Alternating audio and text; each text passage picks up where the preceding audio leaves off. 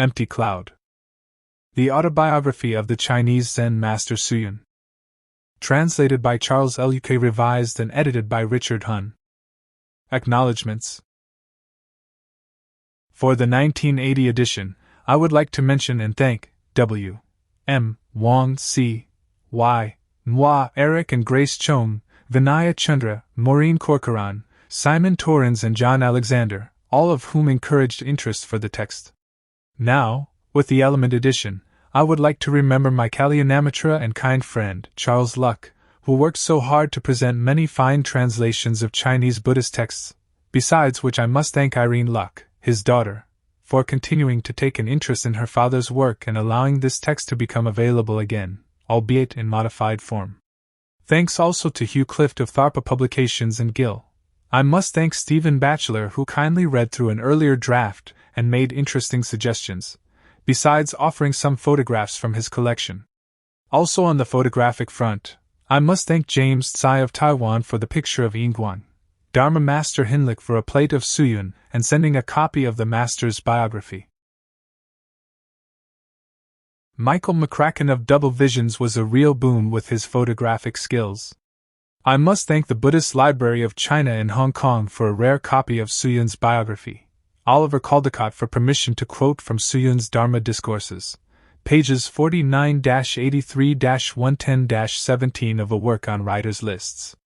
For general encouragement, I must thank Paul and Graham, Tang Hung Tao in Taiwan, Peter and Connie, and finally, I must thank Michael Mann, Simon Franklin and staff at Element Books for their warm welcome, patience and professionalism.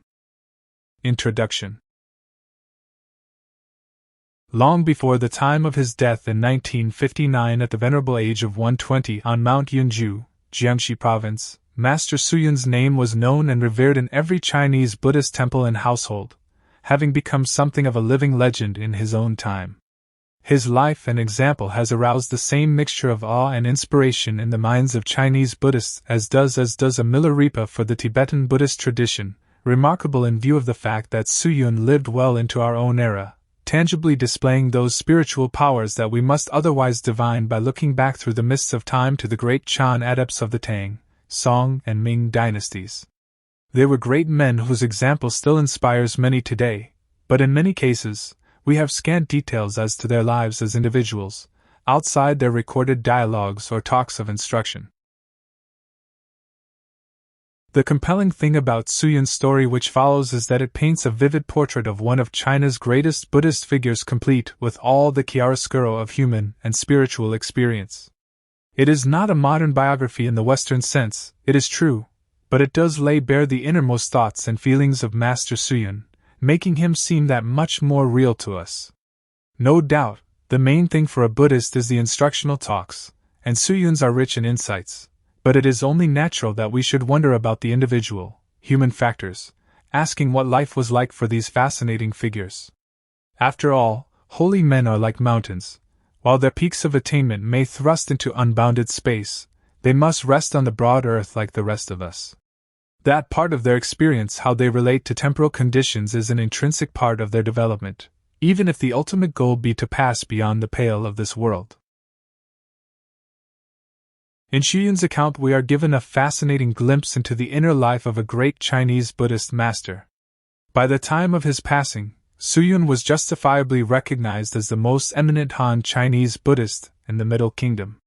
When he gave his talks of instruction at meditation meetings and transmitted the precepts in his final decades, literally hundreds of disciples converged upon the various temples where he met and received his followers, and, on some occasions, this number swelled to thousands.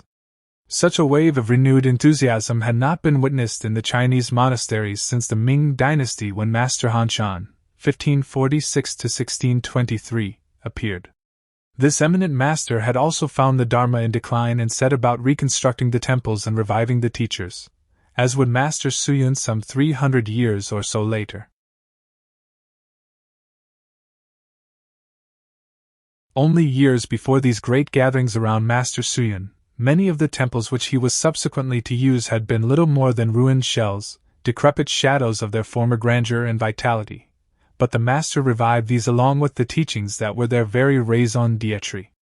Not surprisingly, Hsu-yun soon acquired the nickname Hanshan come again or Hanshan returned, for their careers were in many respects similar.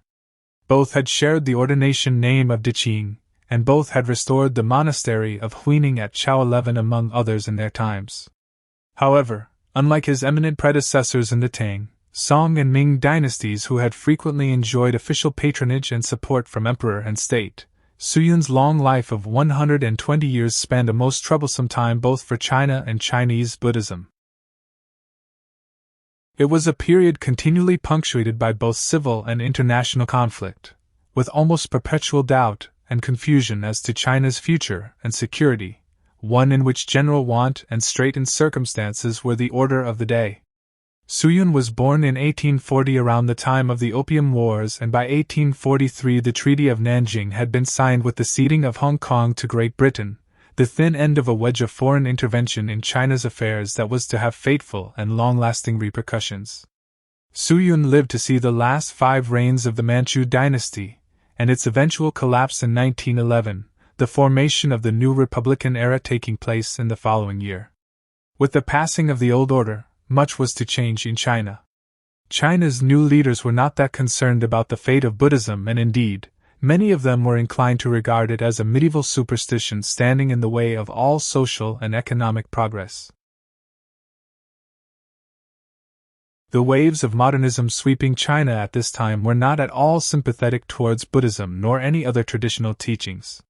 Needless to say, many of the monasteries found themselves falling on hard times, and many others had already been in ruins before the fall of the dynasty.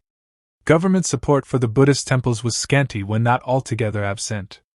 Of course, China's new leaders had other things on their minds, for besides the frequent famines, droughts and epidemics which ravaged China during these years, there was also the growing threat of Japanese invasion.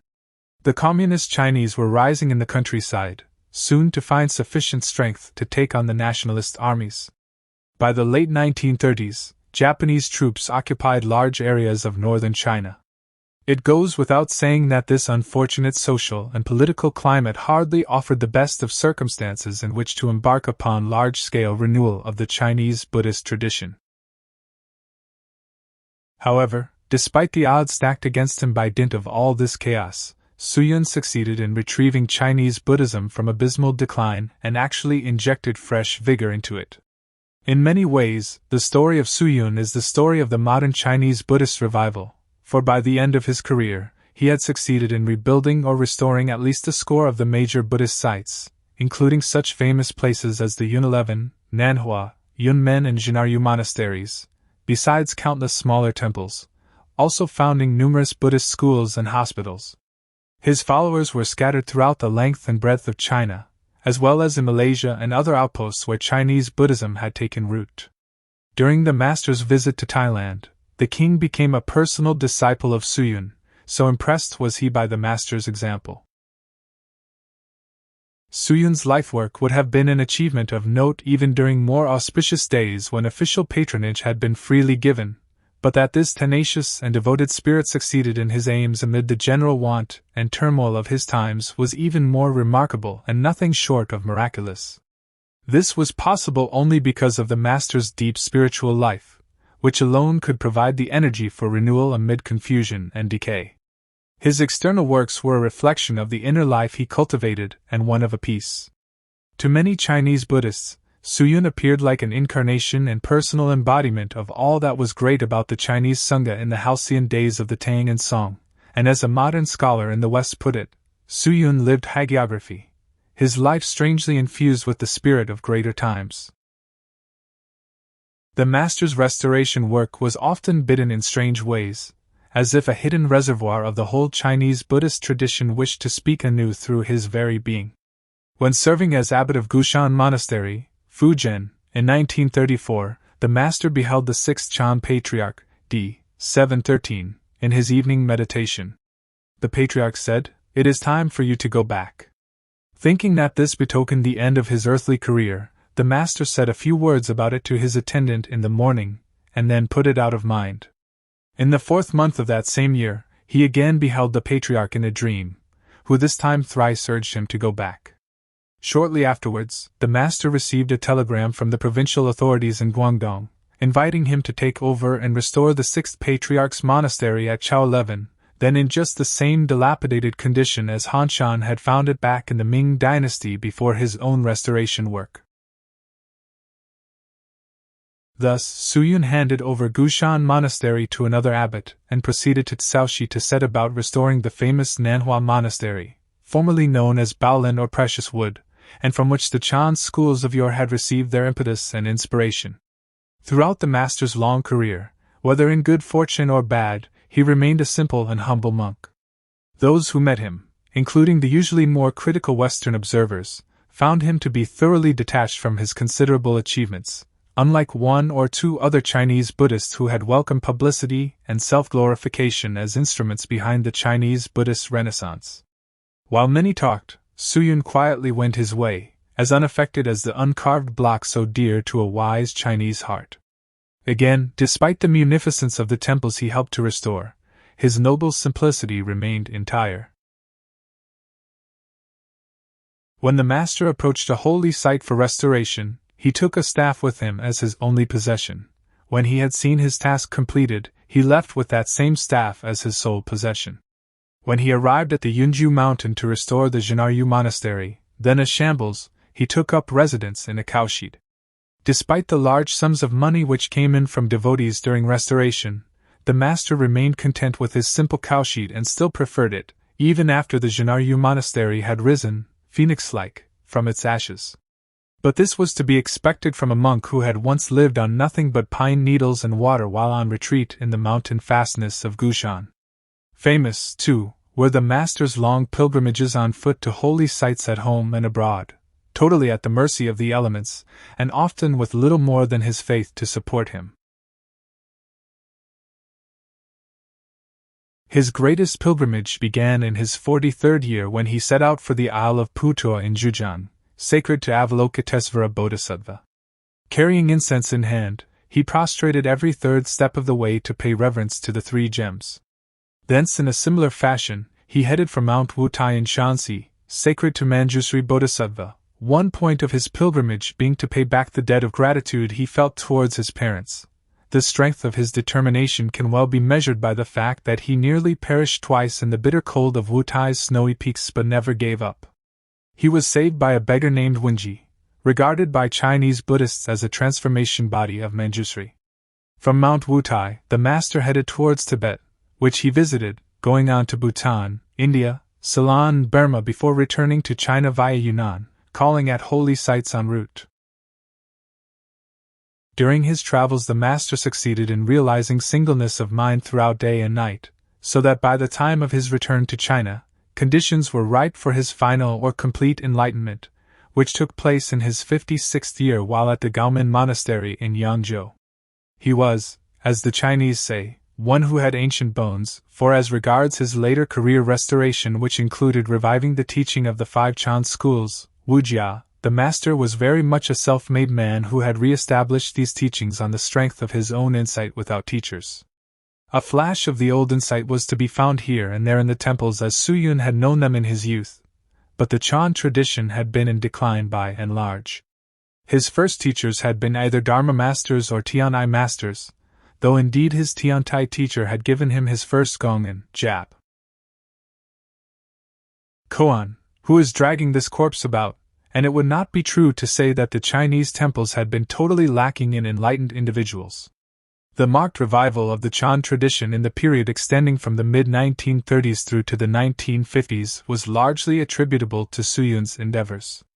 The master cared greatly for lay Buddhists, too, and he was progressive for the way in which he opened up the temple doors to lay folk, teaching them alongside Sangha members.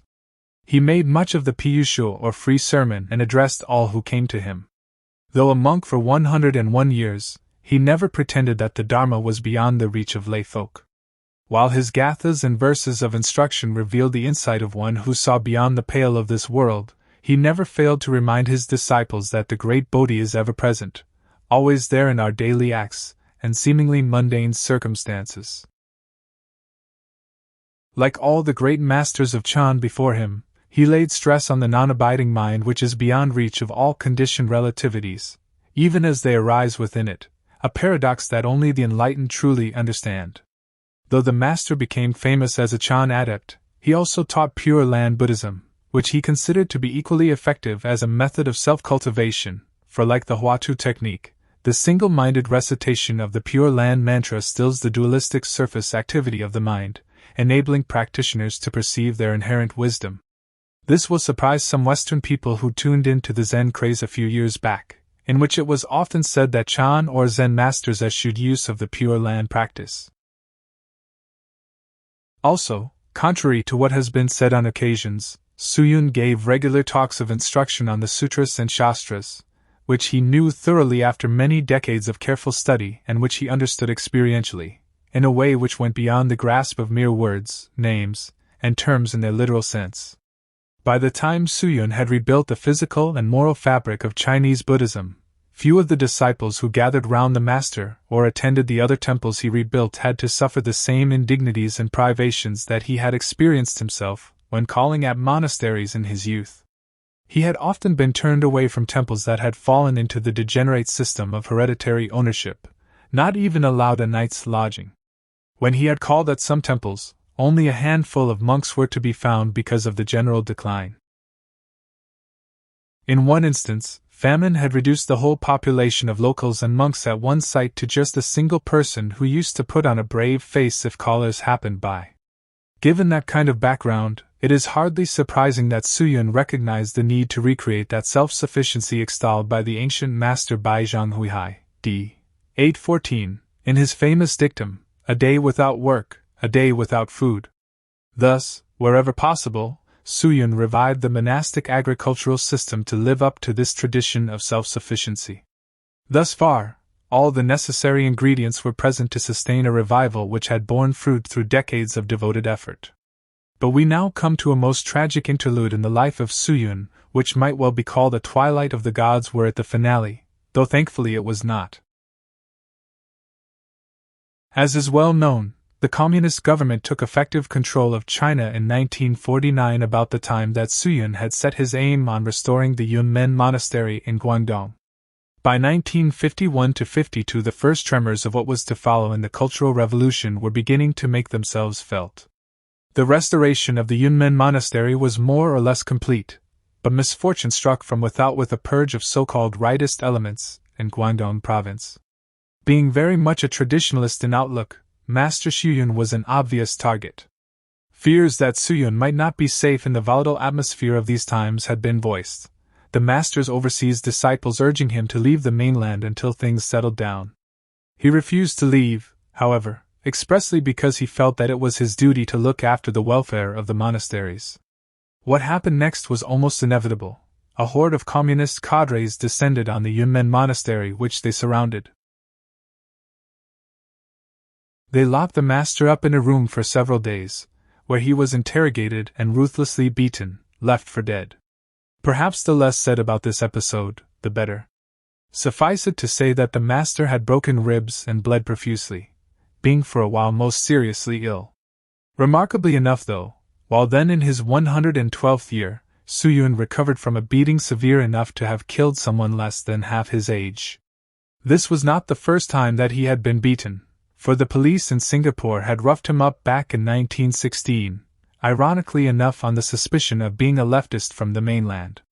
But the beating he suffered in his 112th year was infinitely worse.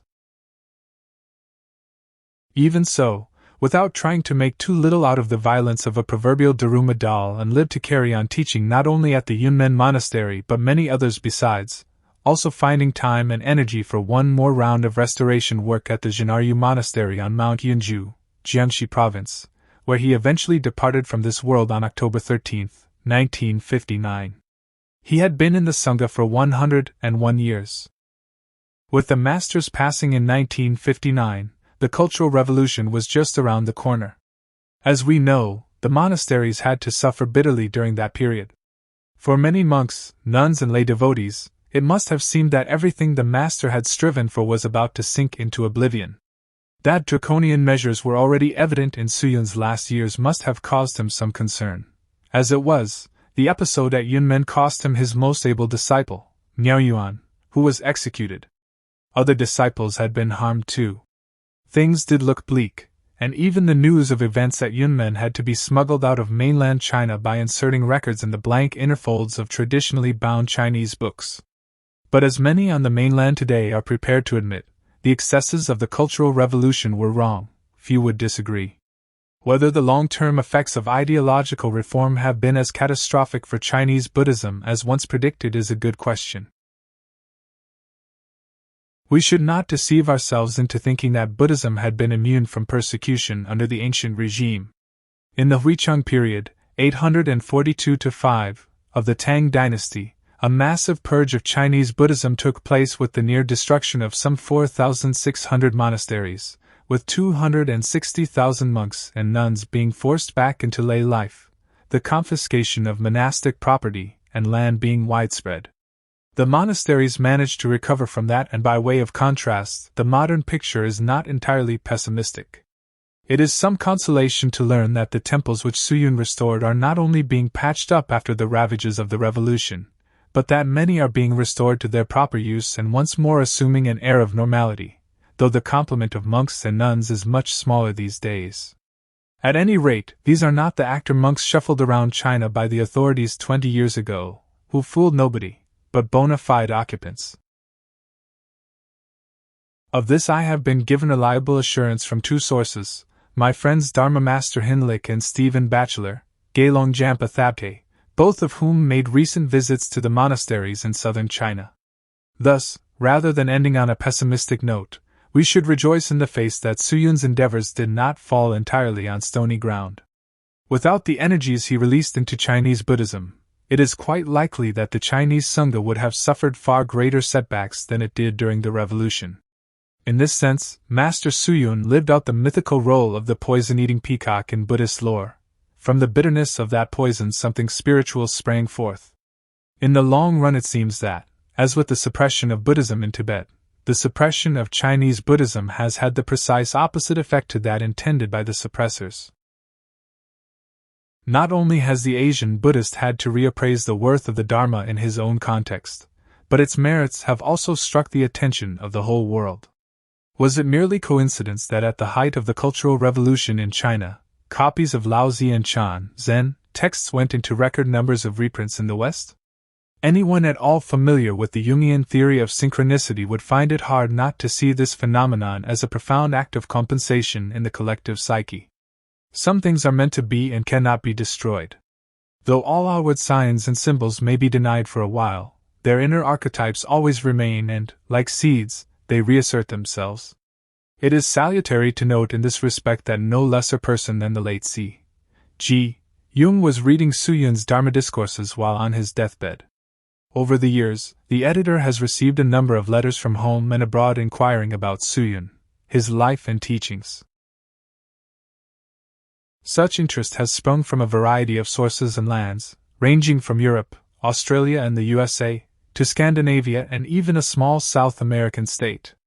In view of such wide interest, the story of Hsu-yun's life will appeal to many, for while his teachings have been available for years, the autobiography has so far appeared only in limited editions. In America, Rashi Philip Kapleau has read from Hsu-yun's account to inspire his students at the Rochester Zen Center. This could only be because Hsu-yun's story is a testimony to the deep human need for spiritual nourishment. When reading the story of the Master's quest, we see a reflection of our own therein. He symbolizes the great man hidden in ourselves, and his name Empty Cloud reminds us of that greater, undiscovered self that we are all fated to explore. So much then for the great man with whom our text deals. A brief word must now be said about the text itself. It is a cause for rejoicing that a new edition of Empty Cloud is to become available under the banner of Element Books. Though Hsu-yun's teachings are quite widely known via the Discourses and Dharma words translated by Upasaka Lu Kuan Yu, Charles Luck, in his Chan and Zen teaching series, see Bibliography. Lu's translation of the Master's biography never saw regular publication, though limited editions have indeed appeared, once in the USA, through the inspired initiative of Rashi Philip Kapleau and friends at the Rochester Zen Center, 1974, and in English edition, 1980, thanks to the editor's friends who helped finance that version. In anticipation of further reprints, it seemed advisable to incorporate a number of corrections, revisions and additions to bring the text up to date. Some of these errors had been drawn to my notice by Upasaka Lu back in 1975 and vice versa, but as Lu sadly passed away in 1978, he was unable to make further revisions. To compensate, I have checked the translation several times against the Hsu-yun Hishang Nyenpiu from which Lu worked, incorporating whatever changes seemed to be required, including extra notes, minor additions, a glossary, etc., although the translation is still basically Lux's original, which first appeared in serialized form in World Buddhism back in the 1960s. Several passages have either been rewritten or added, and to that extent constitute new translations. Another modification has been to substitute the pinyin form of romanization. This is rapidly becoming the standard form in the West, and it is also the form that visitors will find used in China in guidebooks and publications. I have departed from this in 2 or 3 instances, as in the retention of Canton for Guangzhou, the old form still being used in guidebooks. I have kept Amoy for Xiamen, and in order to avoid an apparent ambiguity likely to ensnare the general reader, I have kept the old spellings of Shenxi and Shanxi, pinyin, Shanxi and Shangxi. Again, while not quite orthodox, I have hyphenated some pinyin names more than usual so as to recall the older spellings. Readers with pinyin should have no trouble with Baolin, and those familiar with Wade Giles will readily spot the transition from Paolin. Written as Baolin, however, the name is not identifiable in the same way. I have retained the Chinese li as a measurement of distance, for it is much shorter than the English mile, about 1 to 3 mile, and should pose no more problems than the kilometer in continental writings. As a final note, it is worth reminding readers that Lux's translation was made from the early edition of Hsu-yun's biography. In recent years this has been expanded to include collections of the recorded teachings and lectures given at many monasteries, in fact extra books. To translate all of this material would be interesting, but something of a magnum opus for the would-be translator. However, a couple of supplementary records have been added in this edition. Extra sources of Hsu-yun teaching, both English translations and Chinese originals, are listed in the bibliographical section. May all beings attain release. Upasaka Wen Shu, Richard Hsu-yun, Thorpe Hamlet, Norwich. October 13, 1987.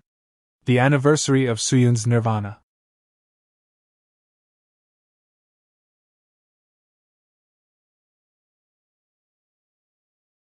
Chapter 1 Early Years. My first year, 1840-41.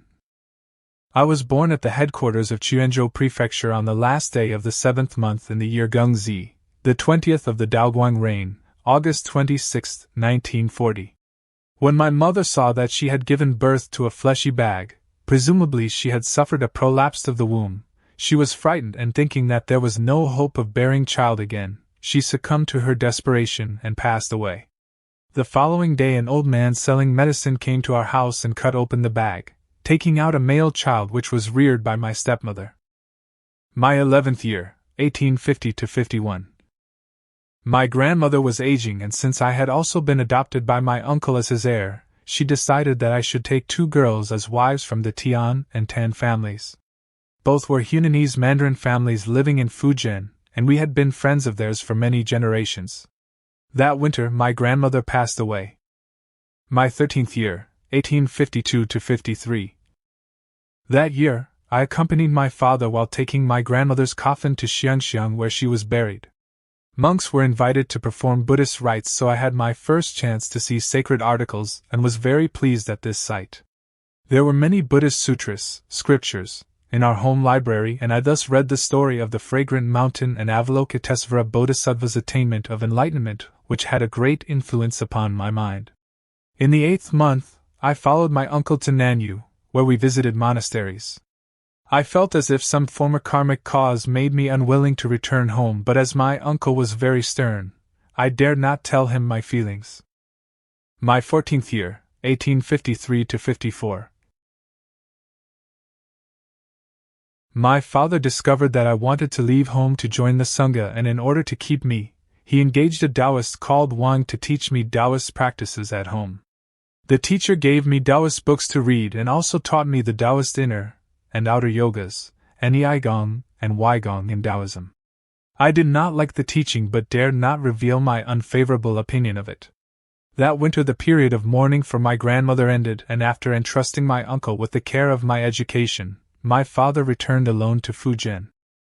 My 17th year, 1856–57, I had been studying Taoism at home for the last 3 years but realized that the teaching I had been given failed to reach the ultimate pattern.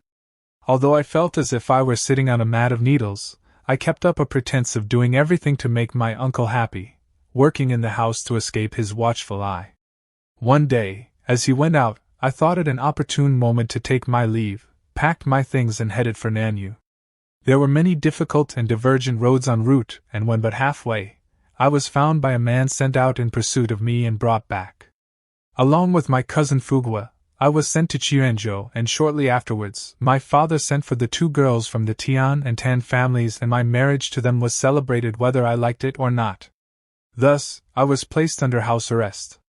I lived with the 2 girls but had no intercourse with them. I expounded the Buddha-dharma to them, which they understood. My cousin Fu-Gua noticed that they were above worldly things and also expounded the Dharma to them from time to time. Thus, either in our private quarters or in the reception hall, we were merely pure-minded companions. My 19th year, 1858–59, I vowed to retire from the world, and my cousin also shared this aspiration. In secret, I inquired about the way to Mount Gu in Fuzhou. I wrote the Song of the Skin Bag, see Appendix, which was left behind for the 2 girls to read. With Fu-Gua, I fled to the Yongquan, Bubbling Spring, Monastery on Mount Gu in Fuzhou, where my head was shaved by the elderly Master Chang Kai. My 20th year, 1859–60. I followed Master Miao Lian on Mount Gu and received full ordination from him. I was given the Dharma name XUYUN, plus the aliases Yanche and Diqing. My father, who was then at Quanzhou Prefecture, sent out servants in search of me. My cousin, Fu-Gua, left on a journey in search of enlightened masters after his full ordination, and I never heard from him again. I hid myself in a grotto behind the mountain, where I made penitential offerings to myriads of Buddhas in observance of the rules for repentance and reform. I dared not come out of hiding, for fear of being found by the scouts sent out by my father. Though I was occasionally visited by tigers and wolves, I was not in the least scared. My 23rd year, 1862–63. I had by now completed the 3 years' observance of the rules for repentance and reform. One day, a monk came from Mount Gu and said, "There is no need for you to hide now, as our old father has retired on account of his age, and he has left for home. The elderly Master Miao Lian has praised your long austerities but said that, in addition to wisdom, you should cultivate the blessing that arises from altruistic activities. You can return to the mountain temple, take up a post and serve others." Thereupon I returned to the mountain temple where I was given work. My 25th year, 1864–65, still holding the post on Mount Gu. That winter in the 12th month, I heard that my father had passed away at home in Xianxiang. Since then I no longer inquired about my family and heard nothing more about them. My 27th year, 1866–67, a man came from Xianxiang and informed me that after my father's death, my stepmother Wang and her 2 daughters-in-law had left home to become nuns. My stepmother Wang took the Dharma name of Miaojing, profound purity, my wife Tian, that of Jinjie, true cleanness, and my wife Tan, that of Qinjie, clear chastity. For 4 years I had held various jobs in the temple on Mount Gu, serving as its waterman, gardener, hallkeeper and verger, and they were all but austerities. Occasionally I was given a sinecure which I turned down. In the monastery, there were times when donations were divided out between the monks, but I always declined my share. Each day, I took a mug of rice gruel, but my health was never so robust.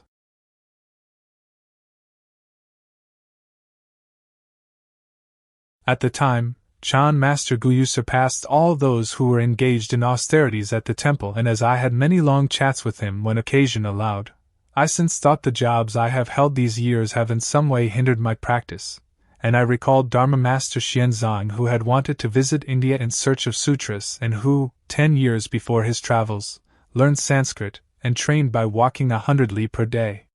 He also tried to abstain from cereals first for 1 full day, and then gradually for a certain number of days so as to accustom himself to desert travel conditions where even water and grass might not be available. If an ancient could engage in such austerities to reach his goal, who am I that I should not follow his example? Afterwards, I gave up all my jobs at the monastery, distributed my garments to the monks, and, equipped with a robe, a pair of trousers, shoes, a straw raincoat and hassock, I returned to the mountain grotto and resumed my life there. My 28th, 29th, and 30th years, 1867–70. I stayed in the grotto for 3 years. During those years, my food consisted of pine needles and green blades of grass, my drink the water of the mountain streams. As time went by, my trousers and shoes wore out and I had only my robe to cover my body. My hair and beard grew to over a foot in length, so I wore a top knot on my head. My eyes became bright and piercing so that those who saw me took me for a mountain spirit and ran off. Thus I avoided speaking to others.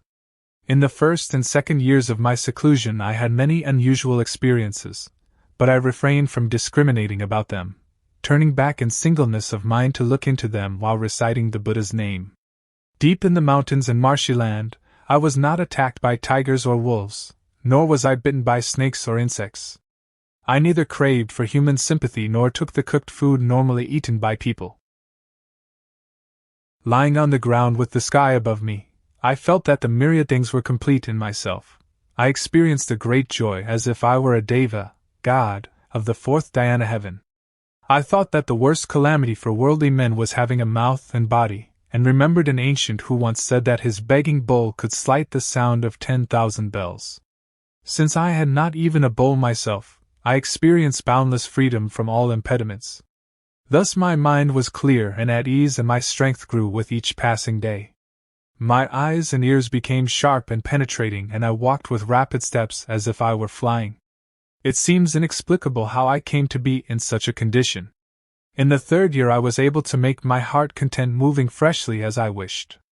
As there were mountains to stay on and wild herbs to eat, I started wandering from place to place, and thus passed the year oblivious of time. My 31st year, 1870–71. I arrived at a mountain in Wenzhou and stayed in a grotto there. A Chan monk came along, paid obeisance, and said, "I have long heard of your lofty virtue and come to implore your instruction." I felt very ashamed at this and replied, "My knowledge is shallow, for as yet I have had no chance to call on learned masters. Would you be compassionate enough to give me some indication as to the Dharma? How long have you adopted this austere way of life?" he asked. I related my practice to him, and he said, "I also have had no chance to learn much and am thus unable to give you instruction.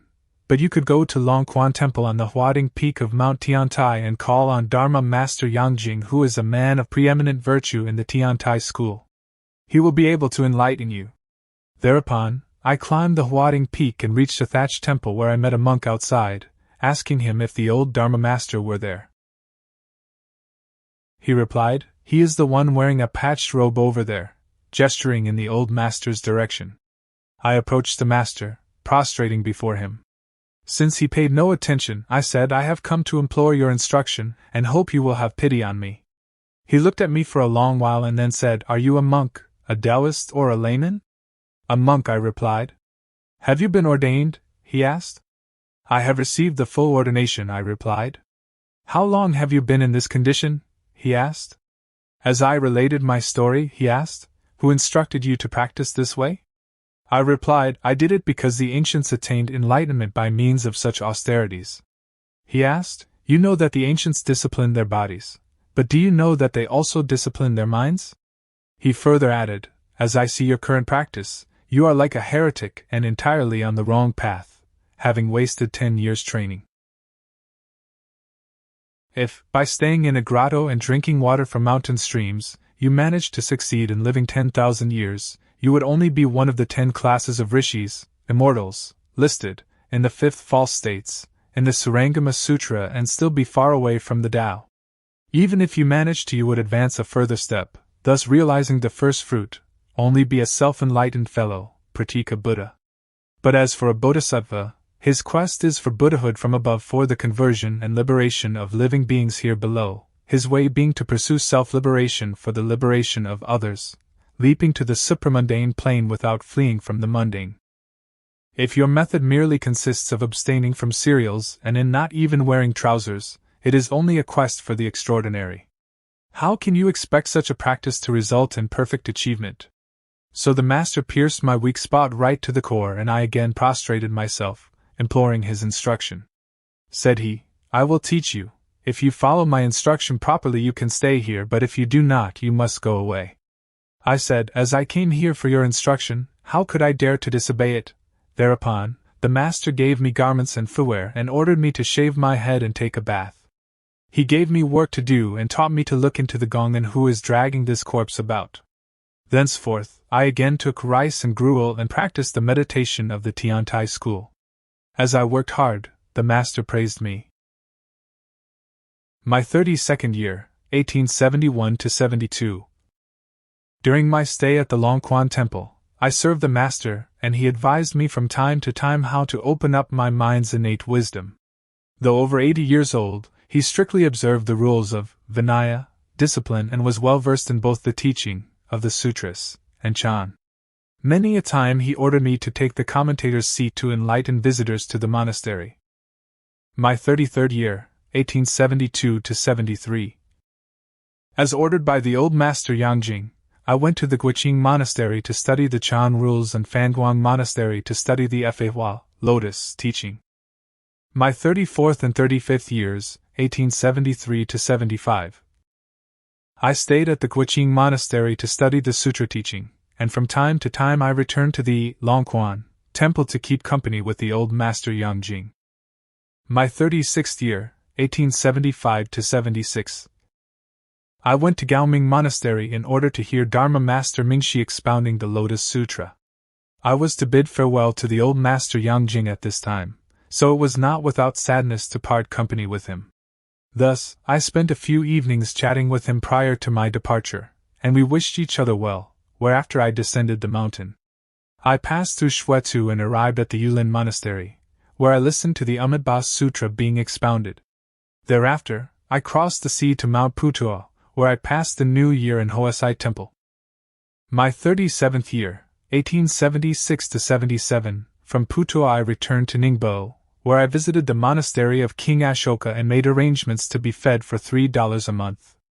There, I revered a relic, Saraira, of Shakyamuni Buddha and the two Pitakas, the Hinayana and Mahayana canons, to reap benefits so as to repay the debt of gratitude which I owed my parents. Thence, I went to Tiantong Monastery to listen to a commentary on the Sarangama Sutra. My 38th year, 1877 to 78, from Ningbo I went to Hangzhou on a pilgrimage taking me to Santianchu and other holy places. Halfway from the peak of Mount Santianchu, I called on Abbot Tianlang and the monastery's guest master Zhangsong, paying my respects to them. I passed the winter at 11 Tian. The weather was very hot when on my way from Ningbo to Hangzhou, and the boat was too small for the number of passengers lying on deck, among them being young women. At night, when all were asleep, I felt someone touching my body. I woke up and saw a girl beside me taking her clothes off, offering her naked body to me. I dared not speak and promptly got up, sitting cross-legged, repeating a mantra. She dared not move after that. Had I been foolish at the time, I would inevitably have lost ground. On account of this, I have urged all devotees to be very careful under similar circumstances. My 39th year, 1878 to 79. That year I went to the Tianning Monastery, where I paid my respects to Abbot Qingguang, passing the winter there. My 40th year, 1879 to 80. I climbed Mount Jiao to pay my respects to Abbot Deshui. Superintendent Ping Yulin was staying there, and several times requested that I discuss the Buddha Dharma and its methods of practice with him. I was the object of his trust and respect. My 41st year, 1880 to 81.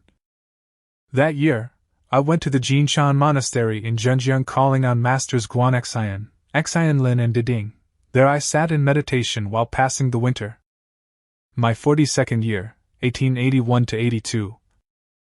That year, I went to the Gaomen Monastery at Yangzhou and paid obeisance to Abbot Yulang. I passed the winter there and made good progress in my Chan practice. Chapter 2 Pilgrimage to Mount Wu-Tai. My 43rd year, 1882 to 83, over 20 years had passed since I cut off my family ties in order to leave lay life. As my spiritual attainments were as yet incomplete, and as I was still drifting about, I felt very ashamed. In order to pay back my debt of gratitude to my parents, I decided to go on pilgrimage to Putuo in the east and thence to Mount Wu-Tai, 5-peaked mountain, in the north. I stayed a few months at Putuo, where I made excellent progress with my spiritual training in the mountain stillness. On the first day of the 7th lunar month, I set out from the thatched temple of Nan-Hua carrying burning incense on the way to Wu-Tai. I vowed to prostrate myself at every third step on this long journey until my destination had been reached. On the first leg of the journey I had with me the 4 Chan monks, Bianzhen, Qiuning, Shanxia and Zhuqing. After crossing the sea by ferry, we were not many days on the road before stopping off at Huzhou. My 4 traveling companions went their way at Suzhou and Changzhou and carried on alone. When I arrived at Nanjing, I paid reverence to the stupa, round building erected as shrine, of Master Férong on Mount Nyotu, Oxhead Mountain, and then crossed the river proceeding to Shizishan, Lion Mountain, and Puko, where I stopped to pass the new year in the temple. My 44th year, 1883 to 84, that year, I walked holding incense offerings from Mount Shizi to the north of the Jiangsu province and entered Hunan province, subsequently passing through Fengyang, Haozhou, Haoling and Mount Song, site of the Shaolin Temple. Passing on, I eventually reached the Baima, White Horse, Monastery at Luoyang. I walked by day and rested night, no matter whether it blew or rained, in either fair or foul weather. Thus, prostrating myself at every third step, I recited the name of Manjushri Bodhisattva with singleness of mind, oblivious of either hunger or the warmth of my fill. On the first day of the 12th month, I reached the Taixia ferry on the Huanghe, Yellow River, passed the tombs of Guangwu, and stopped at a nearby inn. The next day, I crossed the river, and when I reached the other bank it was already dark, so I dared not walk on.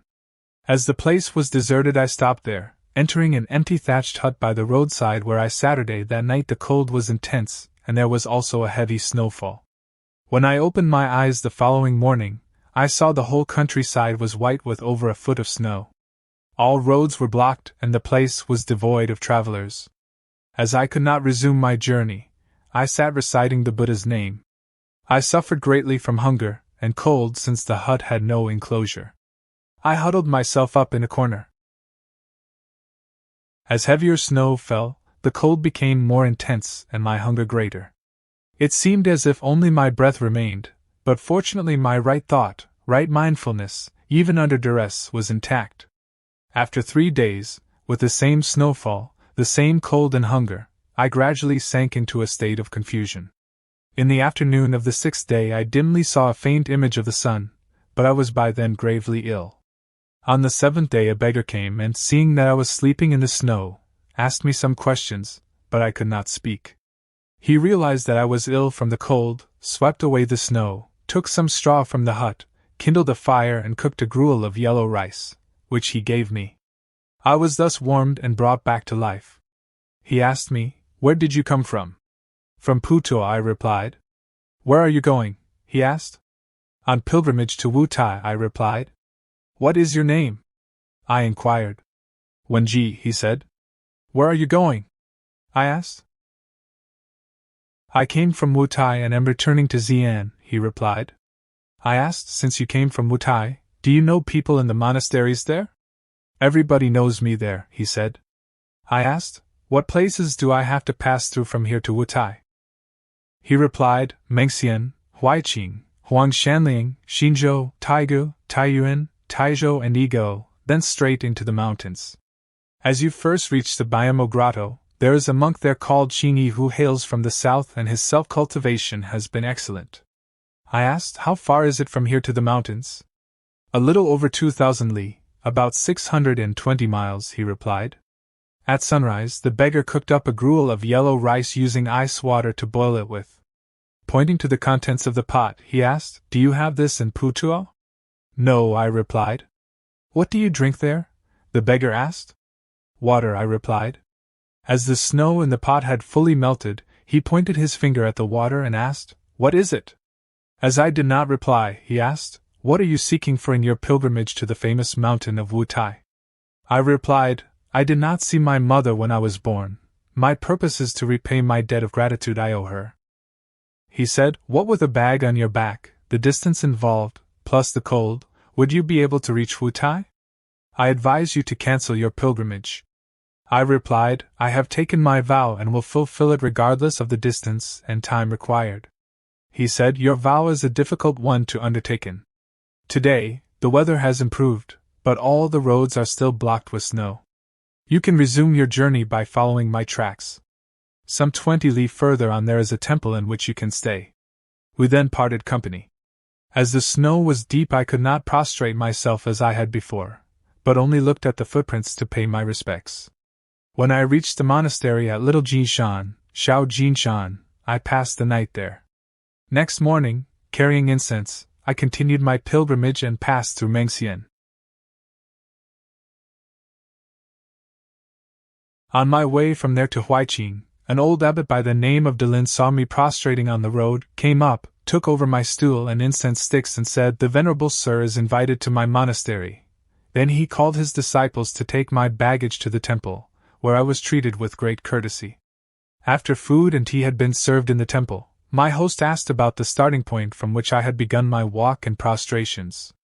I spoke of my vow to repay the debt of gratitude I owed my parents, which I had begun to fulfill when leaving Putuo 2 years before. During our conversation, the abbot came to know of the fact that I had been ordained at Mount Gu. With tears rolling down his cheeks, he said, "I had 2 Chan companions, one from Hengyang and the other from Fuzhou. We 3 went on pilgrimage together to Mount Wu-Tai. After staying together at this monastery for 30 years, they left, and I have not heard news of them since. Now that I hear your Hunanese accent, and since you are also a disciple from Mount Gu, I feel that I have met my old companions again, which moves me deeply. I am now 85. Our monastery's source of revenue was originally regular but has been somewhat reduced owing to the bad crops in recent years. This heavy snowfall augurs a good crop next year, so you can stay here, Venerable Sir." Earnestly and sincerely, he urged me to stay over the winter. My 45th year, 1884–85, on the 2nd of the first lunar months, I went from Hanfu Monastery to Huaiqing carrying incense offerings en route, returning to the monastery again for another short stay, intending to leave soon. On the 3rd day, I bade farewell to the old Abbot Delin, who was tearful and did not like losing my company. With parting good wishes I left, and in the same day reached Huaiqing again. Inside its walls was little Nan-Hua, also known as Little Putuo. There, guest monks could not even hang up their things or stay for the night. Thus, I had to leave the town and pass the night by the roadside. That evening, I felt severe gripping pains in my belly. On the 4th, I resumed my journey at daybreak, but that night I shivered with malaria. On the 5th, I contracted dysentery but forced myself to continue my walk and prostrations, and the same for successive days. By the 13th, I arrived at Huangshaling, on the peak of which there was a ruined temple without much shelter. As I could no longer walk, I stopped there without taking food. Day and night, I stooled a dozen or more times. I was completely exhausted and had not even the strength to get up and walk about. Since the temple was on top of a mountain where there were no residents, I closed my eyes and waited for my end without a single thought of regret. On the 15th, late at night, I saw someone making a fire under the west wall. I thought it was a thief, but when I looked at him carefully, I saw that it was the beggar Wenji. I was overjoyed and called out, "Wenji!" He brought me a firebrand to lighten the place and said, "How is it that you are still here, Venerable Sir?" I told him what had happened, and he sat at my side to comfort me, handing me a cup of water to drink. After seeing Wenji that night, I felt purified in body and mind. On the 16th, Wenji washed my dirty garments and gave me a cup of medicine. The next day I recovered from my illness, and after taking 2 bowls of yellow rice gruel, I perspired profusely and felt great cheer and well-being within and without. On the 18th, with my health recovered in full, I thanked Wenji, saying, "Twice I was in danger and twice you saved me. words fail to express my gratitude. Wenji said, it was nothing really. When asked where he had been, he said Zhen. When asked where he would be going, he said, I am returning to Wu-Tai. I said, as I have been unwell, and what with my prostrations to do en route, I cannot follow you. He said, you have not covered much distance this year. When will you reach your destination? As you are still weak, it will be difficult for you to continue. Prostrations are not absolutely necessary, nor is your pilgrimage. I replied, I am most touched by your kind words, but when I was born I did not see my mother, who died at childbirth. I was my father's only son, but I fled from him, and because of that, he resigned his post, and this shortened his life. As my parents' love for me was as boundless as heaven is vast, I have been unhappy about this business for several decades. Thus, I vowed to go on pilgrimage to Mount Wu-Tai to pray for Manjushri Bodhisattva to protect them and deliver them from suffering so that they can secure birth in the Pure Land as soon as possible. However, many difficulties there are to face. I must reach the holy site, for it would be better to die than to fail in fulfilling my vow. Wenji said, the genuineness of your piety is indeed rarely found. I am now returning to the mountain, and since I am in no hurry, I will carry your things to the mountain, and since I am in no hurry, I will carry your things and accompany you. Thus, you will be able to make your prostrations, be relieved of your burden, and achieve singleness of mind. I said, if so, your merits will be measurable. If I succeed in continuing my prostrations until we reach Wu-Tai, I shall divide my merits into 2 portions, one for my parents so that they can attain enlightenment, Bodhi, as soon as possible, and the other portion for you, sir, to repay you for saving my life. Do you agree? He said, I am not worthy of this. You are motivated by a serious thought of filial piety, whereas my involvement is just a happy coincidence, so please, do not thank me for it. Wenji then took care of me for 4 days while I continued to convalesce. Since Wenji had offered to carry my baggage and cook for me, I resumed my journey and prostrations on the 19th, although I was still weak. All delusory thoughts came to a sudden halt, and I was no longer tied up by eternals, free from erroneous thoughts within. My health was gradually restored and my body gained strength daily. From dawn till dusk I continued my walk and prostrations for a distance of 45 li, about 15 miles, yet I did not feel tired. At the end of the 3rd lunar month, I reached Lixiang Monastery at Daegu, where I was told that the abbot was currently instructing his monks, or so the director of guests said. He scrutinized Wenji and asked me, who is this man? When I told him my story, he said harshly, you are a wandering monk and ignorant of what is going on here. In recent years there has been a great famine in these northern parts, yet you are still going on pilgrimage to Wu-Tai. How important you look, what with a man to serve you. If you only want to enjoy yourself, why wander about? Besides, at which monastery have you seen laymen being lodged? I dared not answer his reprimand, so I excused myself and set about leaving. The director of guests said, there are no rules to allow this sort of thing. You came as you pleased, but who invited you here? Seeing that he was unreasonable, I said, this gentleman will stay at an inn. Perhaps I could trouble you for a night's lodging? The director of guests said, this can be arranged. Wenji said, Wu-Tai is not too far away. I will return there first, you can come at your leisure. As for your things, there will soon be someone to take them on to the mountain for you. Though I did my best to keep him around, Wenji would not stay. I took out some small change to give him, but he refused it, and went his way. After that, the director of guests changed his mien, which became pleasing, and he then kindly took me to the dormitory. He boiled water to prepare tea and cooked some vermicelli, which he shared with me. Surprised at this new attitude, I looked around and nobody was in sight, so I asked, how many monks are there staying here? He replied, I spent many years in places beyond the river Jian but returned here to take charge of this monastery. Over the last few years there has been a great famine, so I am now alone here and this vermicelli is all the food I have. I was only joking with what I said outside, please do not take it seriously. Upon hearing this, I was struck dumb with sadness and struggled to swallow half a bowl of vermicelli. I then bade farewell to the monk, and while he did his best to detain me for company, I had no mind to stay. I left the monastery and wandered about the town visiting inns in search of Wenji, but without success. It was the 18th of the 4th month, and there was a bright moon. Deciding to catch up with Wenji, I walked at night in the direction of Taiyuan, prostrating at every third step. I was very impatient, so that next day, because of my hot mood, my nose bled incessantly. On the 20th, I reached Baiyun, White Cloud, Monastery at Huangdugo. The director of guests there noticed that my mouth was smeared with blood because of the nosebleed and refused to let me stay for long, but reluctantly allowed me to pass the night. Early on the 21st, I arrived at Jiluo Monastery in Taiyuan, where I was not allowed to stay and given much abuse and rebuked.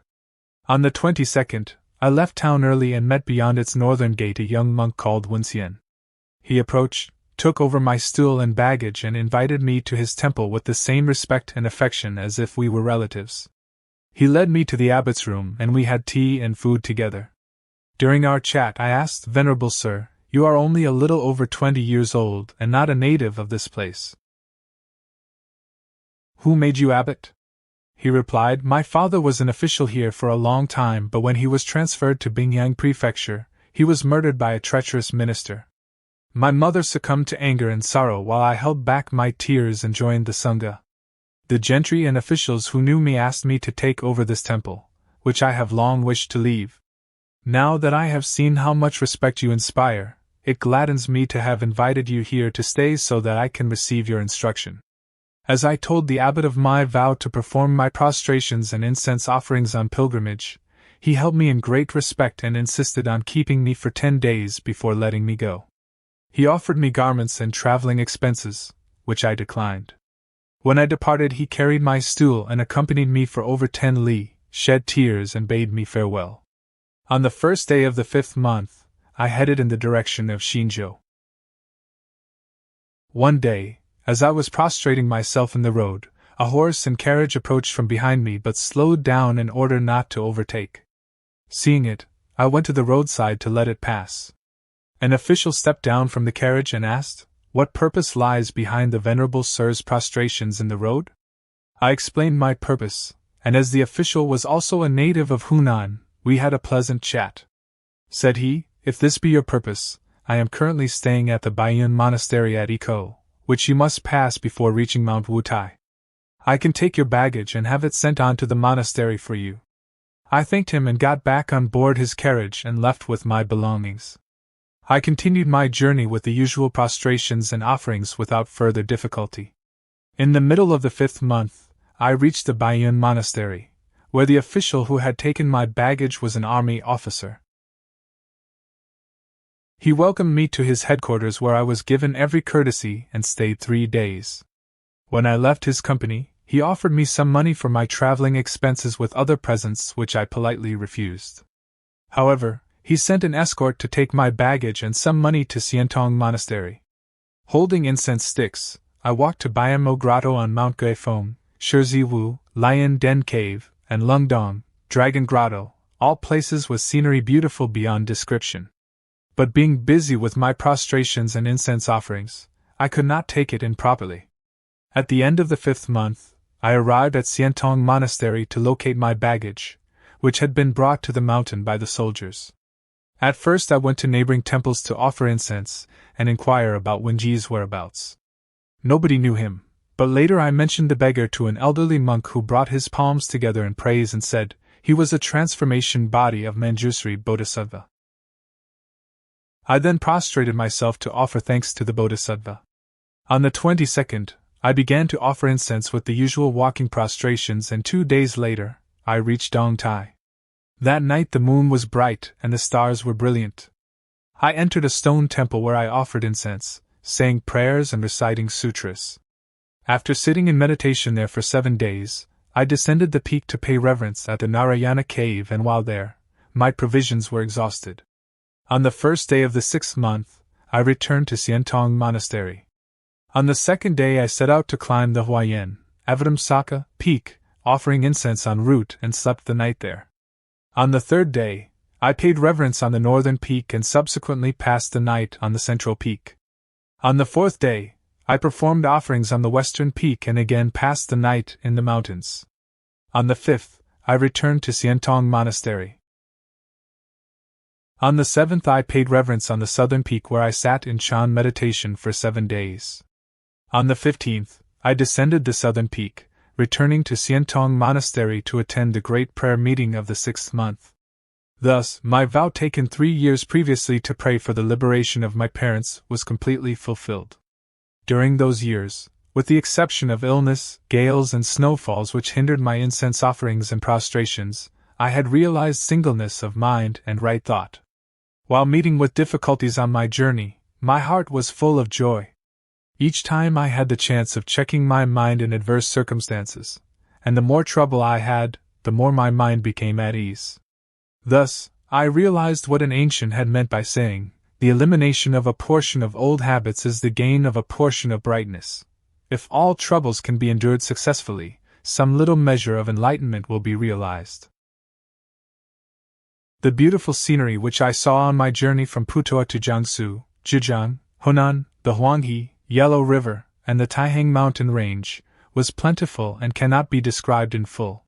Such places have been given detailed descriptions in both ancient and modern guidebooks, but they cannot really be appreciated unless one finds oneself in their midst, such as the holy site of Qingliang on Mount Wu-Tai where Manjushri sends forth bright rays and where one finds bottomless cold precipices permanently snow-covered, with stone bridges spanning over them and chambers overlooking space, none of which could be found elsewhere. As I was busy offering incense and performing my prostrations, I had practically no time to savor these views. When I had fulfilled my vow, I just happened to be there for that purpose and did not want to give the mountain gods a pretext to laugh at my stupid curiosity. At the end of the great prayer meeting, I climbed the Deluo peak, where I paid reverence to the wisdom lamps said to appear there. I saw nothing the first night, but on the second, I saw a great ball of light flying from the northern to the central peak, where it came down, splitting a short, while later into over 10 balls of different sizes.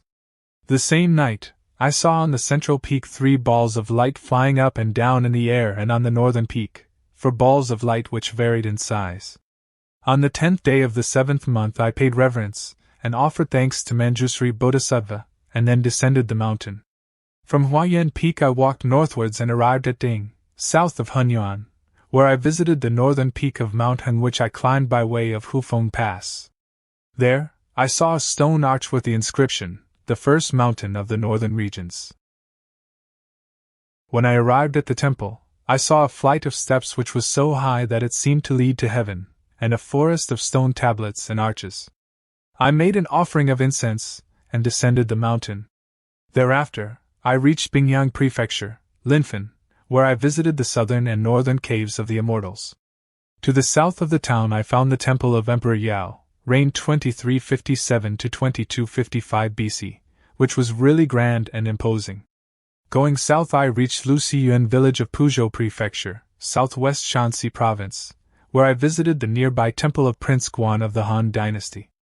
I crossed the Huanghe, Yellow River, and negotiated the Tunguan Pass entering Shenxi Province where, from Huayin, I climbed Mount Nan-Hua and paid reverence at the temple of the western peak of Gu-Shan. Ascending past very high railings with flying pennants, and through long defiles such as Laojun Liko, I saw the most beautiful scenery. I stayed there about 8 days in all, and as I had always admired the deeds of the 2 ancient sages, Bai and Shiqi, I visited Mount Shouyang with which they are associated. I shortly reached the southwestern part of Shenxi Province, where I visited the Guanyin Temple on Mount Xiang, Fragrant Mountain, and the tomb of Prince Chuanwang. From there, I entered Gansu Province, where I reached Mount Kongtong, via Jingquan and Pinliang. As the end of the year drew night, I returned to the Guanyin Temple, where I passed the new year. Chapter 3 The Journey West. My 46th year, 1885–86, that spring, I left the Guanyin Monastery on Mount Xiang, walking from the west through the Diqing Pass and further on into Shenxi Province. Passing through Yaozhou and Sanyuan, I eventually reached Xianyang, where I saw the historic sweet pear tree under which an ancient, Jiaobai, had lived. When I reached Xi'an, anciently known as Chang'an, with its imposing wall, I found many historic ruins. Outside the town to the northeast was the Xiayan Monastery, inside of which was Wild Goose Pagoda, its 7-storied stupa ornamented with famous calligraphic inscriptions in stone, some dating from the Tang dynasty onwards, as well as Nestorian tablets. In front of the prefecture's Confucian College, there was a forest of over 700 stone tablets. At its eastern gate, there was a viaduct with 72 spans and a covered pavilion where passers-by could meet and congregate before going about their business. After negotiating the triple gateway of Yangguan Pass, I went on to the Xu-yun Monastery, where I paid reverence to the stupa of Master Gu-Shan and State Master Qing Liang. I then proceeded to Nyoto Temple and Xinghua Monastery, at the latter paying my respects to the stupa of Dharma Master Xianzan, 600-64. I went on, reaching eastern Wu-Tai, Zhongnan Shan, then Xianggupa, the Baozong Monastery and Baishui Lang Retreat, a place formerly used by 2 holy monks where they lived in seclusion. I visited the former abode of Zongmi in the Yindong Cave on Jiao Wu-Tai Peak, this master being the 5th patriarch of the Xu-yun, Avatamsaka, school in China. Next, I walked to southern Wu-Tai, where I called on Masters Zhuolang, Yi Kai, F. Aaron, Tian and F. Xing, who had built thatched huts there and invited me to stay with them. F. Aaron was staying at the Tiger Retreat. Yi Kai lodged under the benevolent dragon cedar, and F. Xing dwelt in the Xianzi cave along with Zhulang and Tian, whereas I stayed in a large thatched hut. Early in the morning on the first day of the 3rd month, I caught sight of a shooting star in the heavens beyond a nearby hall, its impression remaining for some time before fading away. I did not know what it portended. My 47th and 48th years, 1886–87, during these years, I initially stayed in a hut on the southern peak of Wu-Tai for Chan practice with my above-mentioned friends, masters from whom I derived very great benefit. In the 2nd month, I descended the mountain and proceeded to Mount Chuiwei, where I paid reverence at the Huangyu Monastery. Thence at Qinghua and Hoan Mountains, the latter being where I visited Jingyi Monastery to pay homage at the stupa of Daoxian, the Chinese patriarch of the Lu, Vinaya discipline, school. I shortly arrived at the Chaoteng Monastery, where I paid reverence to the holy site of Kumarajiva. Next I visited Mount Taibai, which was 108 li, 540 kilometers, high and on which snow did not thaw even in summer's heat. Thence I arrived at the Erban and Daiban monasteries and eventually reached the Dalongji, Great Dragon Pool, peak where its waters divide into 4 mountain streams. Passing on through the market town of Ziwu, I reached Hanzhong Prefecture, where I visited many historic places such as the terrace where the Han Dynasty Emperor Gaozu paid tribute to his generals, the Temple of Zhugu, which commemorates the Chancellor of the 2nd century, at Baoqing, and Wanyan Memorial in honor of Zhang Fei. Going on beyond Longdong, Dragon Cave, and through the Tianqiong Pass, I reached Little Amei, the Jianmen, Sword Gate, Pass, Buyo Monastery, the Baima, White Horse, Pass and the tomb of Pangtong, eventually arriving at the Wenchang Temple in Sichuan Province. While negotiating this terrain, I had to climb Mount Chichu, 7 Bends Mountain, and cross the Jiuchu Current, 9 Bends Current, besides crossing the Jiamen Pass. It indeed looked just like a sword blade spanning 2 precipitous cliffs and confirmed the ancients saying that a single warrior defending the place could repulse an attack launched by an army of 10,000 soldiers. Upon the mountain was the town of Jiangwei, where Baiyu had formerly commanded a garrison. It was as difficult to negotiate the bridging planks laid across the precipice as it would be to stride up into the sky, as the ancient rightly put it.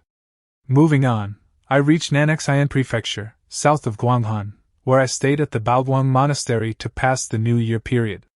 Since entering Sichuan that year, I had walked alone with only a bowl and the proper garments of a monk, thus being entirely free from all hindrances. As I wound my way across mountains and rivers, the scenery helped to clarify my mind. My 49th year, 1888–89, in the 1st month, I left the Baoguang Monastery and journeyed to the provincial capital of Chengdu. There, I paid reverence at the Hall of Wenshu, Manjusri, in Zhaoju Monastery, Chaodeng Monastery and Xinyang Temple. Thence, passing through Huayang and Shuanglu, I headed south and came to Maishan and Hengya prefectures, walking on until I reached the foot of Mount Amei. From the Zhoulao cave at Fuhu Temple, where Zhao Gongming formerly stayed to practice Taoism, I climbed the Jinding peak of Maodame, where I offered incense. At night I saw overhead, like a constellation of stars in the sky, countless Buddha lights, the beauty of which was indescribable. I called on Abbot Xu-yun at the Baoguang Monastery, where I stayed for 10 days. From the Wanyan Temple, where I paid reverence in the Vairocana Hall, I descended the mountain and carried on until reaching Yazhou Prefecture. After passing through Chongqing Prefecture, I reached Luding nearer the western border of Sichuan Province, and in the 5th month, I crossed the Lu River. In the town of Yan'an, the Defu River was spanned by the Luding Suspension Bridge, which was made of long chains over 300 feet long. It rolled and swung when in use so that travelers were usually scared and required great caution. Walking westwards I passed through Dijianlu, Litang, also called Lihua, Batang, and thence going north I reached Kamdo. As I continued my westward journey, arrived at Shidu, Ailantu and Lari, where the vast expanse of terrain had only a scattered population consisting of a few Han Chinese, Tibetans, Mongolians and wild tribes whose languages differed, very few of them speaking Chinese. At Litang, there was the sacred mountain of Ganga, 7,556 m, a holy site for adherents of Tibetan Buddhism. At Batang, there were very high mountains, and Kamdo was a town where the rivers converged. Most people in this region were adherents of Lamaism. From Lari I walked southwards, reaching Jiangda, probably Jayanda, beyond which was the Tibetan border. Continuing my journey across the border into Tibet, I crossed the Wusujiang River and later the Lhasa, Chichu, River, soon arriving in Lhasa, the capital and joint administrative religious center for the whole of Tibet. To the northwest of the city was Mount Potala, on which stood the 13-storied Potala Palace. Its buildings of glittering gold against the blue sky were of an imposing majesty. It was here that the living Buddha, the Dalai Lama, sat on his throne surrounded by a community of 20,000 monks. As I did not understand Tibetan, I only went to the monasteries to offer incense and pay reverence to the living Buddha. From Lhasa, I headed west, and after passing through Gongar and Jiangze, I reached Shigatse, to the west of which stood Tashulempo Monastery. It was a large and beautiful structure occupying an area of a few square li, and it is the administrative and religious center of western Tibet, where the other living Buddha, the Panchen Lama, sat on his throne surrounded by a community of 4,000 to 5,000 monks. During my trek from Sichuan province to Tibet, which took a year, I walked by day and rested at night. Often, I did not meet a single person for days when climbing mountains or crossing streams. The birds and beasts differed from those in China, and the customs also differed from ours. The Sangha did not observe the monastic code, and most of the monks ate beef and mutton. They were divided into sects distinguishable by their red and yellow hats. I thought of the days of the Jetavana assembly, and could not refrain from tears. As the year was nearing its end, I returned from Shigatse to Lhasa to pass the New Year period. My 50th year, 1889–90, I did not wish to stay in Tibet, so with the coming of spring, I headed southwards, passing through Lakeo and Yadong, alias Maodong, which was the gateway to India from Tibet. I entered Bhutan, crossing the mountain ranges, the names of which were unknown to me, though I had sometimes heard them referred to as the Onion Range or the Snowy Range, the Himalaya Range.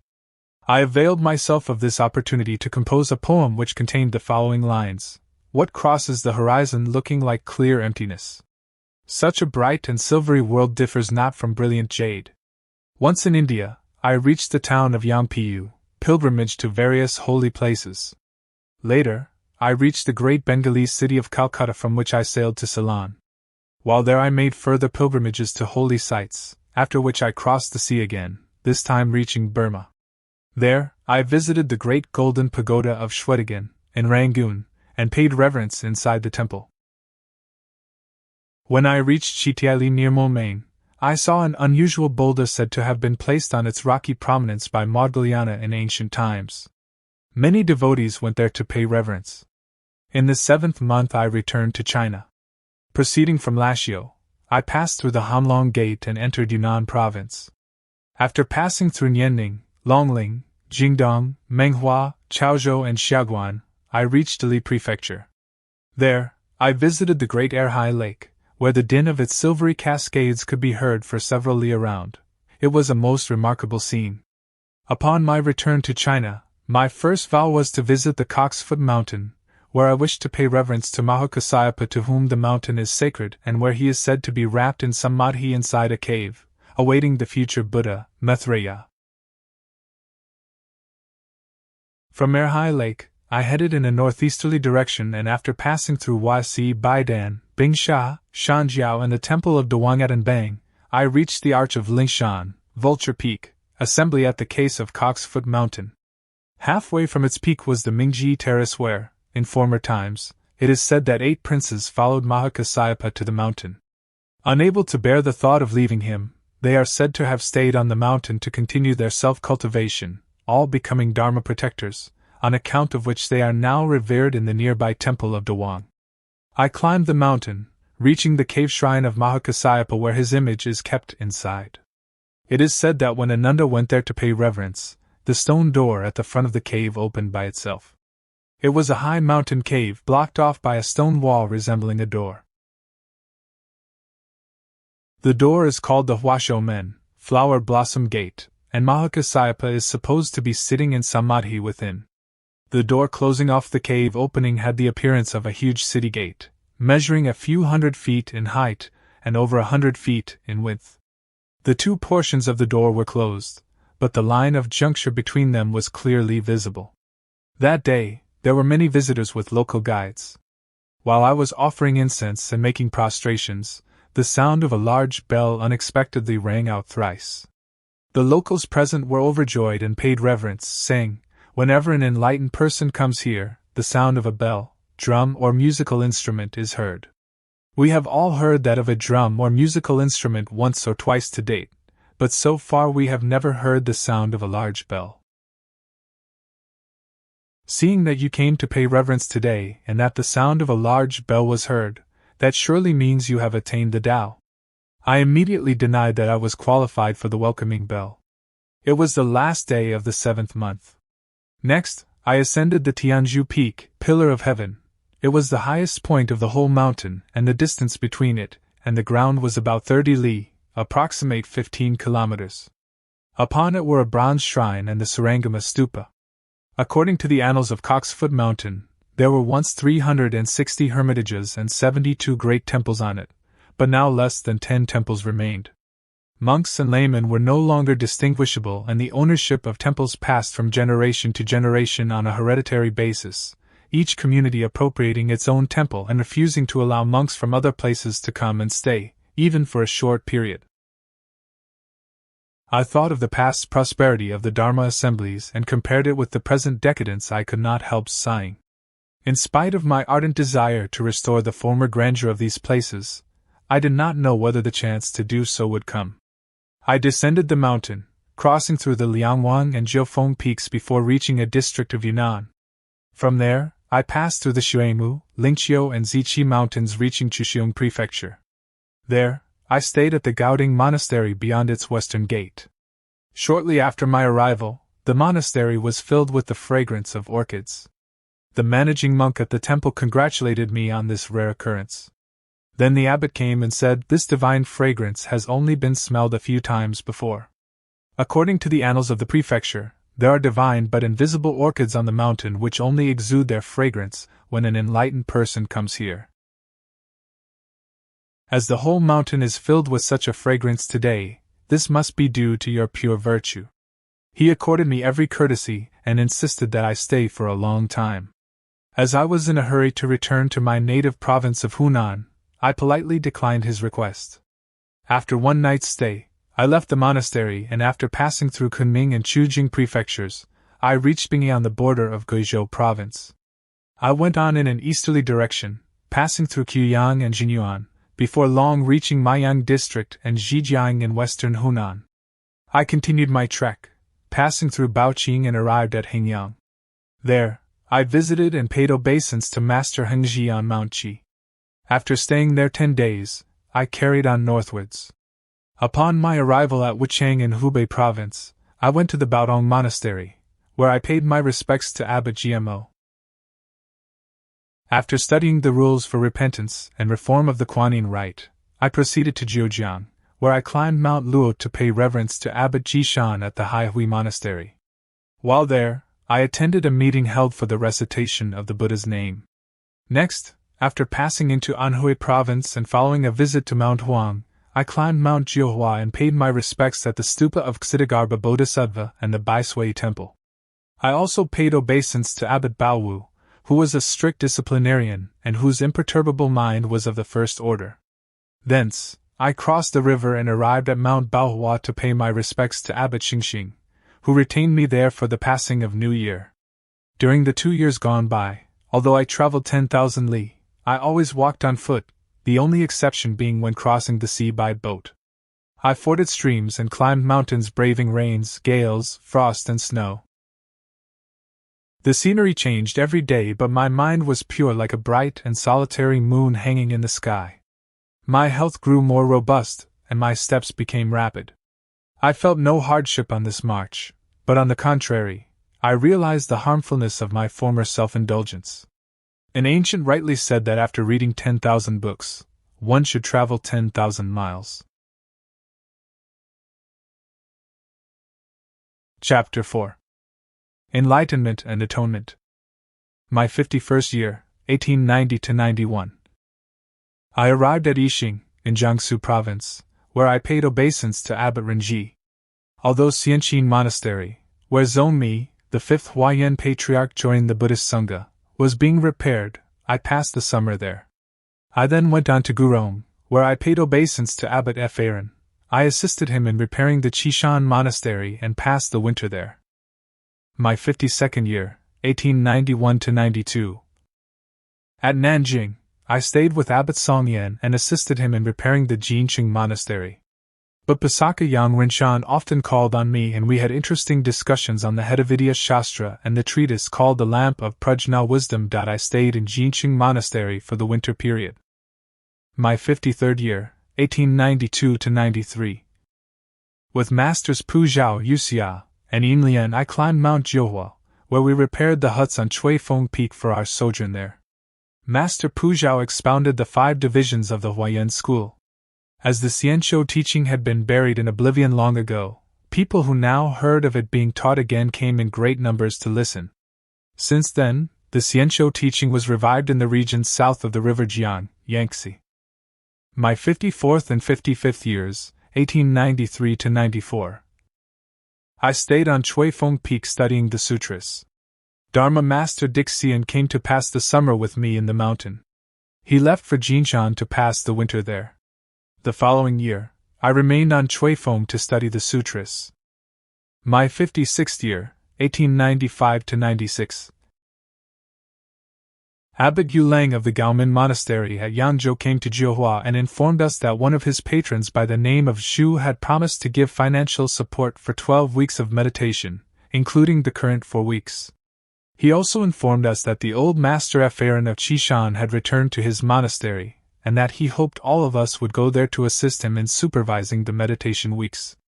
When the opening date drew near, I was asked to leave the mountain first.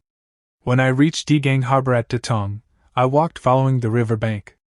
The river was rising and I wanted to cross it, but the boatman asked me for 6 coins. As I was penniless, the boat left without me.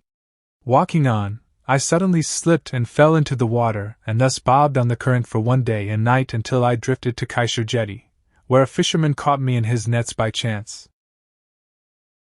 As I wore a monk's robe, he called a monk from Baoji Temple who recognized me, as we had previously stayed together at the Jinshan Monastery. He was frightened for my life and exclaimed, "This is Master Diqing, i.e. Hsu-yun, ordained as Diqing." I was subsequently carried to the temple where I was revived. As a result of the battering which I had received in the swift current, I bled from the mouth, nose, anus and genital organ. After a few days' stay at Baoji Temple, I went on to the Gaomen Monastery. When I saw the director of duties, Karmadena, there, he saw that I looked pale and thin, and asked if I was well. I replied that I was not. I then called on Abbot Yulang who, after inquiring about Mount Jiuhua where I had been, immediately asked me to take up a temporary post at the forthcoming meditation weeks. I politely declined his request, saying nothing about my fall in the water, asking only that I be allowed to attend the meditation meeting. According to XUYUN Monastery's rules of discipline, to reject a post given by the abbot was regarded as an affront to the whole monastic community. Thus, I was found to be an offender, and punished by being beaten with a wooden ruler. While I willingly accepted this punishment, it did aggravate my illness. I bled continuously and also passed drops of seminal fluid in my urine. Waiting for my end, I sat firmly in the meditation hall day and night with increasing zeal. In the pure single-mindedness of my meditation, I forgot all about my body, and 20 days later, my illness vanished completely. When the abbot of Jade came with an offering of garments for the assembly, he was reassured and delighted to see that my appearance was radiant. He then spoke of my fall into the water, and all the monks held me in great esteem. I was thus spared the trouble of working in the hall and could continue my meditation. Henceforth, with all my thoughts brought to an abrupt halt, my practice took effect throughout day and night. My steps were as swift as if I were flying in the air.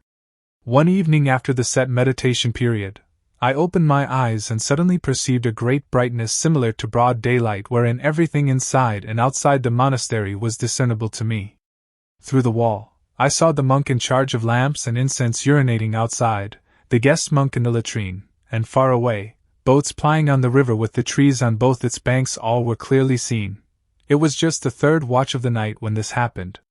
The next morning, I asked the incense monk and guest monk about this, and both confirmed what I had seen the previous night. Knowing that this experience was only a temporary state I had attained, I did not pay undue regard to its strangeness. In the 12th month, during the 3rd night of the 8th week set for training, an attendant came to fill our cups with tea after the meditation session ended. The boiling liquid accidentally splashed over my hand, and I dropped the cup, which fell to the ground and shattered with a loud report.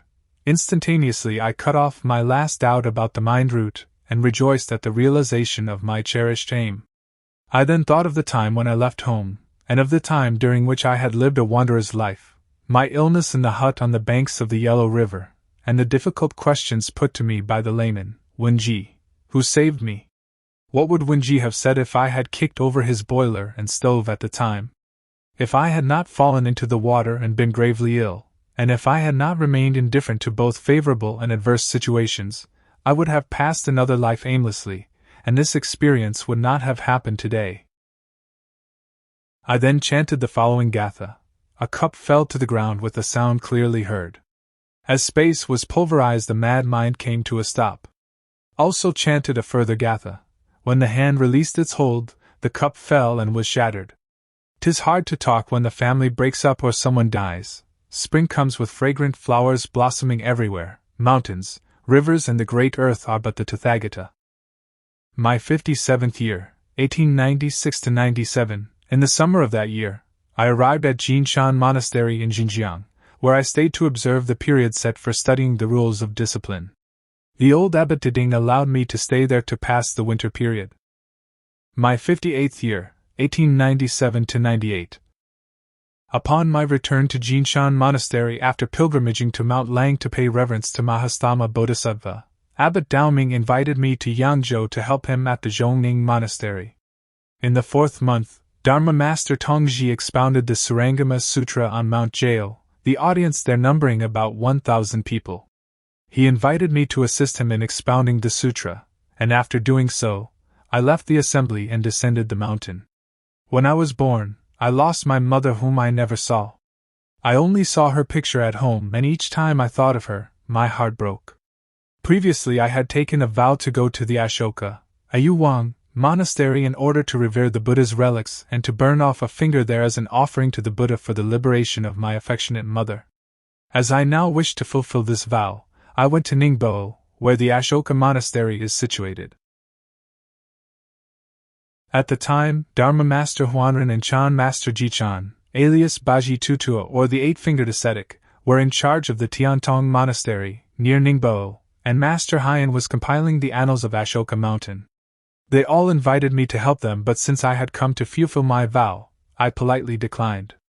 At the Ashoka Monastery, I paid reverence to the Buddha's relics, and every day, from the 3rd watch of the night until the evening meditation, except when I was in the main hall, I used only my own cloth mat instead of the monastery's hassocks when making 3,000 prostrations. One night, while sitting in Chan meditation as if in a dream, I suddenly saw a dazzling bright golden dragon which was many feet in length. It descended through the air, flying to the pool before the reliquary hall.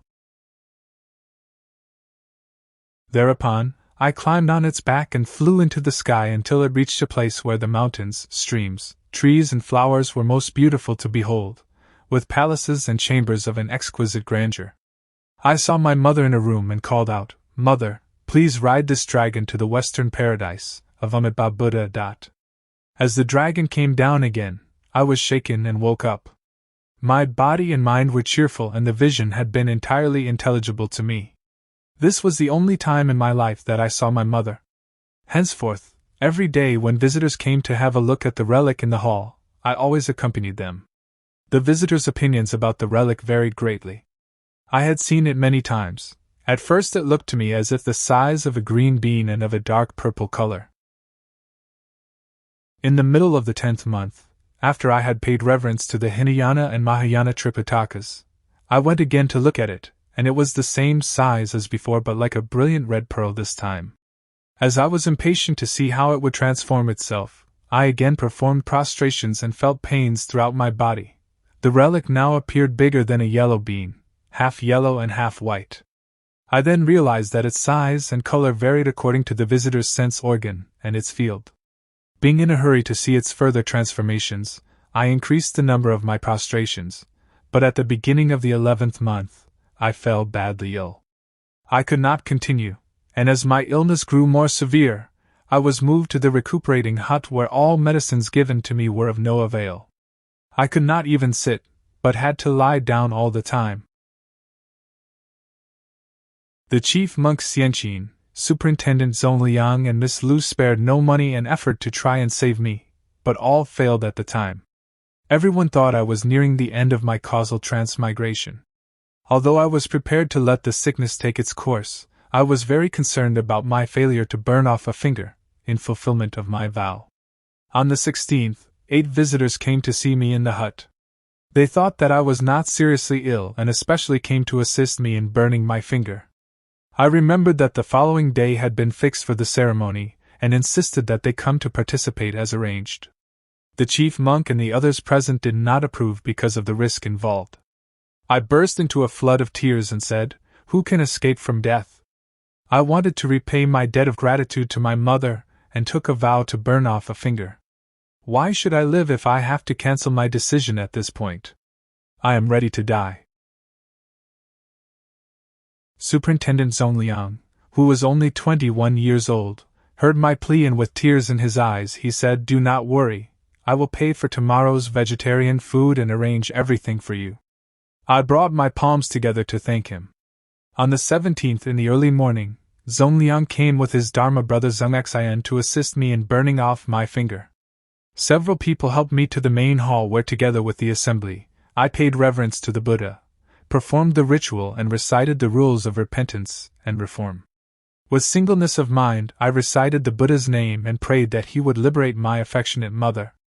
At the beginning of the ceremony, I still felt pain, but as my mind gradually became pure and clean, my awakening wisdom clearly manifested itself. When I came to the sentence, "The whole Dharmadhatu is contained in the body of Amitabha Buddha," every hair in the 84,000 pores of my body stood on end. As my finger finished burning, I arose to prostrate before the Buddha. I did not require others to support me, as I had done previously, and entirely forgot about my illness. After walking unaided to present my thanks to the assembly, I returned to the hut. All the next day I bathed my hand in salt water, and had no more bleeding. Within a few days I had recovered from my illness and gradually resumed my prostrations. I stayed at the Ashoka Monastery to pass the new year. My 59th year, 1898-99, that year in the early spring, as a large bell was being cast for the Chita, 7 pagodas, monastery at Ningbo, the old Abbot Benlai invited Dharma Master Emoin to expound the Lotus Sutra there and came to the King Ashoka, Guangli, monastery to ask if I would help in expounding. Thus, I went to Chita Monastery and after expounding the sutra, I proceeded to Mount Donghuan, where I built a thatched hut in which to pass the New Year period. My 60th year, 1899 to 1900, Master Jiesen and Baolin invited me to Danyang to help repair the Xiantai Temple, where I passed the summer. In the 7th month, I went to Xuyang in Jiangsu Province, where Master Farron of Mount Qi let me have his hut for the winter. Chapter 5. Interrupted Seclusion. My 61st year, 1900 to 2001. I had stayed for some 10 years in Jiangsu and Zhejiang provinces and now wished to make a distant journey to Mount Wu-Tai, after which my intention was to cultivate my practice in the seclusion of Mount Zhongnan. I subsequently left Mount Qi and proceeded to Zhenjiang and Yangzhou, and thence pilgrimage to Mount Yuntai, Cloud Terrace Mountain. Moving on, I entered Shandong Province to visit Mount Tai, 1524 m, the eastern sacred peak. Heading easterly again, I went on to Mount Lao, where I visited the Narayana cave in the vicinity where the Ming master Hanshan had rebuilt the Haiyin, Ocean Seal, Monastery. I then proceeded to Chu Prefecture to pay reverence at the tomb and temple of Confucius. I then headed in a westerly direction, and one night, I stayed at a ruined temple wherein there was only a rotten coffin with its lid turned upside down.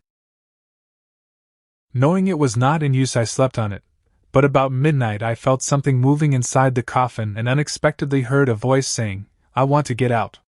I asked, "Are you a man or a ghost?" "A man," the voice replied. "Who are you?" I asked. "A beggar," the voice replied. I smiled, got up and let him out of the coffin.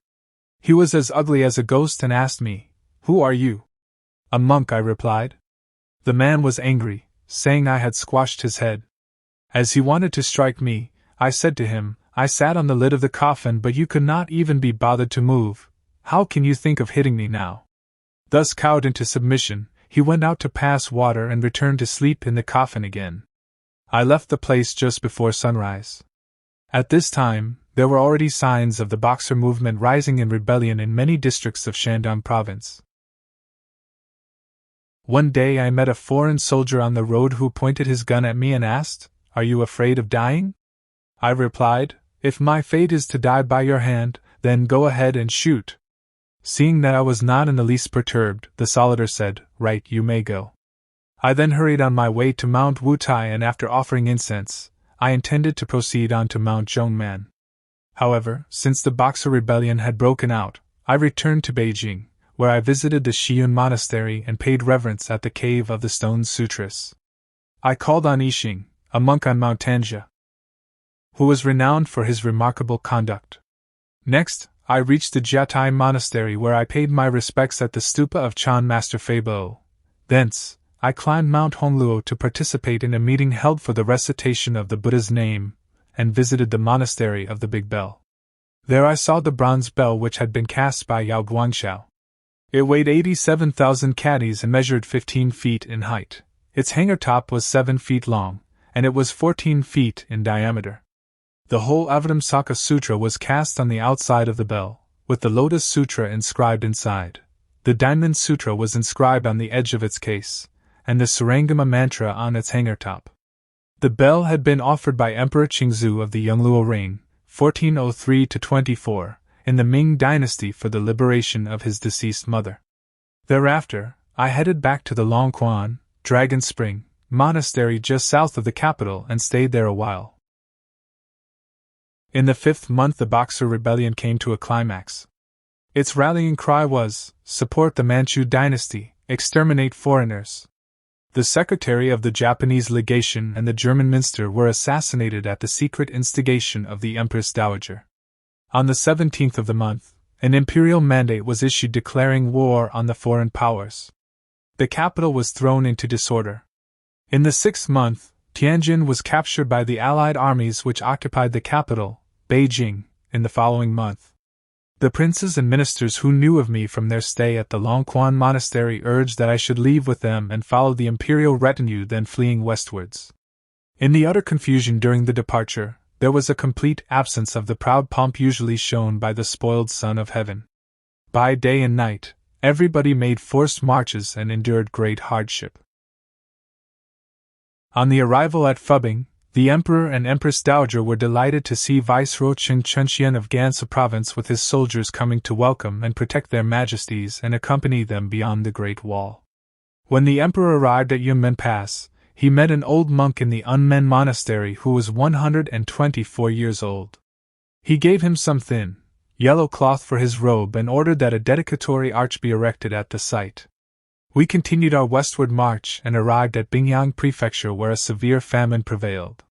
The inhabitants offered their food of taro, a tuber, and sweet potato tops to their majesties who were very hungry and found it delicious. When we reached Xian, their majesties stayed at the viceroy's headquarters. At the time, as the hungry masses were even eating corpses in the streets, the authorities took steps to stop these by erecting 8 booths from which free meals were given to the starving people.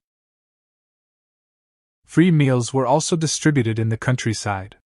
Viceroy Qin Chunxian invited me to the Wulong, reclining dragon, monastery to pray for snow and rain to end the long drought. After prayers were said, the old Abbot Dongxia invited me to stay at the monastery, but seeing that the imperial court was held at Xian with its clamor and bustle, I left the place in secret. In the 10th month, I climbed Mount Zhongnan's range in order to build a thatched hut. Behind Jia Wu-Tai's peak I found the Lion Cave, which was a secluded place for spiritual retirement. I then changed my name to Hsu-yun, Empty Cloud, to avoid unwanted visitors. As there was no water on the mountain, I had to drink melted snow and eat coarse herbs which I cultivated.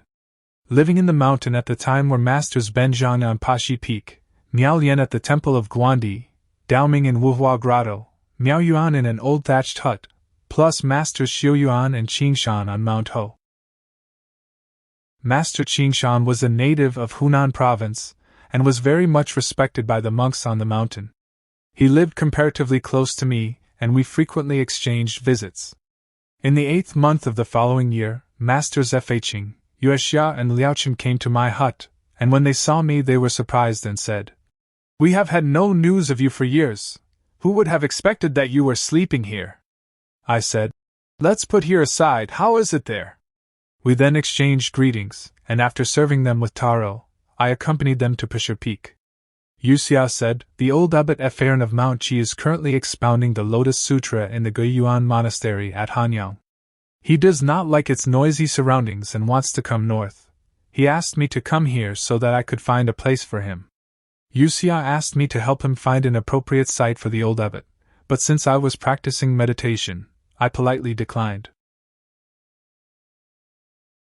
After I had completed my week of Chan meditation, Masters Watching, Yin Yu and Fujia came from Mount Chuiwei, where they had found a site for the old abbot. Master Yuxia said that the place was suitable, but I thought otherwise since it faced the White Tiger influence to the north without a supporting hill for the evening star, geomantic terms for subterranean and cosmic currents in the feng shui science for selecting auspicious sites. They did not listen to my advice and so they were responsible for what happened, by way of misfortune the following year. That winter on the solstice day, the old master Qingshan asked me to go to Xian Prefecture to do some shopping for him. On my return, I was caught in a heavy snowfall. After climbing the mountain, just as I reached the newly thatched hut, I slipped and fell into a bank of snow at the foot of the precipice. I shouted for help and Master Iquan, who was in a nearby hut, came to my rescue. All my garments were thoroughly soaked with water.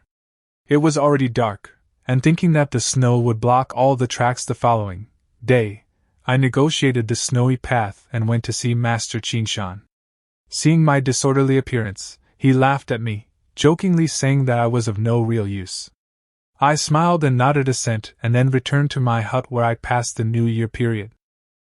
My 62nd year, 1901 to 2002. I stayed at my hut during the spring and summer. The old Master Epharon of Mount Qi arrived in Shenxi Province and erected a hut on Mount Chuiwei. With him came 60 people, about one half of whom stayed at the Huangyu Monastery, the former summer retreat of the Emperor Taizong, 627–49, of the Tang dynasty, while others were at the new hut and Xingshan Monastery. At the time in this northern region, Commander Su, who was in charge of clearing land for tillage, donated 100 xings of land, about 1,515 acres, on a Yabai mud bank as a course of local provisions for the monks on Mount Shuiwei. The local people argued that they had lived there for generations and insisted that building land should be given to them in exchange for the rice fields appropriated. The monks did not agree, and the case was brought before a court which ruled in favor of the natives of the region. The old master Afarin was disappointed and returned to the south the following year. Before leaving, he returned all his possessions to Masters Tian and Xia and disbanded his following. When I thought of this untoward situation, I realized that mere reliance upon men of influential power could only result in harm and misfortune. This incident greatly affected those southern monks coming to the north. Thus I could not dismiss as nonsensical the effects of geomantic influences upon a site. The year was nearing its end. All the surrounding mountains were covered with snow, and the intense cold penetrated to the bone. I was alone in my hut, but my body and mind felt pure and clean. One day I cooked taro in a cauldron and sat cross-legged while waiting for my meal to cook, and involuntarily entered the state of samadhi. My 63rd year, 1902 to 2003. Master Fuqing and others who stayed in nearby huts were surprised that I had not called on them for a long time, and came to my hut to present their New Year greetings. Outside my hut, they saw tigers' tracks everywhere with no traces of man. They entered my hut, and seeing that I was in samadhi, they awoke me with a qing, a musical instrument made of stone, the sound of which is subtle but penetrating. When I returned to self-consciousness, they asked me, "Have you taken your meal?" I replied, "Not yet, the taro in the cauldron should be well cooked by now." When its cover was lifted, the cauldron was covered with an inch of mold. Fuqing was startled and said, "You must have been in samadhi for half a month." We then melted ice, cooked taro, and ate our fill. They joked with me and left. A few days after Fuqing had left me, monks and laymen in nearby and distant places came to see me. In order to avoid the trouble of meeting people, I left at night with my baggage on my back for the wilderness where there is not an inch of grass. I reached Mount Tai by 3767 m, where I lived in a grotto. But after a few days, Master Jiachen followed my footsteps and came to my locale. We then agreed to make the long journey to Mount Amei together. We made our exit through the Baoya defile, arrived at Mount Zibai, passed through Miao Taizi Terrace, visited the temple of Zhongliang, and passed through Zhaohua district where we saw the Zhangfei cedar. Walking on, we reached Qingdu, where we rested in a temple for a short while. We then walked again, and via Jiating Prefecture, we eventually arrived at Ameishan, which we ascended to the Jinding Peak. The Buddha lights we saw there were exactly the same as those seen on Coxfoot Mountain. Later in the night, we saw countless heavenly lamps whose brilliance was akin to the wisdom lamps previously seen on Mount Wu-Tai. I went on to the Shiwa Hall, where I paid reverence to the old Abbot Jining, who was over 70 and leader of all the monks on the mountain, being an enlightened master of the Chan school. He gladly kept me with him for a few days' stay. Afterwards, I descended the mountain, followed my way round the Shixiang Pool. I passed by the Der Monastery, reaching Zhanglao Plain, the Vairocana Temple, and the Amei and Jiajing districts, intending to cross the Lusha River at XUYUN village. It happened that the river current was rising, and from morning until midday I waited for the boat. When it arrived, after all the other passengers had gone aboard, I asked Jiazhen to board ahead of me and passed him our baggage. Just as I was about to climb aboard, the mooring rope broke, but I managed to catch hold of the half attached to the boat. As the current was swift, and since there were many passengers on board, the slightest inclination of the boat would have caused it to capsize, so I did not move and was thus dragged through the water by the boat. At sunset, it made towards land and I was lifted ashore. My garments and both my feet were cut by stones. It was cold and raining. When we arrived at Shaijing Customs Post, the nearby inns refused to admit monks. There was a temple in the street, but the only monk there also refused to let us stay despite repeated demands. He only permitted us to pass the night under a theatrical platform outside. As our garments were soaked and the ground wet, we gave money to the monk to sell us some dry straw. Instead, he brought us 2 bundles of wet straw which would not burn. We patiently endured these annoyances and sat until sunrise. Then we bought a few coarse fruits to fill our stomachs and continued our march. We passed over Mount Huaran, arrived at Jianzhang and Ningyuan Prefecture, eventually reaching Huilizhou. We crossed the border of Yunnan Province, passed through Yongbei District, visited the holy site of Avalokitesvara, crossed the Jinsha River and made a pilgrimage to Coxfoot Mountain, where we passed the night under a tree. Once again, the sound of the bell was heard from within the stone door. The following day, we climbed the mountain until reaching the Jinding Peak, where we made incense offerings. I again thought of this sacred site of the Buddha and Patriarch, which was now in such a dilapidated condition, and of the degeneration of the whole Sangha order in the province of Yunnan. I vowed to build a hut on the mountain to receive visiting pilgrims, but was prevented from doing so by the monastic hereditary system prevailing in the locality. I was sad and could not refrain from tears. We then descended the mountain, arriving at Kunming. There, Upasaka Chinquan Siai, who was a Dharma protector, invited me to stay at the Fuxing Temple, where, with the help of Master Jiechen, I isolated myself for meditation, passing the New Year period in seclusion. My 64th year, 1903 to 2004, while I was in retreat, a monk came from Yingxiang Temple to tell me that someone there had set free a cock weighing a few catties and that the bird was aggressive and wounded the other fowl. I went to the temple and expounded the refuge formula and precepts to the bird, also teaching it to recite the Buddha's name. Soon, the cock ceased to fight and stood alone on the branch of a tree. It no longer killed insects, and ate only when given cereals. After a while, whenever it heard the bell and qing rung, it followed the monks to the main hall, and after each prayer meeting it would return to the same branch in the tree. It was again taught to recite the Buddha's name and eventually crowed, Fo, Fo, Fo, Chinese for Buddha. 2 years had elapsed when, one day after a prayer meeting, the cock stood up in the hall, stretched out its neck, fanned its spread wings thrice as if to recite the Buddha's name, and died while standing. Its appearance did not change for several days. It was eventually placed in a box and buried. On the occasion I composed the following poem: This cock of fighting nature wounded fowl and shed their blood. When its mind came to a stop, by precepts sacred it fed on grain and stood alone, to insects harmless. Gazing at the golden yellow statues, how easily it crowed the Buddha's name. After turning thrice, suddenly it passed away. Where did this being differ from the Buddha? My 65th year, 1904 to 2005, that spring the Dharma protectors and Abbot Qiming of Guihua Temple invited me to end my seclusion and visit his place in order to expound the Sutra of Complete Enlightenment and the Sutra of 42 sections. At the time, over 3,000 people became my disciples. In the autumn, Abbot Mengfu invited me to expound the Sarangama Sutra at the Cheongju Monastery.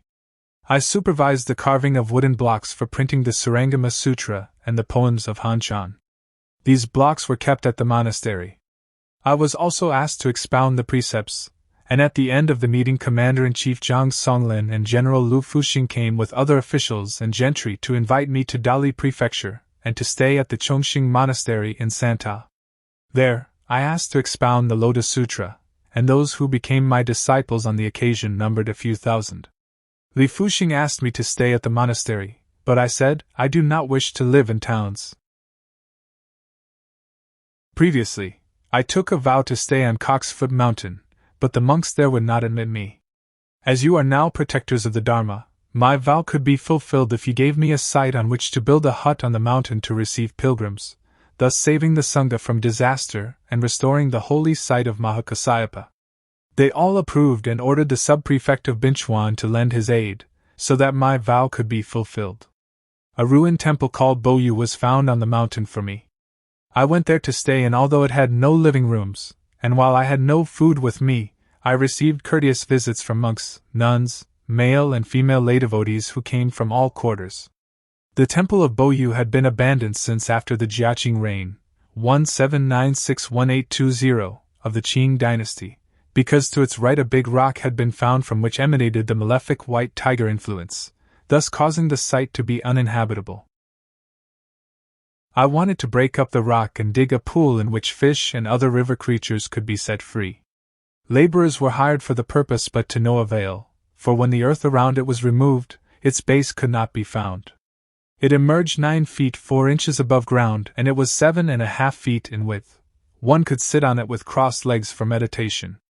A foreman was called to remove it to a distance 280 feet to the left, and over 100 men came, but they failed to shift it despite their combined effort for 3 successive days.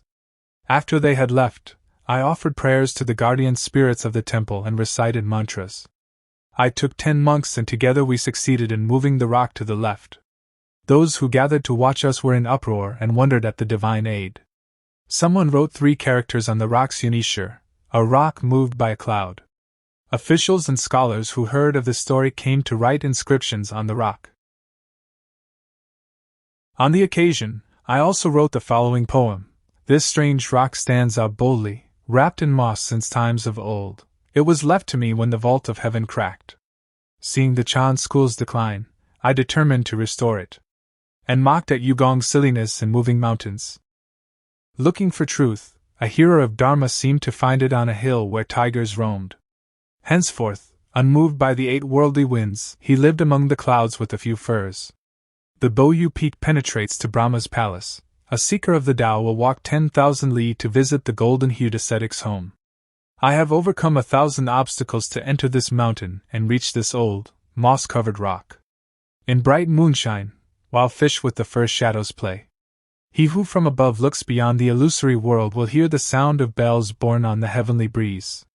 I began repairing the temple for the reception of pilgrims from all quarters and was in a hurry to raise the required funds. Therefore, I left Master Jiachen to look after the temple and went alone to Tingyue for the purpose of raising subscriptions. From Zhaiguan I went on to Yangchan and eventually reached the Hemu tree. The road there was long several hundred li and appeared very rough and difficult to negotiate, as it had not been repaired for many years. However, the locals said that a monk from another province had decided to brave great hardship to repair it. He had not asked for contributions, accepting only voluntary gifts of food for his merest subsistence from passers-by. He had worked on the road unflinchingly for several decades. Thanks to his efforts, about 90% was now in good condition again. To mark their gratitude for his work, the people at Pupio intended to renovate the temple of the Peacock King for him to stay there. However, he declined their offer and concentrated only on repairing the road. I wondered at the story and went out to find the monk. About sunset I met him on the road. He was carrying a hoe and basket and was about to leave. I approached, joining my palms in salute, but he only stared at me wide-eyed without saying a word. I took no notice of this and followed him to the temple where he put down his tools and sat cross-legged on a hassock. I went to pay my obeisance to him, but he ignored me, remaining speechless. So I also sat face to face with him. The next morning, he rose to cook rice and I poked the fire. When the rice had cooked, he did not call me but I filled my bowl and ate. After the meal, he carried the hoe while I took the basket, and together we went to move stones, dig the ground, and spread sand. Thus, we worked and rested together for over 10 days without exchanging a single word. One evening, in the bright moonlight which was as bright as broad daylight, I went outside the temple and sat cross-legged on a large rock. It was late, but I did not return to the temple. The old monk approached me stealthily from behind and shouted, "What are you doing here?" I opened my eyes slowly and replied, "I am here to see the moon." He asked, "Where is the moon?" "A glowing rosy light," I replied. He said, "In the midst of falsehood the real can hardly be seen. Mistake not then the rainbow for the radiant light." I replied, "The light which embraces form is neither past nor present. Unhindered, it is neither positive nor negative." Thereupon he grasped my hand, laughed loudly and said, "It is very late, please return to rest, at the temple." The following day he was joyful and began to talk, saying that he was a native of Xiangtan, in Hunan province. His name was Chanxiu, cultivator of Chan. He had retired from the world when young and at 24 he entered the Chan hall of Gu-Shan Monastery where he succeeded in putting a stop to his wandering mind. Later, he went on pilgrimage to the sacred mountains, in China, and proceeded to Tibet, returning to China through Burma. As the road was rough, he took pity on the people and horses negotiating it. He was impressed by the former deeds of Dharanimdhara Bodhisattva and undertook to repair the road alone. Thus he had been there several decades and was now 83 years old. He had not met a bosom friend before and was gladdened to have a favorable karmic link which enabled him to pour out his story, kept untold for so long. I also related the circumstances leading to my retirement from home life. The following day after breakfast, I bade farewell and we parted company, laughing loudly. I then walked to Tingchong, also called Tingyue, which faces Bamo across the border in Burma, thus to raise funds for renovating my temple. On arrival, I stayed at Hunan Guildhall. Before I laid down my baggage, a few men in mourning came and bowed down before me, saying, "Venerable sir, our request is that you recite sutras for us." I replied, "I am not here to recite sutras." One of them in filial mourning said, "We know that venerable monks, like yourself, recite sutras." I said, "I have heard nothing about there being monks in this region." Then, the head of the Guildhall interjected and said by way of explanation, "Venerable sir, you should go to their place to recite sutras for them. This is a rare coincidence. They are the grandsons of Academician Wu, known as the Virtuous One. He was over 80 years when he died and his children and offspring number several dozen, among whom there are a few well-known scholars and academicians. The grand old man passed away a few days ago and before his death, he said that he had been a monk in his previous life and ordered that his body should be dressed in monastic garments, that those in the house should not weep, that no killing of fowl or cattle should be allowed, and that no Taoist priest should be called in to recite their scriptures for him.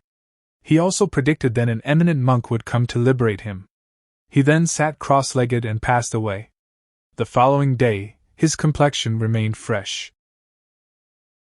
Venerable sir, as you came here today, was it not an occasion caused by the good karma of the deceased?" Hearing this, I then accepted the invitation and went to the house to recite sutras and to perform the ceremony for the bestowal of food to hungry ghosts over a 7-day period. The whole district with its officials and literati invited me to stay at Tingyue, but I said to them, "I came here to appeal for funds to rebuild a temple on the Cock's Foot Mountain and regret that I am unable to stay here." Upon hearing this, they were delighted and enthusiastically donated substantial funds. After my return to the mountain, I brought provisions for the community, erected buildings with extra rooms, set up monastic rules and regulations, introduced meditation and expounding of the sutras, enforced discipline, and Buddhist precepts. That year, the number of monks, nuns, male and female lay devotees who received the commandments was over 700 persons. Gradually, all the monasteries on the mountain followed our example and took steps to improve themselves. Their monks again wore the proper monastic garments and ate vegetarian food. They also came to stay at my temple to receive instruction. Chapter 6. Taking the Tripitaka to Gu-Shan. My 66th year, 1905 to 2006. That spring, Abbot Baolin of Shizhong, Stone Bell Monastery invited me there to transmit the precepts, and those who came to receive them numbered over 800 persons. After the transmission of the precepts, while Jiachen isolated himself in seclusion for meditation at the Baiyu Temple, I went to various lands in the South Seas to appeal for funds. Initially I arrived at Nantian, in Yunnan Province, where I expounded the Amitabha Sutra at the Taibing Monastery, and while there, several hundred persons became my disciples. Thence, by following high cliffs and making my way through tribal regions, I entered Burma. Passing through the Shan states, I arrived at Xinjie and then Mandalay. While passing through the miasmal Shan states, I caught a disease which developed and became serious. Ill as I was, I managed to reach the temple of Avalokitesvara at Ludong, where there was a Chinese monk called Ding Ryu. I paid obeisance to him, but he ignored me. I then went to the hall where I sat cross-legged. That evening when he sounded the qing, I assisted him in ringing the small bell and beating the drum. After reciting the rules for repentance and reform, he chanted "Kill, kill, kill," and made 3 prostrations. The next morning, after reciting the same text in the hall, he again chanted his violent remarks as on the previous night, and prostrated himself thrice. I wondered at his manners and purposely stayed there to observe. His morning, midday, and evening meals consisted of foods with onion, garlic, and milk. I did not eat but remained silent about the strange diet, only taking water. He knew why I did not take his food and ordered that I be served with gruel and rice without the onion and garlic. I was then able to eat. On the 7th day, he invited me to tea and I asked why he chanted kill, kill, kill, in the hall. He replied, kill foreigners. I was a native of Baoqing in Hunan province. My father was a military officer, and after his death I retired from the world and learned about the Dharma on Putuo Island. I followed Master Zhu-Chan who taught me painting. 10 years previously, I had gone from Hong Kong to Singapore by ship on which I was ill-treated by foreigners. Their treatment was unbearable, and I will hate them for the rest of my life. I am now selling pictures which are treasured by the people here, and for this reason I have had no worries about my upkeep for the last 10 years. The monks who have passed through here before usually put on airs and graces and were very temperamental. It is rare to meet someone like you who is unobstructed and in harmony with all. This is why I tell you the truth about myself. I urged him to treat friend and foe alike, but failed to lessen his hatred of foreigners. After I had gradually recovered from my illness I took leave of him, but he insisted on keeping me.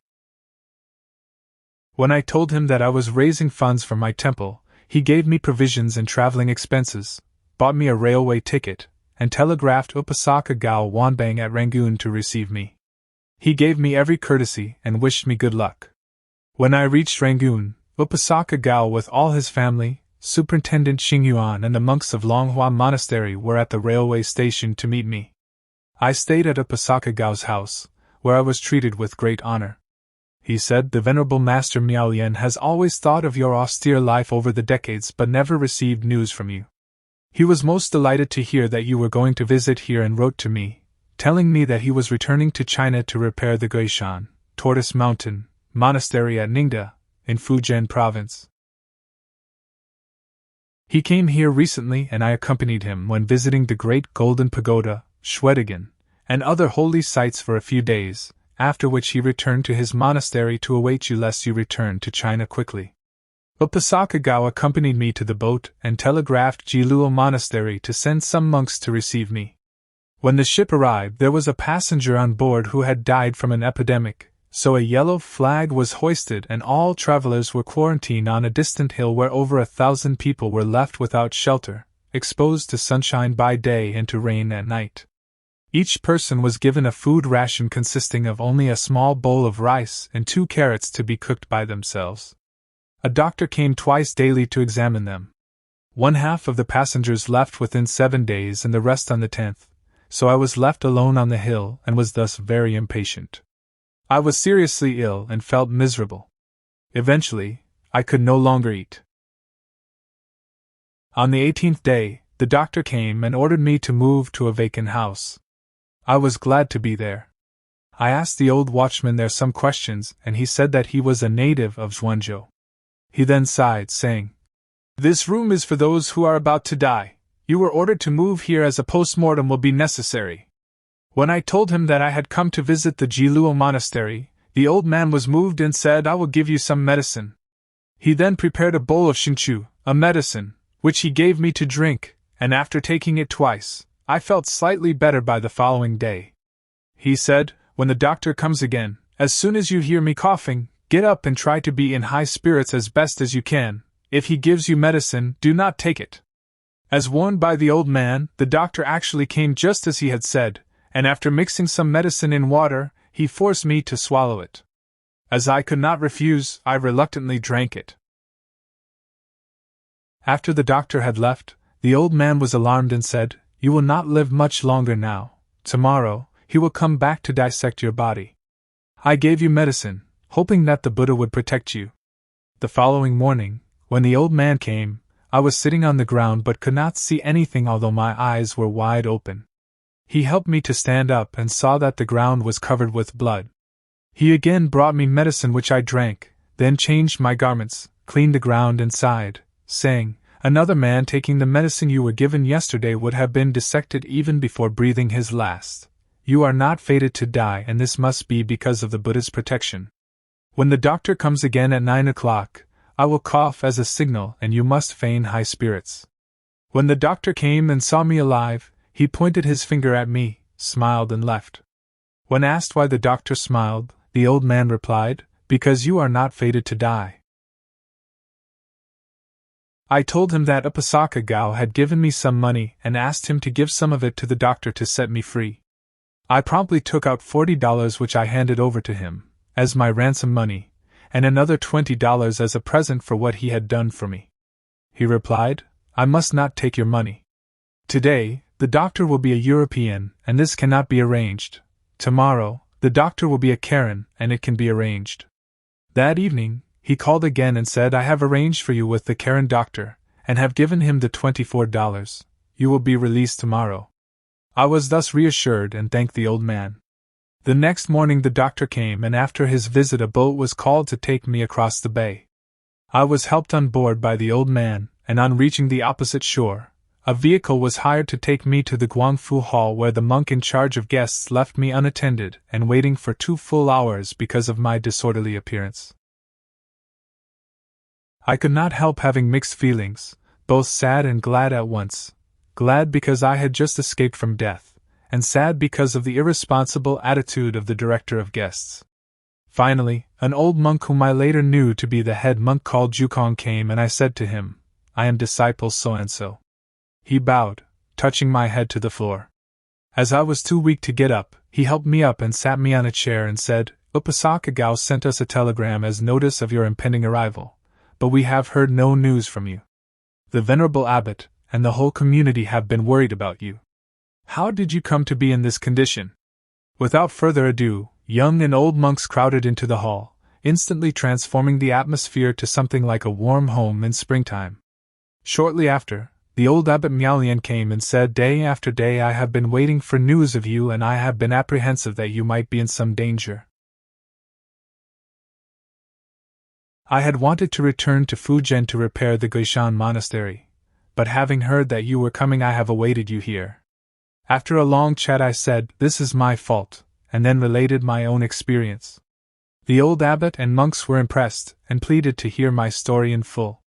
They then brought their palms together in salute, and we all returned to the Jiluo Monastery. The old abbot urged me to take some medicine, but I said, "As I have returned home, all my false thoughts have stopped. I will be all right after a few days' rest." Later, when he noticed that I sat for several consecutive days each time I meditated, he warned me, "The weather in the South Seas is hot and differs from that in China. I am apprehensive that a long sitting will be harmful to your health." However, I did not feel that anything was wrong in my meditation. The old master said, "You should now expound the Lotus Sutra to form a propitious cause here. I am returning to China. After you have expounded the sutra, do not return to Yunnan province but go to Mount Gu, as I still have something to tell you there." After accompanying the old abbot to the ship, I returned to the monastery and began expounding the sutra. A few hundred persons became my disciples, and the Dharma protectors at Malacca invited me to expound the Sutra of the Medicine Buddha, Jnanabai Sagya, in XUYUN Temple. I then went on to Kuala Lumpur, where Upasakas Yi-Fu-Yu and Huan Yunfan asked me to expound the Lankavatara Sutra in Lingshan Temple. In all the Malaysian cities where I expounded the sutras, over 10,000 persons became my disciples. That winter I received a telegram from representatives of the whole Sangha order in Yunnan province, informing me of the government's intention to impose a levy on monastic property. At the same time, Master Jichuan and others at Ningbo wired me a telegram requesting that I return to China as soon as possible to discuss these matters. As the year was drawing to its close, I stayed at Kuala Lumpur to pass the New Year period. My 67th year, 1906 to 2007, I returned to China in the spring.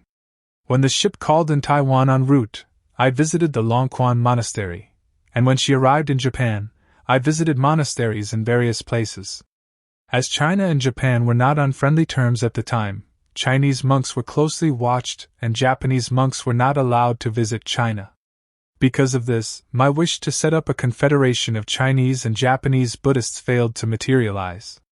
In the third month I reached Shanghai, where, together with Master Jichan and representatives of the Buddhist Association, I proceeded to Beijing in order to present our petition to the central government. After arrival there, we stayed at Xianliang Monastery, where Masters Fan, Director of Buddhist Affairs, Daoxing of the Longquan Monastery and Zhu Guang of the Kuanin Monastery personally welcomed us. There, Prince Gu-Shan invited me to expound the Buddhist precepts to his wife. Princes, dukes, and high officials who were old acquaintances of mine, from the days of the Boxer Rebellion when they followed the imperial retinue feeling westwards, all came to see me with advice as to how our petition should be presented. Since the Dharma protectors were willing to give me assistance, I did not encounter any difficulty. In response to our petition, the following imperial edict was decreed: the 32nd year of the Guangxu reign, imperial edict in the matter of the collection of the contributions. It has been repeatedly decreed that no high-sounding pretext will be permitted to oppress the poor. It has come to our knowledge that the establishment of schools and factories has been done harshly, disturbing the provinces where even the Buddhist Sangha has not been spared. Such a state of affairs cannot be tolerated, and it is hereby decreed that all viceroys should immediately order provincial authorities to give protection to all monasteries, whether large or small, and to all the monastic properties within their jurisdiction. Henceforth, no gentry or public servants shall be permitted to disturb them to extort contributions from monastic property. To act thus is to be in conformity with our form of government. After the promulgation of this imperial edict, all provincial levies imposed on monastic properties were abolished. I stayed in the capital to confer with the Dharma protectors there about the fact that no emperor had presented a copy of the Tripitaka to Yunnan province since the beginning of the Qing dynasty, and drew attention to the advisability of presenting a petition so that this distant border region could receive the benefit of the Dharma. Prince Su gladly agreed to sponsor the petition which the Minister of the Interior presented to the Emperor. It read, "The Director of Buddhist Affairs and Sealkeeper Fan has petitioned the Ministry that according to Abbot Hsu-yun of the Yingxiang Monastery of Boya Peak on Cock's Foot Mountain, Binchuan in Dili Prefecture, Yunnan Province, the said monastery is an ancient holy site but currently lacks a copy of the Tripitaka. He now requests the bestowal of an imperial edition so that it can be revered there in perpetuity." The above site is known as the holy seat of Patriarch Mahakasayapa, and the present temple is all that remains of the ancient monastery complex. The object of this petition is to ask for the gracious bestowal of a set of the imperial edition of the Tripitaka for the purpose of extolling the Buddha-Dharma. It has been presented by Prince Su, the Minister of Civil Administration, Abbot Chenhai of Bailin Monastery, and Abbot Daoxing of Longxing Monastery. In case of your Majesty's approval, my humble request is that the Buddhist office should be ordered to donate the copy of the Tripitaka. On the 6th day of the 6th month, the petition was given imperial sanction, and the following imperial order was decreed on the 20th of the 7th month in the 32nd year of the Guangxu reign, 1907. His Imperial Majesty has been pleased to bestow upon the Yinxiang Monastery of Boya Peak of the Cock's Foot Mountain, Yunnan Province, the additional title, Chan Monastery of Zhuxing. Invocation of the Holy One, for the national welfare, plus a royal chariot with a imperial dragon edition of the Tripitaka, and upon its abbot, a purple robe, a bull, a jade seal, staff and scepter. Abbot Hsu-yun is hereby given the title, Great Master Foci Hung Fa, Vast Dharma of the Buddha's Compassion. He is commanded to return to the mountain, there to transmit Buddhist precepts for the welfare of the nation and its people. The Minister of the Interior is hereby commanded to inform Master Hsu-yun of this imperial edict so that he can collect the gifts offered and return to the mountain, act as its guardian, and spread the Buddha's teaching.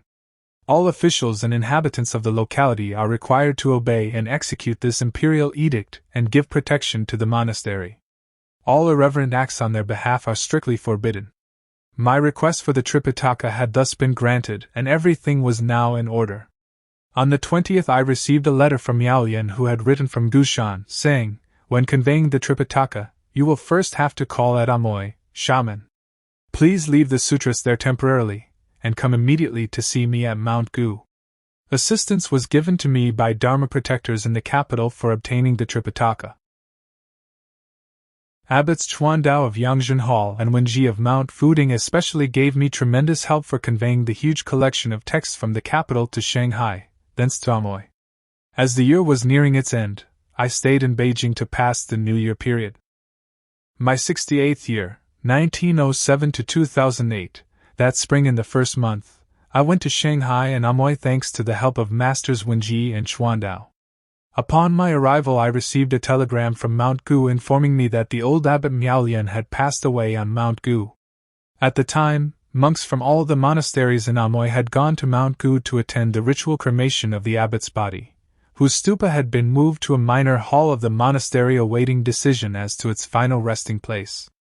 I immediately headed for Mount Gu to supervise the erection of the pagoda and help perform the ceremony for the transmission of Buddhist precepts to the dead. I was kept very busy, and on the 10th of the 4th month, as soon as the building of the pagoda was completed, it rained very heavily for 15 successive days, giving a great deal of anxiety to the whole community. On the 8th of the following month, after the ceremony for the transmission of the Bodhisattva precepts, it stopped raining. On the 9th, the weather was fair and the literati and people came to the mountain in great numbers. On the 10th, when the stupa, containing ashes, was placed in the pagoda, 100 tables with vegetarian food were offered on an open platform where the assembly gathered to recite sutras. After offering prayers, when the food transmuting mantra was being chanted, a whirlwind suddenly raised all the offerings into the air and a bright ray of red light emanated from the stupa and went upwards towards the top of the pagoda. All those present praised the rare occurrence. After the ceremonies and upon our return to the monastery, torrential rains fell. Half of the relics were placed in the stupa and half were taken to the Jiluo Monastery at Penang for worship there. When I arrived at Penang with the Tripitaka and the relics of the late Abbot Miaolian, monks of the Avalokitesvara Hall and others who came to receive me numbered several thousand persons. After the recitation of sutras, while the food transmuting mantra was being chanted, a whirlwind suddenly scattered thousands of floral offerings there. The box of relics emitted a brilliant ray of light which reached the top of the pagoda, 2 li away. The above 2 remarkable occurrences took place during my performance of the rituals and were clearly witnessed by me, personally. For this reason, the Buddha said, the response from esoteric rites is mysterious. Of the abbot's lifetime of self-cultivation, I knew nothing. He did not insist on either Chan or Pure Land methods, but his chief aim was to repair dilapidated monasteries and to form auspicious karma by receiving and converting all who came to him. The events after his passing were indeed very remarkable. After he had shaved my head as a novice years ago, I received no news about him. I was really guilty of ingratitude to my master, and my last connection with him was the care of his stupa and the distribution of his brilliant relics. I remembered his last words from which it could be inferred that he knew of his death in advance. As it is impossible to make accurate guesses in this respect, I only relate the facts for others who will come after me, thus to draw their own conclusions. I next went by boat to Dan-Na and the Avalokitesvara Hall invited me to expound the Hridaya, Heart, Sutra there. Thence, I took another boat to Siam, Thailand, but since there was no vegetarian food on board, I sat cross-legged for most of the time.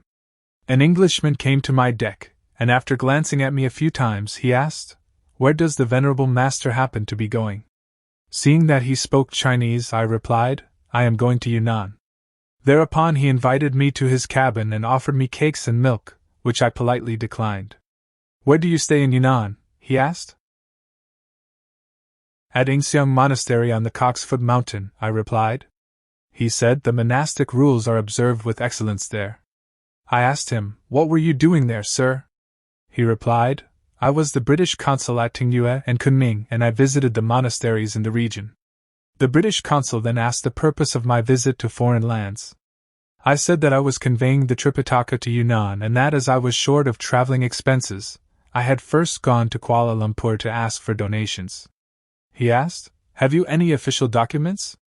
I then showed him official proofs and the book of subscriptions. The consul entered in the book a subscription of $300. This was an extraordinary karmic event. He then invited me to a meal consisting of fried rice with vegetables. When the boat arrived in Siam, I went ashore and parted company with him. Next, I stayed at the Longquan Monastery, where I expounded the Sutra of Ksiddhagarbha, or Earth Store Bodhisattva.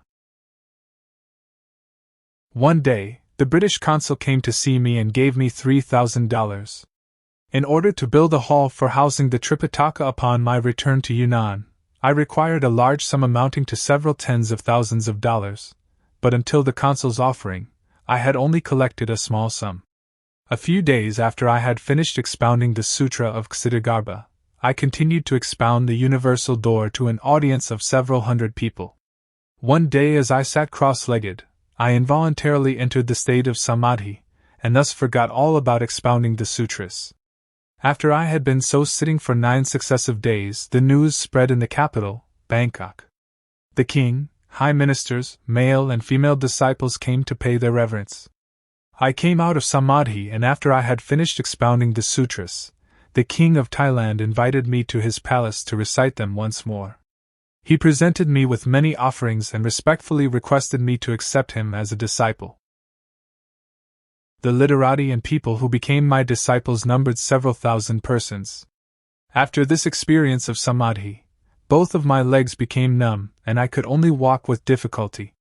Soon my whole body became paralyzed, and as I could not hold my chopsticks, others had to feed me.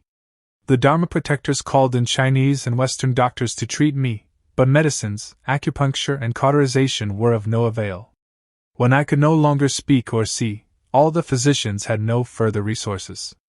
I was, however, indifferent to this and did not feel any suffering, for I had laid down everything. But there was one thing I could not afford to lay down, and this was a bank draft sewn inside my collar. Nobody knew of this, and since I could not reveal it in speech or writing, in the event of my death and cremation with the draft, the Tripitaka would fail to be conveyed to Cock's Foot Mountain, and the hall for keeping it would not be built. How, then, could I bear the heavy karmic burden for this? As I thought of it, I shed tears and silently prayed for Mahakasayapa to protect me. At the time, Master Miao-yuan, who had previously stayed with me on Mount Zhongnan, happened to be present. He saw my tears and noticed my lips moving, leaning close to listen. I asked him to give me some tea to perk me up so that I could continue my prayers to Mahakasayapa. After drinking the tea, my mind became clear and I fell asleep. While dreaming, I saw an old man who looked like Mahakasayapa sitting at my bedside. He said, "Bhiksu, you should never stray from the commandments that go with the bowl and robe. Do not worry about your bodily condition. Use your folded robe and your bowl as a pillow and everything will be all right." Upon hearing this, I immediately used my folded robe and my bowl as a pillow, and when I had finished readying them for use, I turned my head but could not see the honored one. My whole body perspired profusely and I felt indescribably happy. I could now murmur a few words and asked Miao-yuan to pray for a prescription at the shrine of Wu-Tai. The prescription given consisted solely of muji and bat's excrement. After taking this I was able to see and speak again. Miao-yuan prayed for a second prescription which consisted of just small red lentils to be mixed with rice congee, a thick soup, and instruction to abstain from all other foods. After taking this for 2 days, I could move my head a little. Another prescription was prayed for, this time consisting of only small red lentils. Since then, I just took the congee of red lentils, which thus enabled me to ease nature, my excrement being as black as lacquer. Gradually my senses recovered and I was now able to get up and walk. My illness had lasted over 20 days and I thanked everybody present for their good care of me. I was greatly moved by the kind attention of Master Miao-yuan, who had looked after me day and night. I then went to thank Wu-Tai and vowed to build a shrine dedicated to him whenever erecting or repairing a monastery in the future. In the shrine of Wu-Tai, a few lots drawn by me predicted good fortune. After my recovery, I continued expounding the Awakening of Faith Shastra, and by the time I had about finished it, Jilu Monastery in Penang sent Masters Shan Qin and Baoyu to welcome me back there. The King of Thailand, along with his court and high officials as well as Dharma-protecting Upasakas and Upasakas, came to present donations and see me off. The sum received was very great.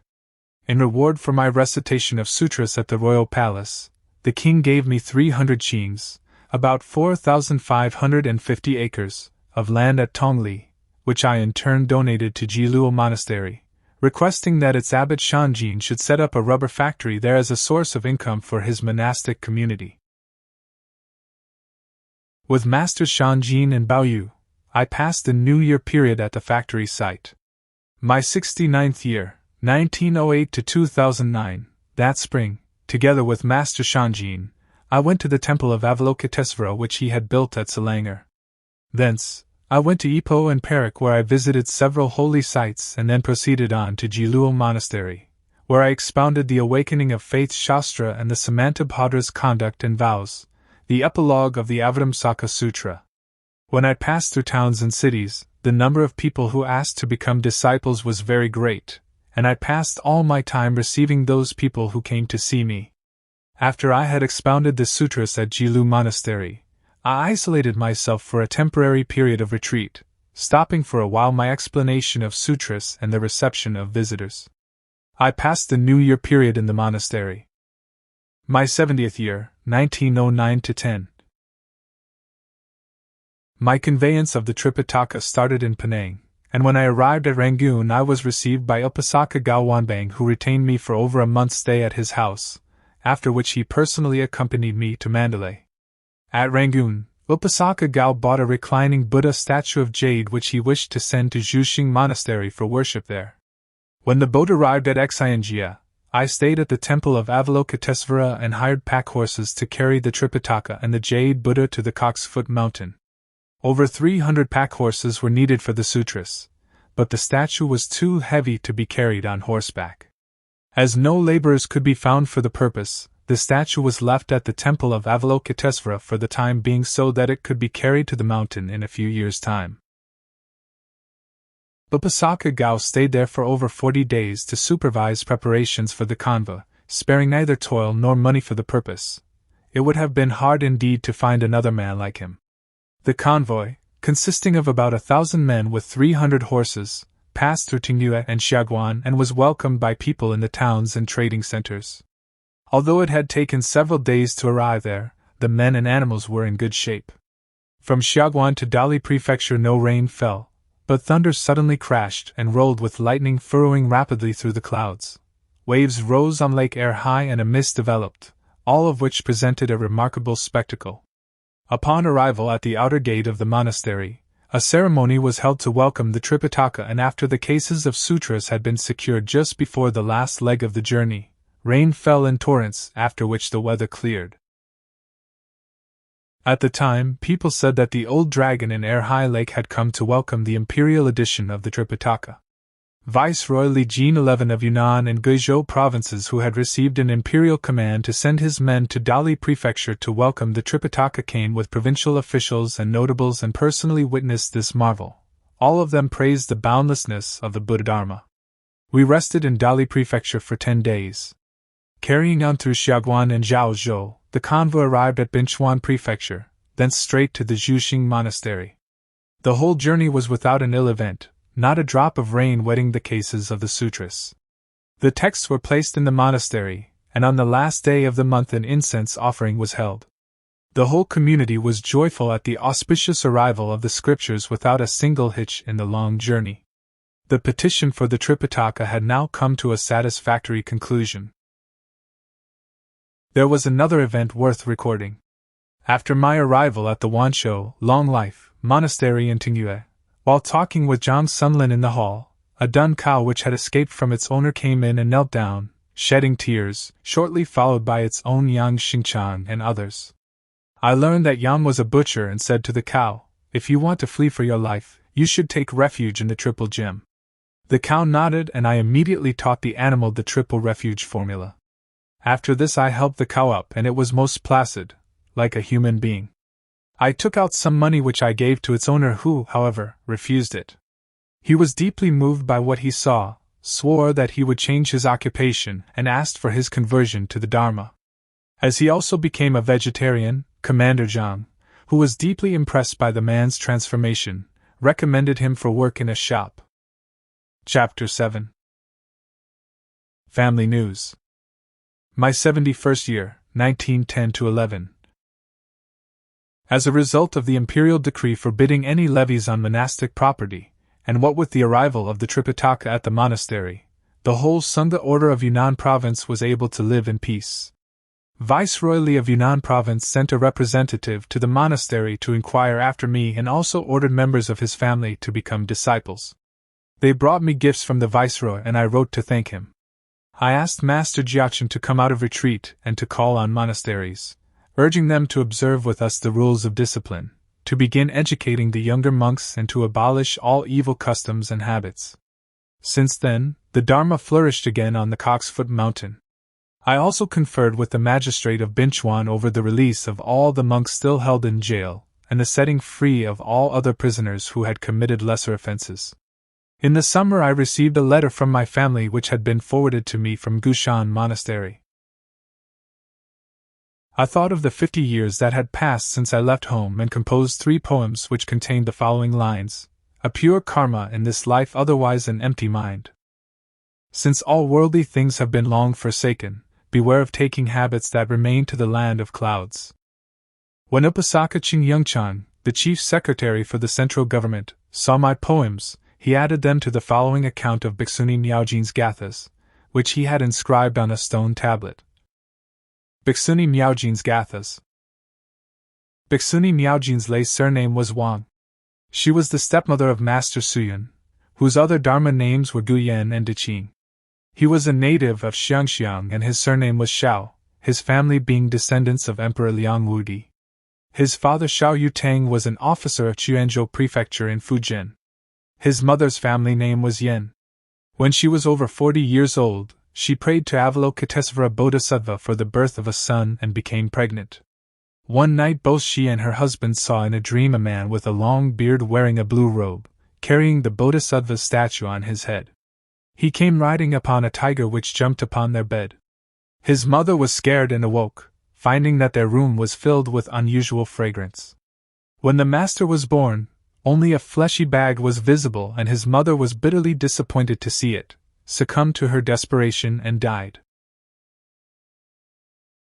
The following day an old man selling medicinal herbs came to the house, cut open the fleshy bag, taking out the male child who was to be Master Hsu-yun and subsequently raised by his stepmother. Master Hsu-yun did not like eating meat as a child. As he grew up he received his schooling but disliked the Confucian classics, his penchant being the Buddhist sutras. His father was disappointed and severely reprimanded him. When he was 17, as he was also heir to his uncle, his father chose 2 wives for him from the Tian and Tan families. The master did not want to be married and fled to Mount Gu in Fujian, where he followed Abbot Miaolian as a disciple. In the year Jiazi, 1864-65, after the death of his father, his stepmother together with his 2 nominal wives entered a Buddhist convent where they joined the Sangha order as bhikshunis. Miss Tian, who had previously suffered from tuberculosis, had a relapse 4 years later and passed away. As for Miss Tan, she is still living and is staying on Mount Quanin in Xiangxiang, where she is known as Bhikshuni Qingjie. In her letter to the master, she informed him of the death of his stepmother in the year Jiyu, 1909-10, who sat with crossed legs, chanted the following gathas and passed away. First Gatha. What use was there in rearing a son who fled once he was strong? His pregnant mother's life hung by a thread, so thanks were only offered after he was born. Diligently was he suckled. Despite ordure and urine he was treasured like a ball by the unicorn. When he grew up and left his stepmother, to whom could she look in her older years? As you had no brothers when your father died, on whom could your stepmother and 2 wives depend? You did not know how troublesome it was to rear a child. The more I think of this, the sadder I become. Though willing to be a ghost mother searching for her son, how can I be when parted by mountains wreathed in cloud? Thinking so hard on birth and death, you did not recall that Pengyun stayed at home. Worldly feelings and love of Dharma, are they not the same? Even mountain birds know they must roost with the setting sun. Though our calling's the same to fulfill our vows, each day we wash the cold mountain of its blue-green.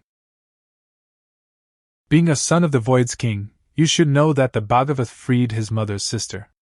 I hate this troubled world and set my mind at rest for my return to the land of bliss. Second Gatha. If one stays in the world for love of it, delusion and desire will cause one to forget the real self. For more than 80 years my life has been a delusion and a dream. Naught will remain when the myriad things return to the void. Free now from my past life's entanglements, I will put on a pure and wondrous body in the lotus realm. Those who can recite the Buddha's name to return to the West should not permit themselves to sink in the bitter ocean. Bhikshuni Chinjia's letter. Salutations from afar, revered one. I have not ceased thinking of you since you left us, but due to the cloud-wreathed mountains that separate us, I have been unable to obtain news of you. I trust that you have established good health in the Dharma substance, and that you have harmonized the state of stillness and activity. Over 50 years have passed since you left home, but since you are as elusive as a rustic immortal, I regret that I have been unable to come and serve you. In the first month of this year, I heard indirectly that you were living a free and easy life of retreat somewhere in Fujian province. I was half sad and half happy when the news came, but I was most puzzled as to just where you were living.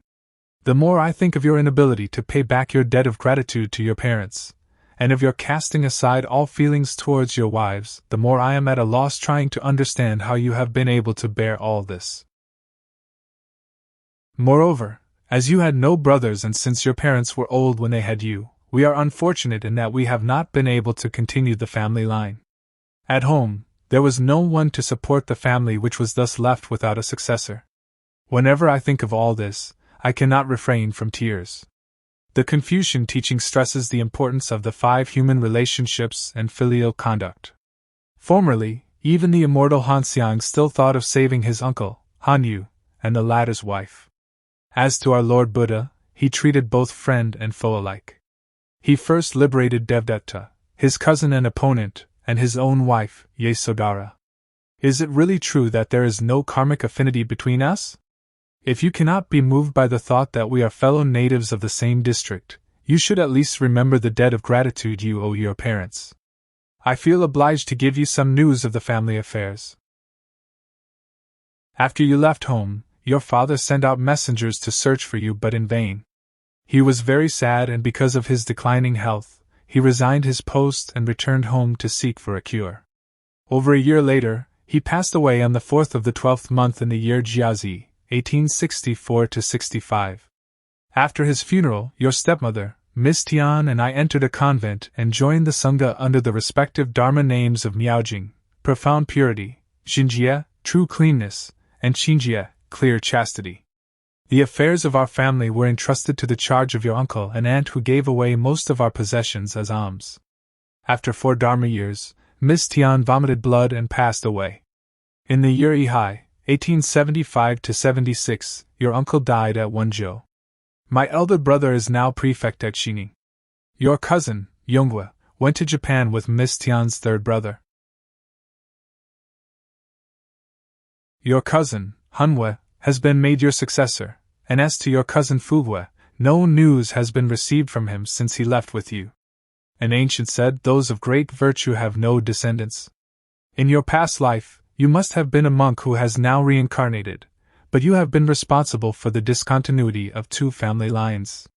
Although you are a bodhisattva seeking the liberation of all living beings, you cannot prevent the ignorant from slandering you because of your failure to fulfill your filial piety. I have also failed in my filial duty, but I admire the genuine roots of your spirituality, and your unshaken determination, which is like a lotus flower that cannot be soiled by the mud from which it grows. But why should you leave your native province, and thus forget all about your origins? That is why I am writing you this letter. Last winter, on the 8th of the 12th month, January 19th, 1910, your stepmother, Bhikshuni Miaojing, departed for the western land of bliss. She sat cross-legged and chanted her gathas before passing away. She departed immediately after chanting the gathas, and the convent was filled with a rare fragrance which lasted for a few days, during which her body, erect in the sitting position, looked exactly as if she were alive. Alas! Although this world is like a dream and an illusion, even a wooden man could not refrain from tears under the circumstances. This letter is to keep you informed of your family affairs, and I do hope that upon receipt of it, you will return immediately along with your cousin Fuhua. Moreover, the holy teaching is in decline, and you should know that it is your duty to restore it.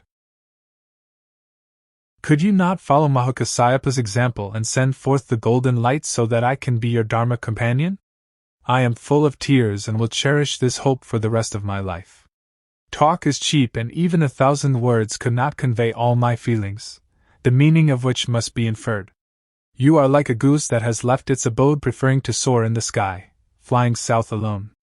Pity its companion deserted in the nest, whose grief is deepened by the distance separating them. My gaze pierces the moon on the horizon, and my eyes are filled with tears that never cease. On the banks of the river Xiang I have stayed long, and the bamboos are marked with many joints. You will surely realize the great Tao, and your wisdom sun will brightly shine. Once we were companions in the burning house, now we are relatives in Dharma City. Respectfully written by Bhixuni Chinjie, choked with sorrow on Guanyin Mountain, this 19th day, the second month of the year Zhenshu, March 29, 1910. Note by Tsun Shuelu, Hsu-yun's editor. When the master received the above letter, he had mixed feelings. He was sad because he had not repaid the debt of gratitude he owed his parents, but also joyful because after over 40 Dharma years, Bhixuni Miaojin's mind was not disturbed at her death, as shown in her 2 gathas which foretold her rebirth in the Western Paradise. Chapter 8. The Peacemaker. My 72nd year, 1911-12. In the spring, the transmission of the precepts was followed by 7 weeks of Chan meditation, the aim being to introduce longer sitting periods, each measured by the time it took for several incense sticks to burn. The summer retreat was instituted with its rules and regulations. In the 9th month, the news that a revolution had broken out at Wuchang reached Yunnan province, where it created a great disturbance. The walled town of Binchuan was besieged and hostilities were imminent. I played the role of peacemaker. Due to a misunderstanding, Commander Li Zhenyuan sent his troops to surround the Coxfoot Mountain, but he was satisfied with my interpretation of events, embraced the doctrine of the Triple Gem, and led his men away. Note by Tsun Shuelu, Hsu-yun's editor. The master dictated only the above few lines, but I have read the full account in the provincial records of Yunnan, from which I quote the following. The master's modest silence revealed the extent of his virtue. While the master was spreading the Dharma and working for the salvation of living beings in Yunnan, the following calamities were averted thanks to his timely intervention. 1. At the end of the Manchu dynasty, 1911-12, the prefect of Binchuan was called Zhang. He hailed from Changsha and was a fierce and meddlesome man. The district was infested with bandits, and although he had arrested and shot many of them, they increased and banded together in secret societies. For their own safety, the gentry joined with them and they were severely punished by Zhang, who also arrested several unscrupulous monks on the Coxfoot Mountain, but otherwise held the master, Hsu-yun, in great reverence. When the revolution broke out, the people of Binchuan joined it, and laid siege to the prefecture, which was, however, firmly held by Zhang.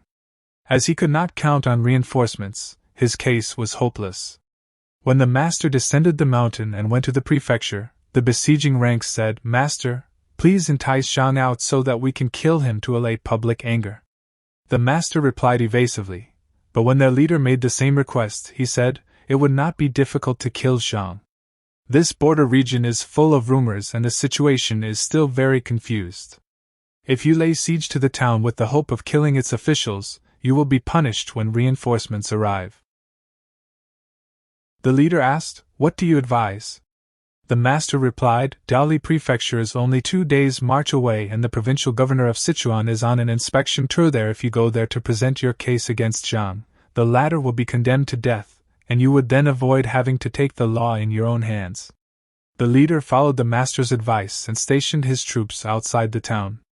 When the master entered the headquarters of the prefecture, he saw Zhang, who was armed, ready to meet the insurgents. Zhang shook hands with the master and said, "I am doing my duty and shall be grateful if you would reserve a grave for me on the Coxfoot Mountain in case I die." The master replied, "That will not be necessary.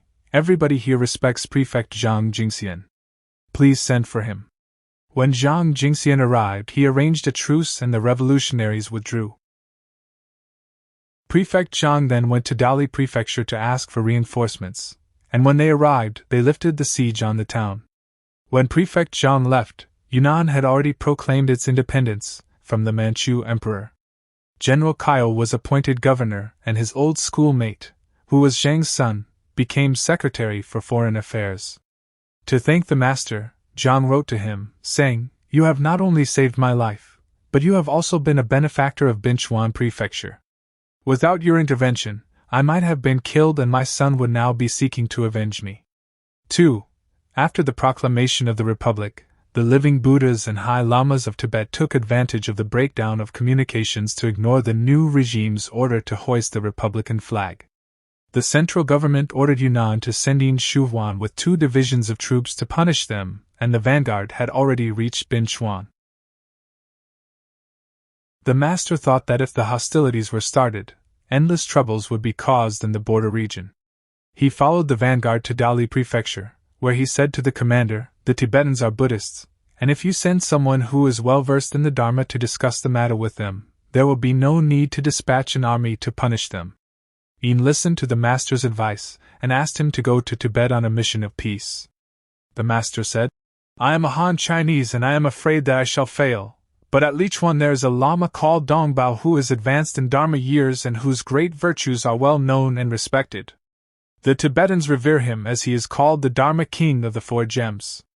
If you send him, the mission will be successful." He therefore wrote a letter for the master to deliver to the Lama, and he also sent some officials to accompany the master to Lichuan.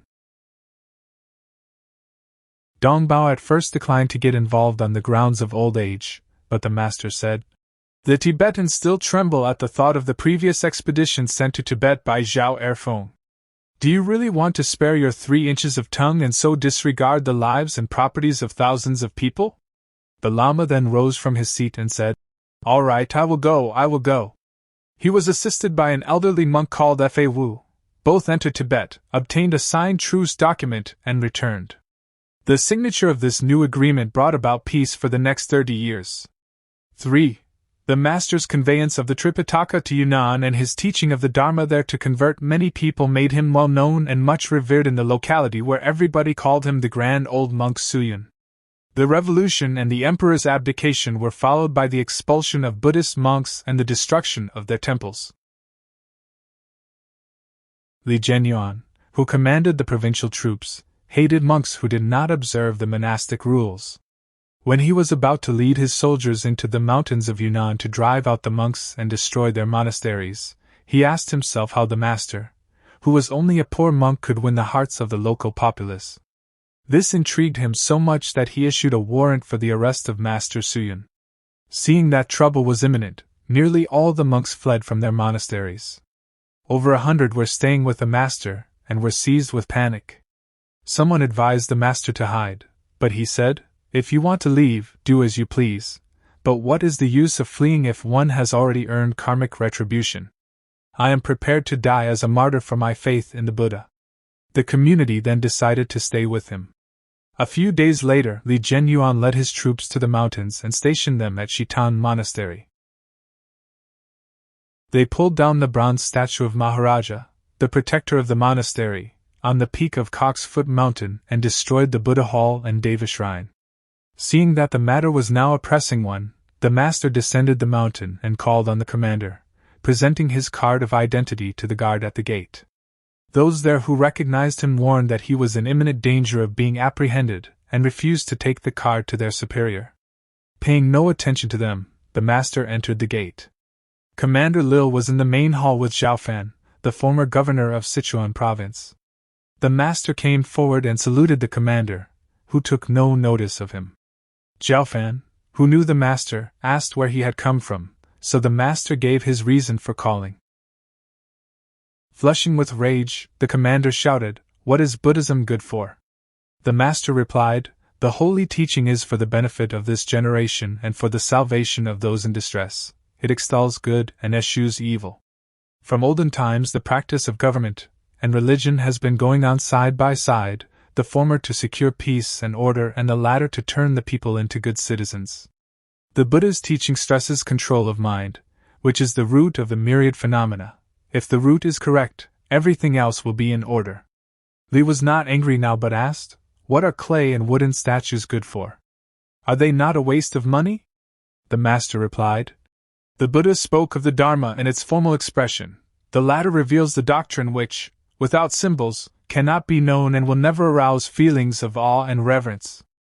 A man devoid of these feelings is apt to commit evil and so cause trouble and misfortune. The use of clay and wooden statues in China and of bronze ones in foreign countries serves to arouse feelings of admiration and respect, and their effect on the masses is incalculable. However, the ultimate pattern taught by the Dharma is, if all phenomenal forms are not regarded to be real as such, the Tathagata will be perceived. Li was rather pleased with this explanation and called for tea and cakes. He then asked, "Why is it that instead of doing good, the monks act strangely and so become useless to the country?" The master replied, "The title monk is just a name, for there are holy monks and worldly monks. It is not fair to blame the whole Sangha because there are one or two bad monks. Can we blame Confucius because there are bad Confucian scholars? You command the provincial troops, but despite military discipline, do you expect all your soldiers to be as intelligent and honest as you are? We regard an ocean as large because it does not have to reject a single fish or shrimp, and the self-nature is like the ocean of the Buddhadhamma because it can contain all things. The duty of the Sangha is to preserve the Buddha's teaching, guard the triple gem, and to convert and guide others in hidden ways, but its influence is tremendous. It is not altogether useless." Commander Li was very pleased with his explanation. He smiled and bowed his head in reverence. He then retained the master for a vegetarian dinner. Candles were lit, and the conversation turned upon the law of causation in worldly entanglements, and the fruits of karma with the continuity of the world and living beings. In the course of the conversation, deeper principles were also dealt with. Li now became both sympathetic and respectful towards the master. Finally, he sighed and said, "The Buddhadhamma is indeed great and boundless, but I have killed monks and destroyed monasteries. Mine is, therefore, an evil karma, and what shall I do about it?" The master said, "This is due to the prevailing modernism and is not entirely your fault. I hope that you will endeavor to protect the Dharma in future, and there is no merit greater than that." Li was very glad and moved to the Zhuxing Monastery, where he mixed with the monks and shared their vegetarian food for a few days. One day, a ray of golden light suddenly appeared linking the peak with the foot of the mountain on which all the vegetation turned yellow like gold. It is said that there are three kinds of light on the mountain: the Buddha light, silver light, and golden light. The Buddha light has been seen every year, but after the monasteries were built, silver and golden lights have been seen only a few times. Li Zhenyuan was very impressed and asked to be the master's disciple. He also asked him to be the head abbot of the whole Cock's Foot Mountain and then led his troops away. If the master's sublime virtues had not been in accord with the Tao, how could he have changed the commander's mind in so short a time? Conclusion of the notes, from the Provincial Annals of Yunnan. That winter, because of a dispute between the Chinese Buddhist Association and the Universal Buddhist Society at Shanghai, I received a telegram from the former asking me to visit them immediately in Nanjing. On arrival, I called on Master Puchang, Taisu, Rishan and Dixien to discuss the matter with them. We agreed to establish the headquarters of the Buddhist Association at Jing'an Temple. Then with Master Jichan, I went to Beijing, where we stayed at the XUYUN Monastery. One day, Master Jichan suddenly felt unwell and passed away sitting in meditation. I saw to his funeral and took his coffin to Shanghai. At Jing'an Temple, the headquarters of the Buddhist Association was officially inaugurated and a memorial service was held for Master Jichan. I received official documents authorizing the formation of branches of the association in Yunnan and Guizhou provinces and the Yunnan-Tibet area. When I was about to return to Yunnan, Upasaka Li Zhenyuan, also called Li Yinwan, gave me letters of introduction to Governor Kaio and other provincial officials asking them to protect the Dharma. Chapter 9. The Jade Buddha. My 73rd year. 1912-13. After my return to Yunnan, I immediately began organizing branches of the Buddhist Association and convened a general meeting at Wenchang Temple, where I asked Master Laochen to set up a branch in Guizhou province. Tibetan Hutuktus and Lamas came in great numbers from distant places. We decided to form groups to spread the Dharma and to open Buddhist schools, hospitals, and other charitable institutions. That year there was an unusual event worth recording. A villager brought to the Buddhist Association of the Yunnan Tibet area a raven to be set free there. The bird was a good mimic. At first it was fed on meat, but after it had been taught the refuge formula and the mantra for reciting the Buddha's name, it refused to take meat. It was tame and enjoyed freedom of movement. All day long it never stopped calling Amitabha and Avalokitesvara Bodhisattva. One day it was caught by an eagle, and while being carried away in the air it continued calling the Buddha. Though it was a bird, it did not meddlesome man. The district was infested with bandits, and although he had arrested and shot many of them, they increased and banded together in secret societies. For their own safety, the gentry joined with them and they were severely punished by Zhang, who also arrested several unscrupulous monks on the Cock's Foot Mountain, but otherwise held the master, Hsu-yun, in great reverence. When the revolution broke out, the people of Binchuan joined it, and laid siege to the prefecture which was, however, firmly held by Zhang. As he could not count on reinforcements, his case was hopeless.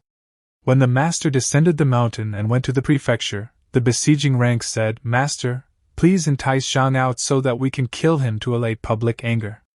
The master replied evasively, but when their leader made the same request, he said, it would not be difficult to kill Zhang. This border region is full of rumors and the situation is still very confused. If you lay siege to the town with the hope of killing its officials, you will be punished when reinforcements arrive.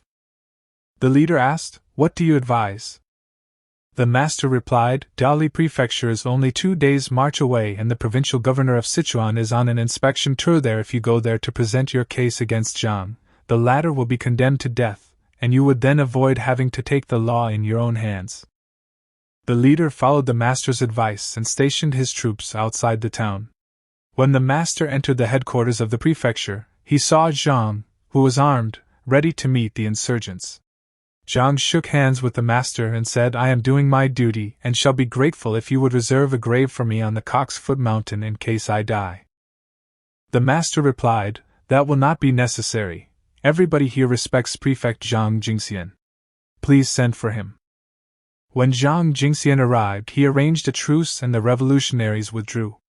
Prefect Zhang then went to Dali Prefecture to ask for reinforcements, and when they arrived, they lifted the siege on the town. When Prefect Zhang left, Yunnan had already proclaimed its independence from the Manchu Emperor. General Kyle was appointed governor, and his old schoolmate, who was Zheng's son, became secretary for foreign affairs. To thank the master, Zhang wrote to him, saying, "You have not only saved my life, but you have also been a benefactor of Binchuan Prefecture. Without your intervention, I might have been killed and my son would now be seeking to avenge me." After the proclamation of the Republic, the living Buddhas and High Lamas of Tibet took advantage of the breakdown of communications to ignore the new regime's order to hoist the Republican flag. The central government ordered Yunnan to send in Shu-Huan with 2 divisions of troops to punish them, and the vanguard had already reached Binchuan. The master thought that if the hostilities were started, endless troubles would be caused in the border region. He followed the vanguard to Dali Prefecture, where he said to the commander, "The Tibetans are Buddhists, and if you send someone who is well versed in the Dharma to discuss the matter with them, there will be no need to dispatch an army to punish them." Yin listened to the master's advice and asked him to go to Tibet on a mission of peace. The master said, "I am a Han Chinese and I am afraid that I shall fail, but at Lichuan there is a Lama called Dongbao who is advanced in Dharma years and whose great virtues are well known and respected. The Tibetans revere him as he is called the Dharma King of the 4 Gems. If you send him, the mission will be successful." Yin therefore wrote a letter for the master to deliver to the Lama, and he also sent some officials to accompany the master to Lichuan. Dongbao at first declined to get involved on the grounds of old age, but the master said, "The Tibetans still tremble at the thought of the previous expedition sent to Tibet by Zhao Erfeng.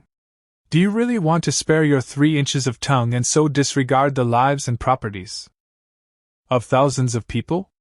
The Lama then rose from his seat and said, "All right, I will go. He was assisted by an elderly monk called Fa Wu. Both entered Tibet, obtained a signed truce document, and returned. The signature of this new agreement brought about peace for the next 30 years. The master's conveyance of the Tripitaka to Yunnan and his teaching of the Dharma there to convert many people made him well known and much revered in the locality, where everybody called him the grand old monk Hsu-yun. The revolution and the emperor's abdication were followed by the expulsion of Buddhist monks and the destruction of their temples. Li Zhenyuan, who commanded the provincial troops, hated monks who did not observe the monastic rules. When he was about to lead his soldiers into the mountains of Yunnan to drive out the monks and destroy their monasteries, he asked himself how the master, who was only a poor monk, could win the hearts of the local populace. This intrigued him so much that he issued a warrant for the arrest of Master Hsu-yun. Seeing that trouble was imminent, nearly all the monks fled from their monasteries. Over 100 were staying with the master, and were seized with panic. Someone advised the master to hide, but he said, "If you want to leave, do as you please. But what is the use of fleeing if one has already earned karmic retribution? I am prepared to die as a martyr for my faith in the Buddha." The community then decided to stay with him. A few days later, Li Zhenyuan led his troops to the mountains and stationed them at Shitan Monastery. They pulled down the bronze statue of Maharaja, the protector of the monastery, on the peak of Cock's Foot Mountain and destroyed the Buddha Hall and Deva Shrine. Seeing that the matter was now a pressing one, the master descended the mountain and called on the commander, presenting his card of identity to the guard at the gate. Those there who recognized him warned that he was in imminent danger of being apprehended, and refused to take the card to their superior. Paying no attention to them, the master entered the gate. Commander Lil was in the main hall with Zhaofan, the former governor of Sichuan province. The master came forward and saluted the commander, who took no notice of him. Zhaofan, who knew the master, asked where he had come from, so the master gave his reason for calling. Flushing with rage, the commander shouted, "What is Buddhism good for?" The master replied, "The holy teaching is for the benefit of this generation and for the salvation of those in distress. It extols good and eschews evil. From olden times the practice of government and religion has been going on side by side, the former to secure peace and order and the latter to turn the people into good citizens. The Buddha's teaching stresses control of mind, which is the root of the myriad phenomena. If the root is correct, everything else will be in order." Li was not angry now but asked, "What are clay and wooden statues good for? Are they not a waste of money?" The master replied, "The Buddha spoke of the Dharma in its formal expression. The latter reveals the doctrine which, without symbols, cannot be known and will never arouse feelings of awe and reverence. A man devoid of these feelings is apt to commit evil and so cause trouble and misfortune. The use of clay and wooden statues in China and of bronze ones in foreign countries serves to arouse feelings of admiration and respect, and their effect on the masses is incalculable. However, the ultimate pattern taught by the Dharma is, if all phenomenal forms are not regarded to be real as such, the Tathagata will be perceived." Li was rather pleased with this explanation and called for tea and cakes. He then asked, "Why is it that instead of doing good, the monks act strangely and so become useless to the country?" The master replied, "The title monk is just a name, for there are holy monks and worldly monks. It is not fair to blame the whole Sangha because there are one or two bad monks. Can we blame Confucius because there are bad Confucian scholars? You command the provincial troops, but despite military discipline, do you expect all your soldiers to be as intelligent and honest as you are? We regard an ocean as large because it does not have to reject a single fish or shrimp, and the self-nature is like the ocean of the Buddhadhamma because it can contain all things. The duty of the Sangha is to preserve the Buddha's teaching, guard the triple gem, and to convert and guide others in hidden ways, but its influence is tremendous. It is not altogether useless." Commander Li was very pleased with his explanation.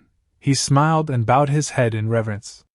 He then retained the master for a vegetarian dinner. Candles were lit, and the conversation turned upon the law of causation in worldly entanglements, and the fruits of karma with the continuity of the world and living beings. In the course of the conversation, deeper principles were also dealt with. Li now became both sympathetic and respectful towards the master. Finally, he sighed and said, "The Buddhadhamma is indeed great and boundless, but I have killed monks and destroyed monasteries. Mine is, therefore, an evil karma, and what shall I do about it?" The master said, "This is due to the prevailing modernism and is not entirely your fault. I hope that you will endeavor to protect the Dharma in future, and there is no merit greater than that." Li was very glad and moved to the Zhuxing Monastery, where he mixed with the monks and shared their vegetarian food for a few days. One day, a ray of golden light suddenly appeared linking the peak with the foot of the mountain on which all the vegetation turned yellow like gold. It is said that there are 3 kinds of light on the mountain: the Buddha light, silver light, and golden light. The Buddha light has been seen every year, but after the monasteries were built, silver and golden lights have been seen only a few times. Li Zhenyuan was very impressed and asked to be the master's disciple. He also asked him to be the head abbot of the whole Cock's Foot Mountain and then led his troops away. If the master's sublime virtues had not been in accord with the Tao, how could he have changed the commander's mind in so short a time? Conclusion of the notes, from the Provincial Annals of Yunnan. That winter, because of a dispute between the Chinese Buddhist Association and the Universal Buddhist Society at Shanghai, I received a telegram from the former asking me to visit them immediately in Nanjing. On arrival, I called on Master Puchang, Taisu, Rishan and Disian to discuss the matter with them. We agreed to establish the headquarters of the Buddhist Association at Jing'an Temple. Then with Master Jichan, I went to Beijing, where we stayed at the XUYUN Monastery. One day, Master Jichan suddenly felt unwell and passed away sitting in meditation. I saw to his funeral and took his coffin to Shanghai. At Jing'an Temple, the headquarters of the Buddhist Association was officially inaugurated and a memorial service was held for Master Jichan.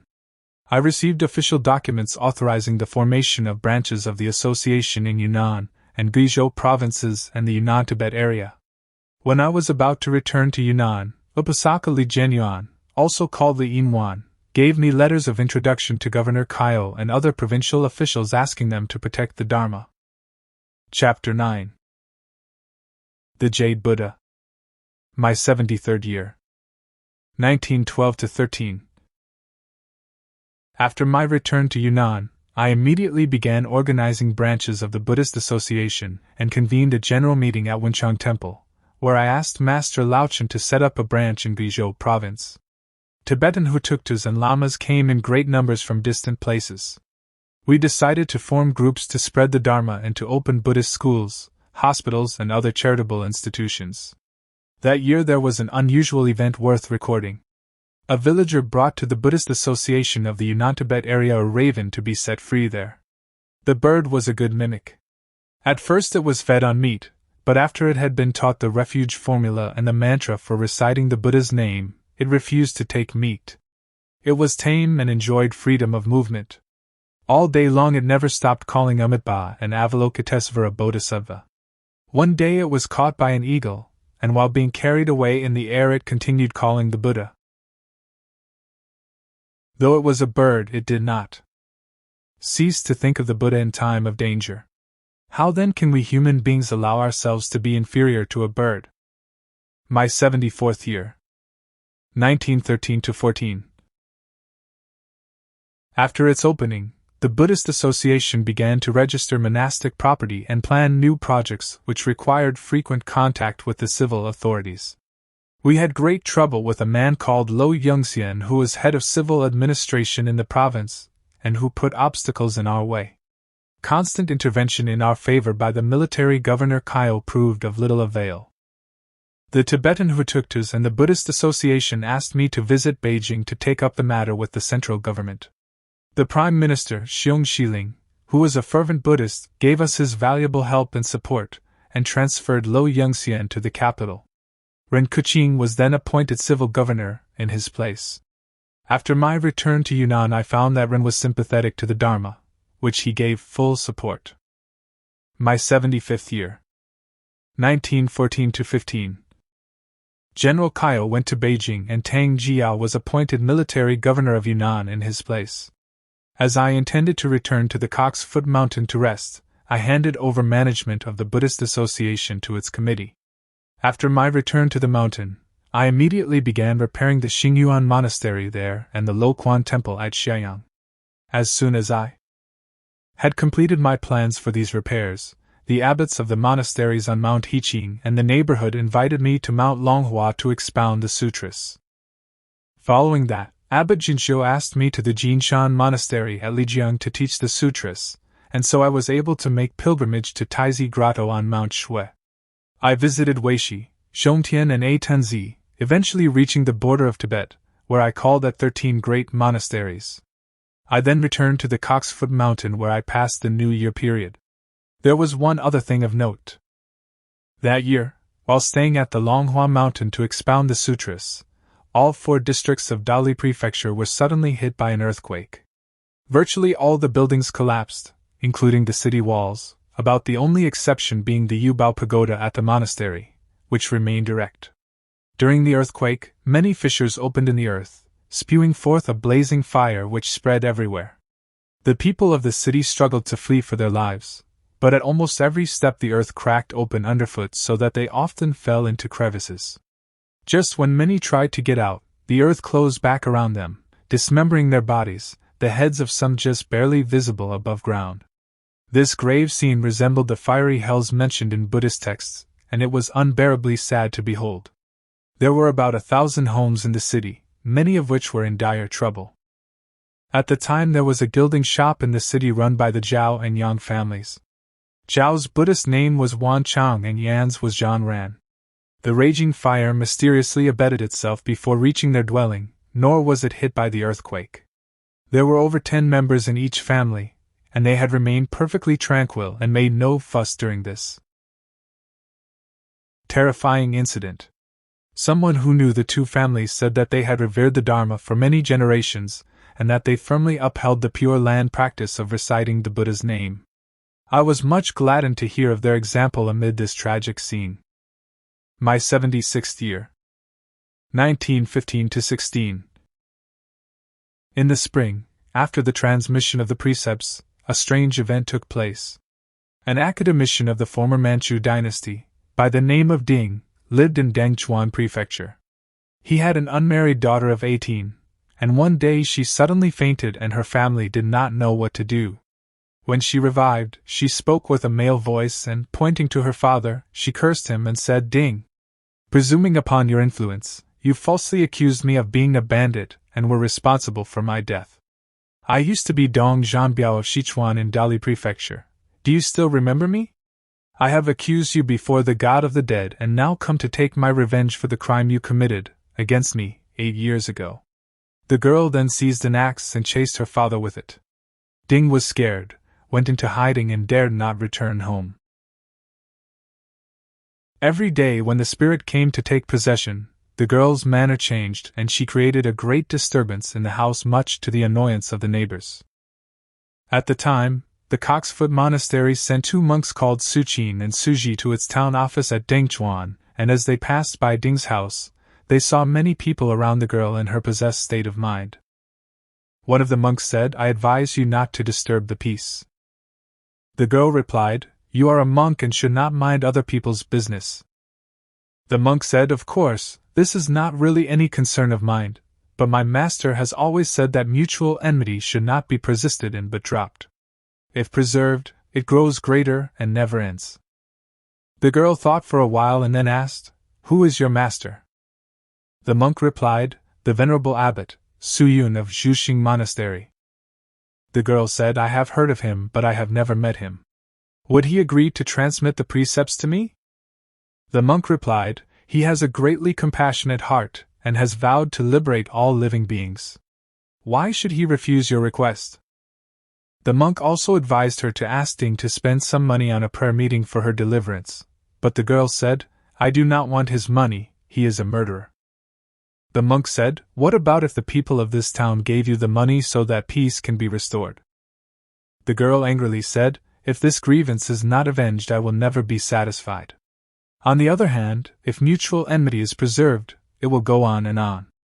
I will ask the God of the dead for advice. Please wait for me here tomorrow." After the demonic spirit left the girl, she stood up, noticed the people around her, blushed with embarrassment, and withdrew. The following day, the possessed girl came before the monks and blamed them for breaking their promise. The monks excused themselves on the grounds that some monastic business had kept them at the town office. The girl said, I have consulted the god of the dead. He said that the Gu-Shan Monastery is a holy site, and that I can go there on the condition that you accompany me. Thus, the 2 monks returned to the mountain along with the girl and about 10 other people, relating details of the preceding events. The following day an altar was erected for reciting the sutras and to transmit the precepts to the girl. Henceforth peace returned to Ding's house, and the people of Dangchuan made frequent pilgrimages to the Gu-Shan Monastery. My 77th year. 1916–17. As I intended to take the Jade Buddha to China which Upasaka Gao had given me a few years earlier, I returned to the South Seas to fetch it.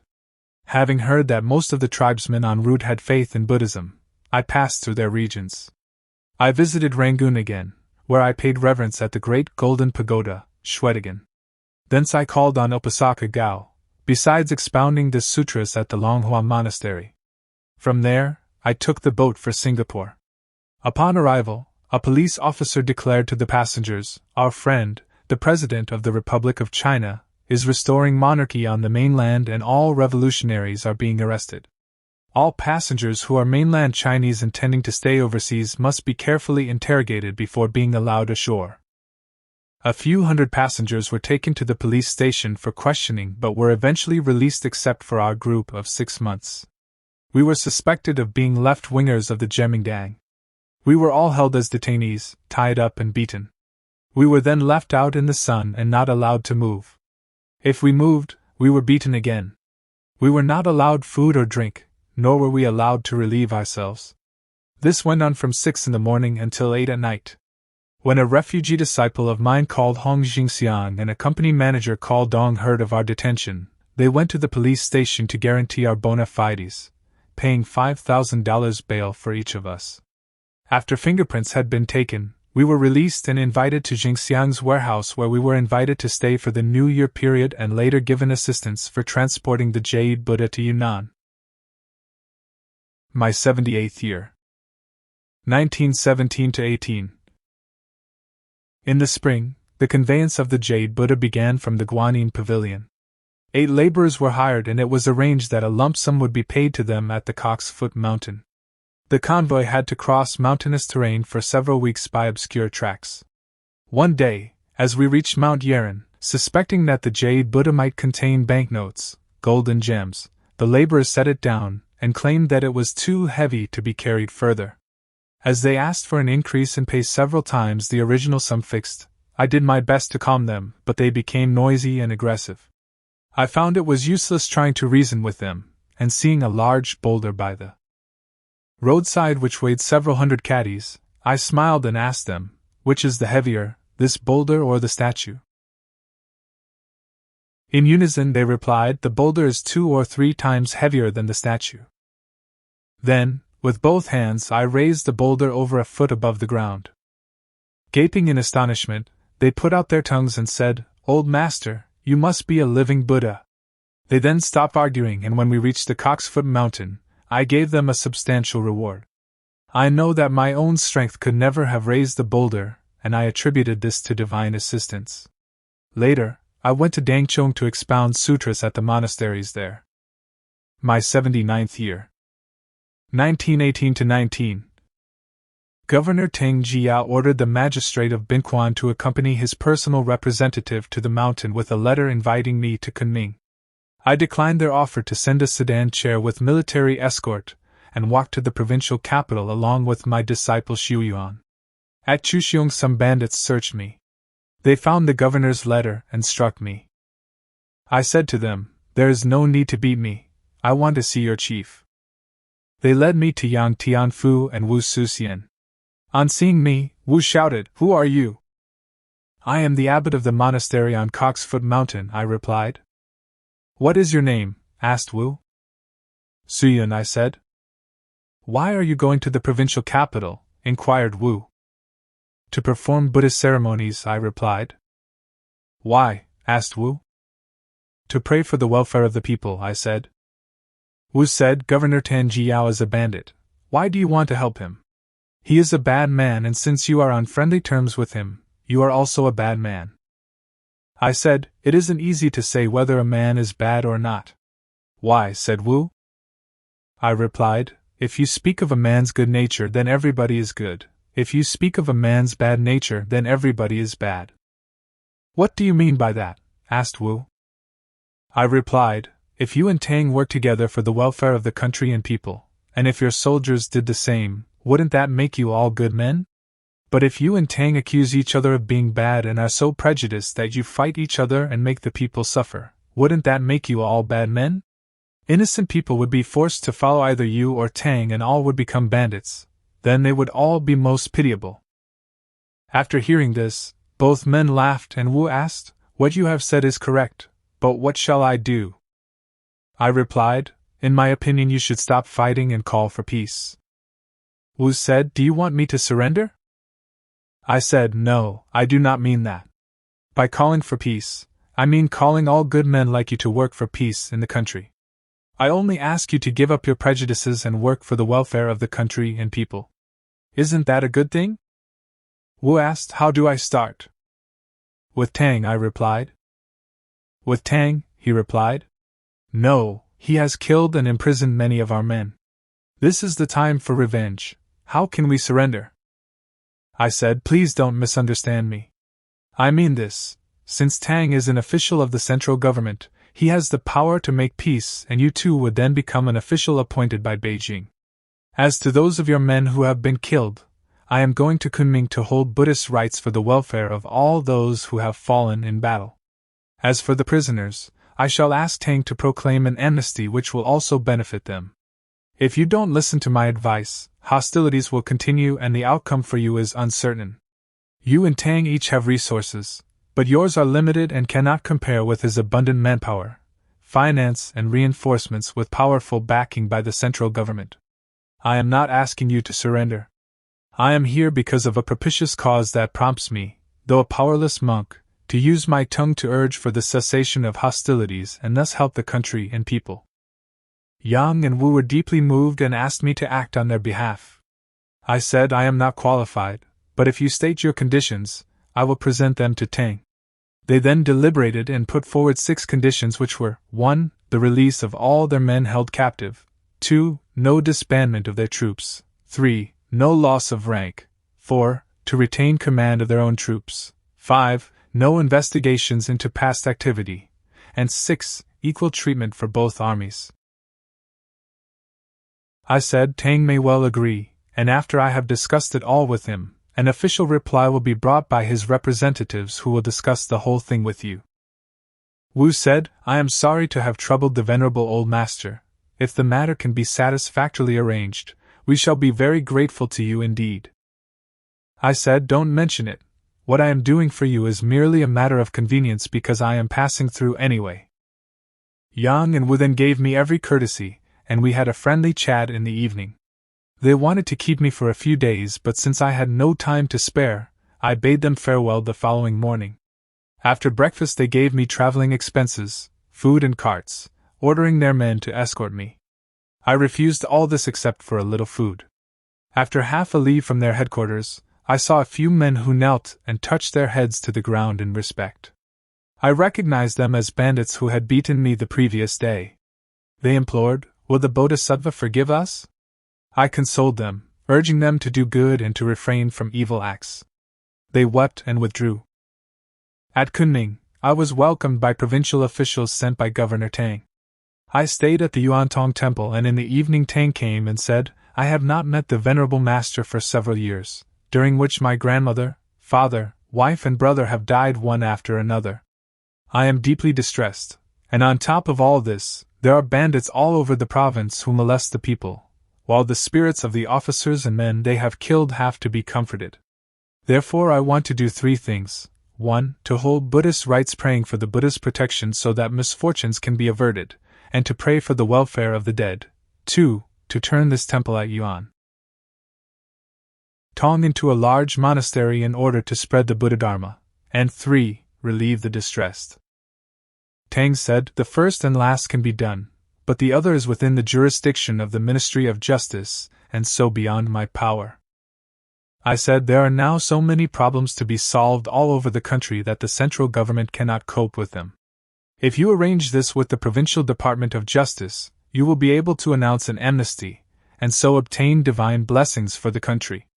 Tang nodded assent, and I then spoke of the two bandit chiefs, Yang and Wu, whom I had met while on my way to Kunming, and suggested a general pardon for their men still held captive so as to convert the insurgents still at large. Tang was pleased with my suggestion, and immediately discussed the proclamation of an amnesty. The year was drawing to its end. When Upasaka's Ouyang, Jingwu and Lu Chui arrived in Kunming to raise funds for the Chinese Dharma Study Center at Shanghai, they also stayed at Yuantong Temple. I invited them to expound the Mahayana Samparigra Shastra. I passed the New Year period at Kunming. My 80th year. 1919-20. In the spring a Bada mandala was set up at the Temple of the Fallen Patriots, where Buddhist rites for the welfare of the spirits on earth and in water began, while an amnesty was announced and the slaughter of animals for food was forbidden. Governor Tang then sent provincial officials to discuss peace with Yang and Wu and the matter of their appointment as military commanders. After this, these two insurgents remained loyal to the provincial authorities. What was remarkable was that after the Buddhist rites had begun, the flames on the candles in the various shrines opened into flowery shapes like lotus blossoms, the variegated colors of which were wonderful. Devotees who came to worship there gathered to see this unusual occurrence. Before the end of the 49th day and during the welfare rites, jeweled banners and canopies appeared in the clouds overhead and were seen by the crowd, who then knelt to pay reverence. After the rites, Governor Tang invited me to his house to read sutras for the welfare of the deceased members of his family. When he again saw auspicious signs which caused him to develop a firm faith in the Dharma, all his people were converted to Buddhism. I then stayed at Kunming for the winter. My 81st year. 1920-21. In the spring Governor Tang again asked me to set up another Bada mandala and perform Buddhist rites for the welfare of the spirits on earth and in water, after which I expounded the sutras. The Huating Monastery on the western hill at Kunming was an ancient holy site in very beautiful scenery, but the monks, instead of keeping it in good condition, had allowed it to fall into ruin and now decided to sell it to the European residents who wished to build a clubhouse there for which they had obtained permission from the local authorities. I was sad about this and spoke to Governor Tang, urging him to preserve this holy site. He listened to me and secretly discussed the matter with local notables, among them being Wang Jiuling and Zhang Juxian. The latter then invited me to a vegetarian meal, during which they presented their formal invitation, written on red paper, asking me to become abbot of the temple so that they could restore the holy site. They made this request thrice verbally and I finally accepted it. That year, Upasaka Zhang Juxian took a pair of geese to Yun-11 Monastery to set them free. I was asked to teach them the refuge formula and both birds bowed their heads and kept silent as if to receive it. After that, they raised their heads and seemed to be very happy. From then on they went with the monks to the main hall and looked at those reciting the sutras. For 3 years they followed the monks when the latter walked in procession round the statues of Buddhas and Bodhisattvas. Everyone in the temple liked them.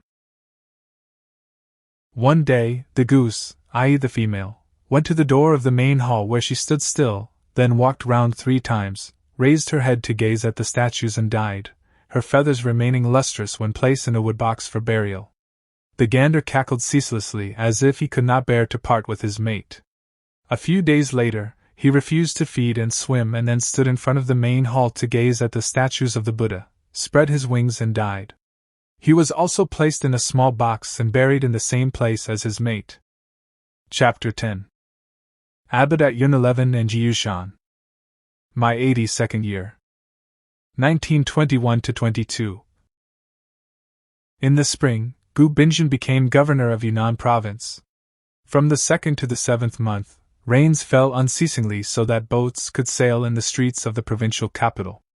Every day from the tower over the city gate, big guns were used to bombard the heavy clouds to try and disperse them, but this was of no avail. From the 7th month onwards, a drought persisted so that by winter dust arose from the dry river bed. This had never happened before in Yunnan.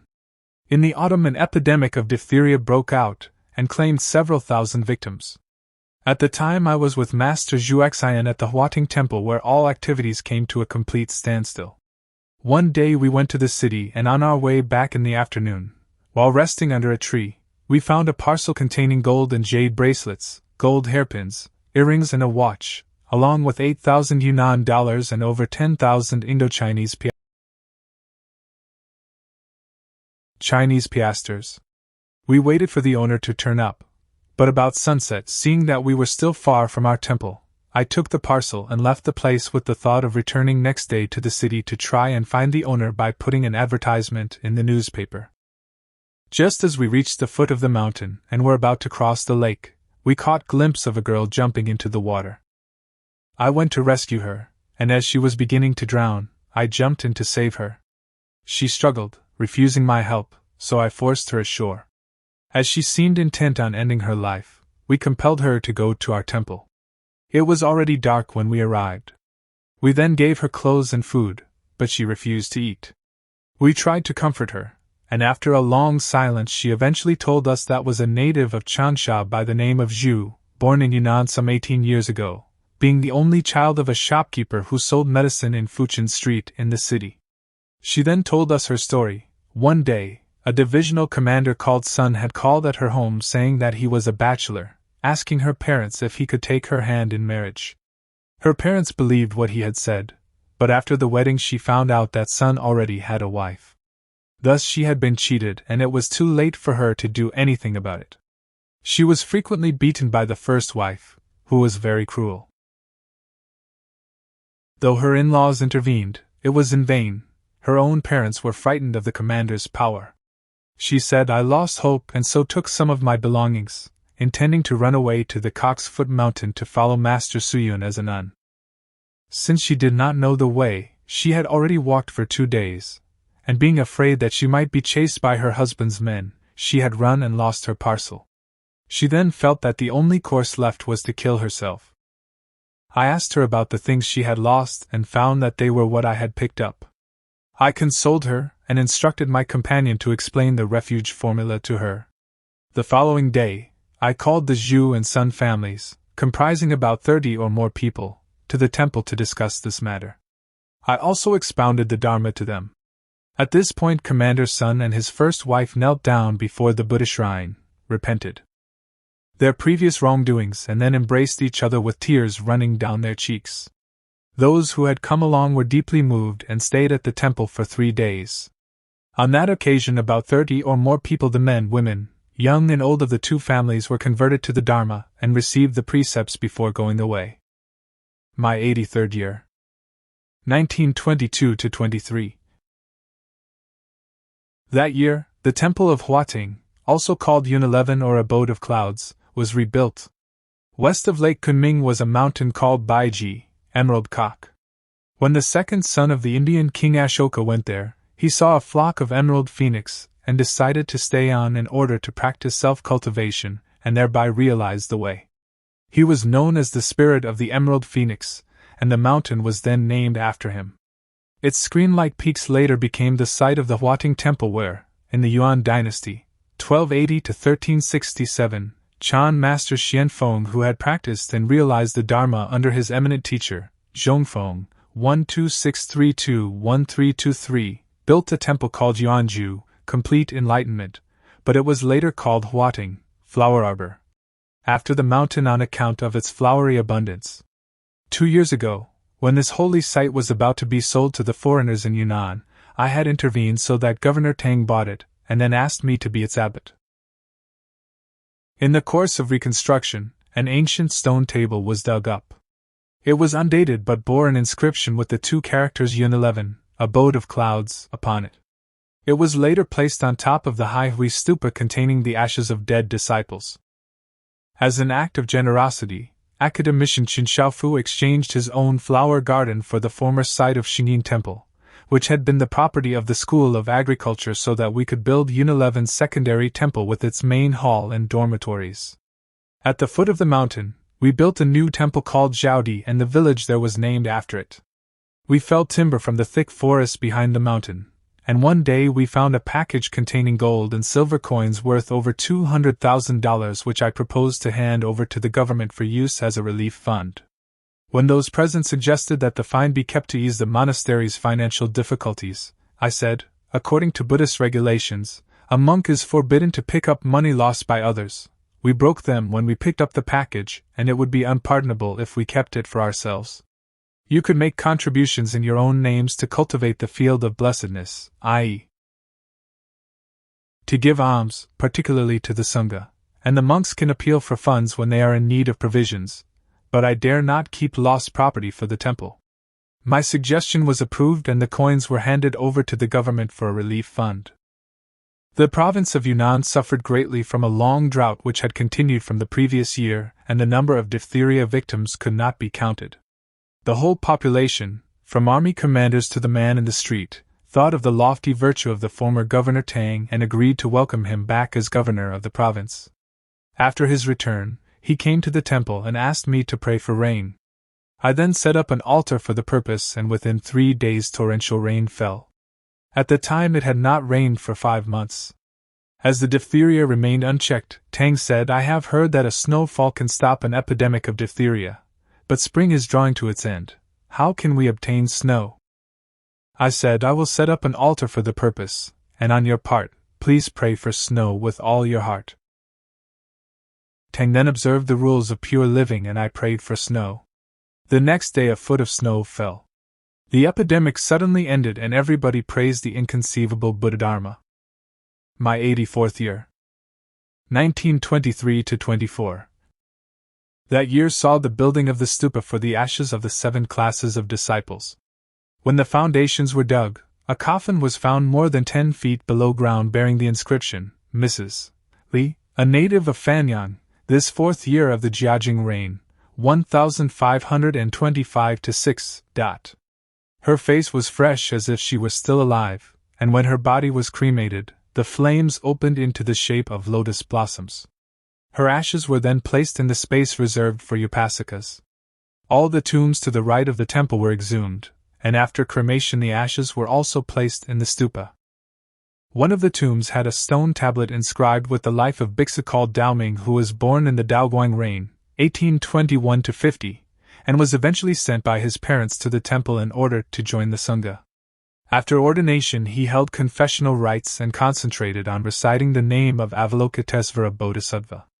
One night he dreamed that the Bodhisattva ordered him to take a bath, after which he never saw him again but felt that his legs were now very comfortable. The next morning, when he rose from his bed, he found that he could walk as well as others. Since then his innate wisdom manifested itself, and that is why he continued to call upon the Bodhisattva for the rest of his life. The cover of the coffin had been damaged by white ants with marks that clearly suggested the outline of a 7-storied octagonal stupa, thus testifying to the effectiveness of the monk's practice. My 85th year. 1924-25. That year we repaired all 16 stupas, including that of the 7 Buddhas of antiquity on the mountain and all statues of the Buddhas, the 500 Lohans, Arhats, in the monastery. At Xingyin Temple 3 bronze statues were cast for the main hall and 3 clay ones for the shrine of the Western Paradise. Chan Bhikkhu Hsu-yun died after receiving the rules of discipline in the spring, and I recorded his life story as follows. The story of Chan Bhikkhu Hsu-yun. Bhikkhu Rebien, also called Hsu-yun, was a native of Huili and was orphaned as a child. A man called Singh took care of him and later married his daughter to him. They had 2 sons but were very poor. When I came to the Coxfoot Mountain, his family of 8 worked at the monastery. In the first year of Xiantong's reign, 1909, after my return to the mountain with the convoy containing the Tripitaka, I transmitted the preliminary precepts to him when he was 20. The following year, when he was 21, his whole group of 8 family members sought to join the Sangha. He had an ugly face, was both deaf and illiterate. He worked in the vegetable gardens during the day and offered prayers to Avalokitesvara Bodhisattva in the evening. He also practiced meditation and at times read the sutras, but never asked others to teach him. He was diligent in his practice, and in 1915 he asked for leave to call on learned masters elsewhere in the country. In 1920, when I was at the Yun 11 temple, he returned and resumed his duty as a gardener. He could then read the sutras in the main hall and spent his spare time making garments and bamboo-ware for the community. He gave away all the surplus vegetables to form propitious karma, keeping nothing in excess of the necessities of life, and never spoke without due reason. While I was at XUYUN Temple, I noticed his work in the gardens and inner cultivation, which was exemplary and rarely found. That year, during the transmission of the rules of discipline elsewhere on the mountain, he came and asked me to verify his achievements, and after he had been fully ordained, he asked for leave to return to the XUYUN Temple. On the 29th of the 3rd month, after midday meditation, he went to the courtyard behind the main hall, where he put on his robe, heaped up some bundles of straw, and sat upon it cross-legged, his face turned towards the west, reciting the Buddha's name, and then, with one hand ringing the bell and the other beating the wooden fish, he set fire to the straw. The numerous people in the temple at first knew nothing about what was happening, but when those outside saw the blaze, they entered the temple but could not find the bhikksu. When they went to the courtyard, they saw him sitting motionless with crossed legs on the ashes. His clothing was intact, but the wooden fish and handle of the bell were reduced to ashes. I was told of his death, but since I was preparing for the ceremony for the transmission of the Bodhisattva precepts on the 8th of the following month, I could not descend the mountain. I then wrote to Wang Hsu-yun, head of the financial department, and Zhang XUYUN, chief of the Conservancy Bureau, asking them to see to his funeral on my behalf. When they saw the remarkable occurrence, they reported it to Governor Tang, who came with all his family to observe it. When the bell was removed from the bhikksu's hand, his body, which had until then remained erect, collapsed into a heap of ashes. Those present praised the occurrence, and developed their faith in the Buddha-Dharma.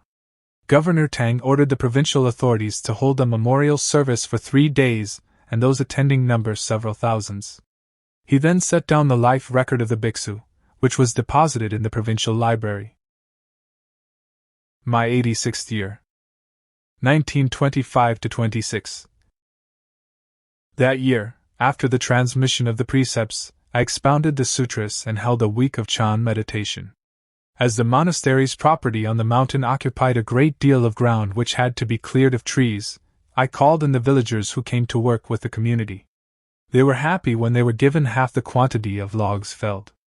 That year, the governorship of the province was abolished and replaced by an administrative committee. Thus, Governor Tang went into retirement and often came to stay on the mountain. My 87th year. 1926-27. That year, troubled conditions prevailed in the province of Yunnan, with soldiers billeted in private houses so that nobody lived in peace or dared go to the fields during the harvest. I went to the army headquarters and discussed the matter with the commander, who then issued an order forbidding his men to interfere with the peasants when they were being escorted to the fields by the monks. As a result, a few thousand peasants came to stay at the temple, where they shared with the community first meals of rice, then rice gruel, then bran when the rice ran out, and finally, only water to stave off their hunger pangs. They were deeply moved and wept when they saw the monks endure the same hardships as themselves. It was only after things had improved that the peasants returned to their homes, and since then, they always volunteered to protect the monastery with a whole heart. Since I had become abbot of Yun 11 Monastery, each year I transmitted the precepts, expounded the sutras, and held weeks of Chan meditation. That year, during transmission of the precepts, some withered trees in the courtyard in front of the main hall suddenly blossomed with lotus-like flowers. All the green vegetables in the temple garden bore lotus-like green flowers, each one having something like a standing Buddha in the center. Of Pasaka Zhang Zhuxian recorded the rare occurrence in a gatha which was inscribed on a stone tablet at the monastery. My 88th year. 1927-28. That year I transmitted the precepts, expounded the sutras, and held weeks of Chan meditation as usual. The construction of additional shrine halls and dormitories was completed, and the bell tower was rebuilt. My 89th year. 1928-29. I went with Apasaka Wang Jieling to Hong Kong in order to raise funds for making new statues of the Buddhas. The governor of Guangdong, General Yu, sent a representative to Hong Kong inviting me to Canton, where I stayed at the XUYUN Sanatorium. I then accompanied the governor to Ningren Temple on Mount Baiyun, and while there, I had to decline his invitation to assume the role of abbot at the Nan-Hua Monastery in Chao 11. I then proceeded to Amoy and Fuzhou, returning to Gu-Shan, where I expounded the sutras. Afterwards, I went to the King Ashoka Monastery at Ningbo to revere the Buddha relics there, and thence to Putua Island, where I met Master Wenji. He accompanied me to Shanghai, where I stayed at the Gan Hamadana Hermitage in Longguang Temple. Towards the end of that autumn, Abbot De Gong of Gu-Shan Monastery died, and the community there sent a representative to see me in Shanghai. As the year was drawing to its end, I stayed in Shanghai to pass the New Year period. My 90th year. 1929–30. In the first month I left Shanghai, returning to Mount Gu. While there, the Navy Minister, Yang Shuzhuang, also chairman of Fujian Province, and Fan Xingdao, the former chairman, came with gentry and officials inviting me to become abbot of Gu-Shan Monastery. I thought of the place where I had first had my head shaved when joining the Sangha and of the august virtues of my late master, and could find no excuse to shrink from this duty. Consequently, I accepted their request. My 91st year. 1930–31. During my previous year at Mount Gu, I had improved the organization of the monastery. In the spring, I asked Master Wenji to assist me as Director of Duties, Karmadana, during the transmission of the precepts, and in the first month of that year, I lectured on the Brahmanet Sutra to the whole assembly. In the courtyard of the abbot's quarters, there were 2 feathery palm trees which are said to have been planted some centuries ago in the Tang dynasty, one by the Prince of Min's state, now modern-day Fujian, and the other by Abbot Xingjian. These trees grow slowly and last very long, sprouting only 1 or 2 leaves each year. Both were then 10 feet high but had never flowered, and it is said that they take 1,000 years to bear blossoms. But during the transmission of the precepts, they were in full bloom. People came from far and near, crowding into the monastery to see them. On this occasion, Master Wenji recorded this rare occurrence on a stone tablet at the monastery. My 92nd year. 1931–32. I continued to be abbot of Gu-Shan Monastery, where I transmitted the precepts, expounded the sutras, founded a school of Vinaya discipline, and built the temples of Bingchu, Shilin, and Yunhua. My 93rd year. 1932–33. In the spring, during the transmission of the precepts, an old man of unusual mien with white hair and beard came and went straight to the abbot's room, where he knelt down and asked me to teach him the Vinaya rules of discipline. When asked, he said that his name was Yang and that he was a native of Nantai. A monk called Miaozong, who was receiving the precepts at the time, also came from Nantai but told me he had never met the old man before. After the transmission of the Bodhisattva precepts and distribution of certificates of discipleship, no trace of the old man could be found. When Miaozong returned to Nantai, he found at the temple of the Dragon King a statue which not only strongly resembled the old man, but which also held in its hand a certification of discipleship. The news spread all over Nantai that the Dragon King had received the transmission of the precepts. At this time, a 66-year-old Cantonese Upasaka called Zhang Yudao, who had been an academician of the former Manchu dynasty, came to the monastery to receive full ordination. He was given the Dharma name of Guanben, contemplating the root, and entrusted with cataloging the sutras in Gu-Shan Monastery's library. After the ceremony, I asked the old master Xiaizhou to expound the 4-division Vinaya in the Dharma hall, and Dharma masters Shida and Yin-Shun to teach the novices at the Vinaya school. My 94th year. 1933–34. That spring I asked Dharma Master Yin-Ci to expound the Brahmanet Sutra during the transmission of the precepts. In the first month, the Japanese army occupied Shanhai Pass and created a tense situation all over the country. As the 19th Route Army declared a state of alert, all the temples in the province refused to receive guest monks except Gu-Shan Monastery, which still admitted those monks coming by sea. There were 1,500 to 1,600 monks gathered at the monastery, but in spite of our limited provisions, we managed to let them have rice gruel at breakfast and rice at noon, In the 6th month, the park intended for the release of living creatures was completed. Among the flock of geese sent by Upasaka Xingqiqiao to be set free in the park, there was an unusual gander which weighed about 16 caddies. When it heard the monastery's wooden fish being beaten, it spread out its wings and stretched out its neck. In the main hall, it gazed at the Buddharupa all day. A month later, it died while standing before the Buddha's image, but did not fall to the ground. Upasaka Jing wondered at this rare occurrence, and asked for the bird to be cremated according to Buddhist rules. 7 days later, when it was cremated, there was no smell. A common grave was then dug for the ashes of all birds and animals cremated at death. Chapter 11. Nan-Hua Monastery. My 95th year. 1934-35. In the spring, as a further step to improve the Vinaya school, I asked Dharma Master Saijo to be its headmaster. In the 2nd month, during an evening meditation, I saw, in a state which seemed to be but was not really a dream, the 6th patriarch, who came and said, "It is time for you to go back." The next morning I said to my disciple, Guanben, "Last night I dreamed that the 6th patriarch called me back. Is my causal life, in this world, coming to an end?" Guanben said a few words to comfort me. In the 4th month, I again dreamed that the 6th patriarch urged me thrice to go back. I was very surprised by this, but shortly after I received telegrams from the provincial authorities in Guangdong inviting me to take over and renovate the 6th patriarch's temple. I thought of the holy site of the 6th patriarch, Huining, which badly needed repairing after its last renovation. By Master Hunn, 1546-1623, and set out on my journey to Lingnan, ancient name for Guangdong province.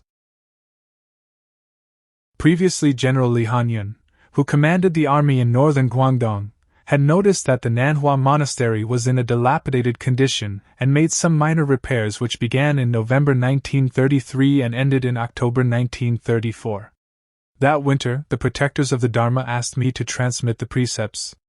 As some of the halls and buildings of Nan-Hua Monastery had collapsed and the dormitories were uninhabitable, we built thatched bamboo lodgings in order to house a few hundred guests. The officials and notables of Canton and Shaoguan came with their families in great numbers to receive the precepts and become disciples of mine. On the evening of the 17th of the 11th month, during the transmission of the Bodhisattva rules, a tiger came in as if to receive the precepts, scaring all those present. However, I spoke the refuge precepts to the tiger, and it was receptive, became tame and went its way. The Master's arrival at Chao 11. From the Hsu-yun Shang Fa Hui. In 1934, on the 2nd day of the 8th moon, Master XUYUN arrived from Gu-Shan and, followed by the district officials, literati and people, proceeded to Chao 11. It happened to be the day when people in the district were celebrating the anniversary of the patriarch's birthday, and about 10,000 of them were converging on the monastery to offer incense. At the CO 11 gate. On his arrival at the gate, the Master pointed his staff at it and chanted, "A dream has now come true at Chao 11. From far away the poor man has returned. Let us no more think of what is and what is not. Even to call it a bright mirror is still wrong. Since the midnight transmission of robe and bowl at Huangmei, imposingly the light for centuries has shone. Who if the house descendants will carry on the line, so that the lamps succeed each other to reveal spiritual majesty?" At the gate of the Biaolin Monastery. The Master pointed his staff at the gate and chanted, "Here clearly is the road to Chao 11. Wide open is the gate of precious wood, where students of the sect from the 10 quarters come and go on their long journeying. When this palace of transcendental bliss is reached, the pure void is free from dust. The Dharma realm has neither center nor circumference. This one door holds the wonder of all schools." In the Maitreya hall the Master entered the hall and chanted, "When the big belly thunders with loud roar of laughter, thousands of white lotus rain through all the world's point zero. With his bag of cloth vast is he as the universe. He will succeed the Buddha, preaching in Dragon Flower Tree Park, in front of the shrine of Wu-Tai." The Master chanted, "In answer to the needs of all as a youth you come. to conquer ghouls and demons with awe-inspiring majesty. Hey! The sermon on the Vulture Peak is still ringing in all ears. O fiery general, O protector of the Dharma! In the hall of the fifth patriarch the master chanted. The transmission handed down in this eastern land produced a flower with petals 5. From Hsu in the north and in the south from Ming shot leaves and branches spreading everywhere. Then the master prostrated himself before the fifth patriarch. In the hall of the sixth patriarch holding incense sticks, the master chanted. Each year on the second day of the 8th day of the second month, in the sky appear the tracks of birds. Although it never hid within the universe, it could not be perceived e'en by Lilu. How can it ever then be known? Burning incense sticks, he continued. Today clearly it is pointed out. In front of the shrine of Master Hanshan holding incense sticks, the master chanted. In all the land there never was a rival. But now a rival comes by name Gu-Shan. Occasionally a recollection makes one repent one's restlessness. What restlessness? Calling followers, the master continued. 2 clay oxen struggled to stride into the sea. Each time I offer incense sticks, my heart is full of sadness. After offering incense sticks, the master continued. Today this is the Qing. It was the Qing before. When past and present meet, there is change of form. The Dharma prospers and declines as good and bad prevail, yet it has never ceased in wood and grass to dwell. Then the master prostrated himself before Hanshan. In the main hall, holding incense sticks, the master chanted. O Lord Teacher of Saha! The uncreate rightly taught by you is Dharma most profound and wonderful. But who is Buddha and who living being? Then the master prostrated himself before the Buddha. In the abbot's room. The master entered the abbot's room and chanted. I enter now the room of the late virtuous one, and climb up to the former patriarch's seat, holding firm the horizontal sword. I give the right supreme command. This is where patriarch and ancestors taught the Dharma for the benefit of men. Today, this unworthy man comes here. What does he? The master snapped his fingers thrice and continued. These finger snaps bring to perfection the 80,000 Dharma doors, ensuring straight entry to the state of the Tathagata. Then the master prostrated himself before the statue of Buddha. In the Dharma hall, pointing his staff at the Dharma seat, he chanted. The eminence of this precious seat has been handed down from sage to sage. There is no hindrance from all angles, and all dharmas are profound. When in the sun the head is raised, the pressure of what can be grasped is cut off and turned away. Even eyes of iron with copper pupils, though they look, can never reach it. The coming of the mountain monk is not peculiar in itself. If long sight you want to penetrate all quarters, to a higher story must you climb. Let us ascend. After ascending to the seat, he held incense sticks in his hand and chanted. These incense sticks do not descend from heaven. How can they come from earth? They smoke in the incense burner, as a token of my offerings. To our teacher Sakyamuni Buddha, to all Buddhas and Bodhisattvas, to all patriarchs and sages from India and of this eastern land, to Arya Jnanabai Sagya who founded first this monastery, to the great master the sixth patriarch, and to all past masters who revived and succeeded to this sect. May the Buddha's sun shine greater. May the wheel of the law forever turn.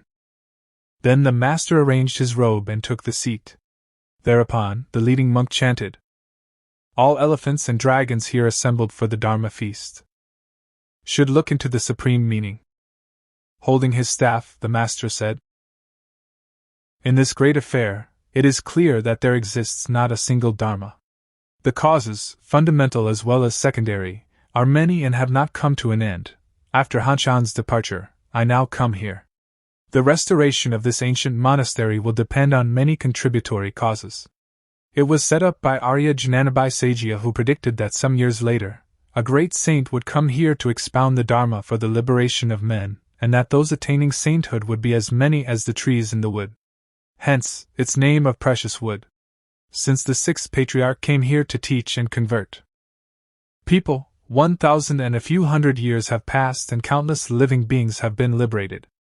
There have been alternating periods of prosperity and decline, and in the Ming dynasty, ancestor Han rebuilt this monastery and revived the sect. Since then, over 300 years have elapsed, and during that period, the lack of a suitable successor has caused it to fall into disuse.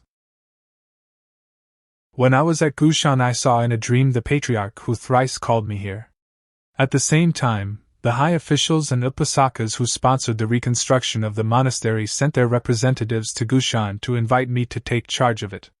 In view of their devotion, I have been obliged to accede to their requests, and am now taking this seat. I feel ashamed of my poor virtues and shallow wisdom, and also am not familiar with the management of the monastery. Therefore, I must rely on the support of all of you so that the withered branch will be sprinkled with amrita and the house in flames will be covered by the clouds of compassion. Together we will do our utmost to preserve the Patriarch's monastery. About striving to preserve it. What am I doing now? With his two palms brought together, the master turned to the right and to the left in salutation and said, "Under the corner of my robe stand the 4 Deva kings." Then the master got down from his seat. My 96th year. 1935–36. That spring, General Li Hanyun was transferred to the eastern district of Guangdong, so we lost his valuable support and met with growing difficulties in renovating the monastery. After the transmission of the precepts, the Nan-Hua group of hospitals in Hong Kong invited me there to perform rites for the welfare of the dead on earth and in water. An altar was set up for the purpose of the Donglian and XUYUN temples. After the rites, I returned to Gu-Shan Monastery to tender my resignation as its abbot and asked its superintendent, the old master Zhonghui, to fill the vacancy. I then returned to the Nan-Hua Monastery where I renovated the hall of the sixth patriarch and built the shrine of Avalokitesvara, plus the dormitories. In that winter, the 3 cedars behind the monastery which had been planted in the Song dynasty, 960–1279, which had withered away during the last few hundred years, suddenly sprang into leaf.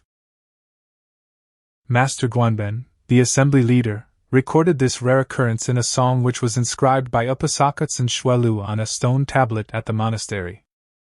My 97th year. 1936–37. After the transmission of the precepts in the spring, the renovation of the Nan-Hua Monastery was gradually completed. Mr. Linchin, President of the Republic, Mr. Chujing, a cabinet minister, and General Jiang Gaishek came to the monastery one after the other. President Lin and Minister Chu subscribed funds to rebuild the main hall, and General Jiang Gaishek made a contribution of funds to hire labor so that we could alter the course of the Chao-Levan stream which ran past the monastery. However, this change of the Chao-Levan's course did not require manpower in the end, but was made possible thanks to the help from spiritual guardians of the Dharma.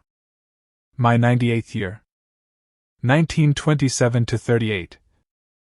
In the spring, after the transmission of the precepts, I was invited by the Guangdong Buddhist Association to Canton, where I expounded the sutras and received Tibetan lamas and their disciples.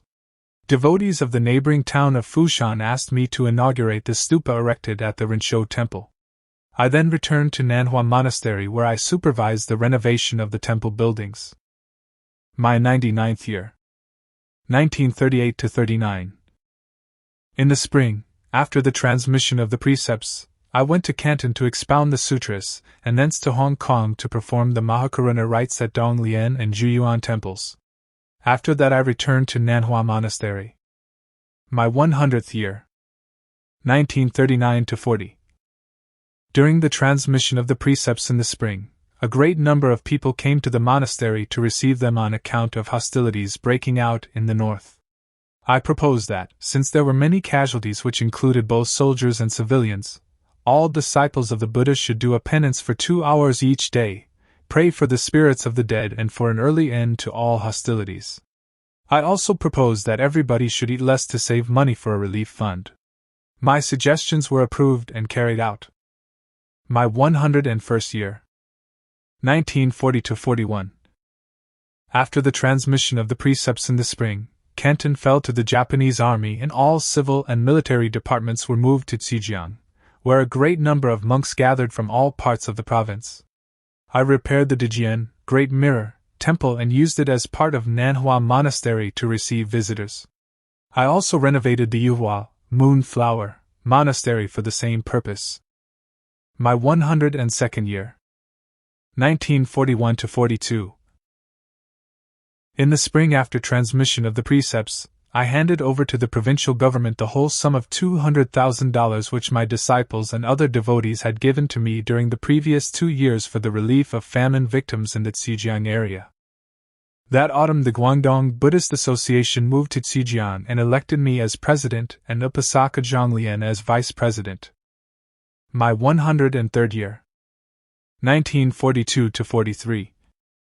During the transmission of the precepts in the spring, a spirit which lived in a tree at the monastery came to receive them as a preceptee. Master Guanben, the superintendent of the temple, recorded this unusual occurrence as follows. At the transmission of the precepts, a monk came and asked for the Bhiksha precepts.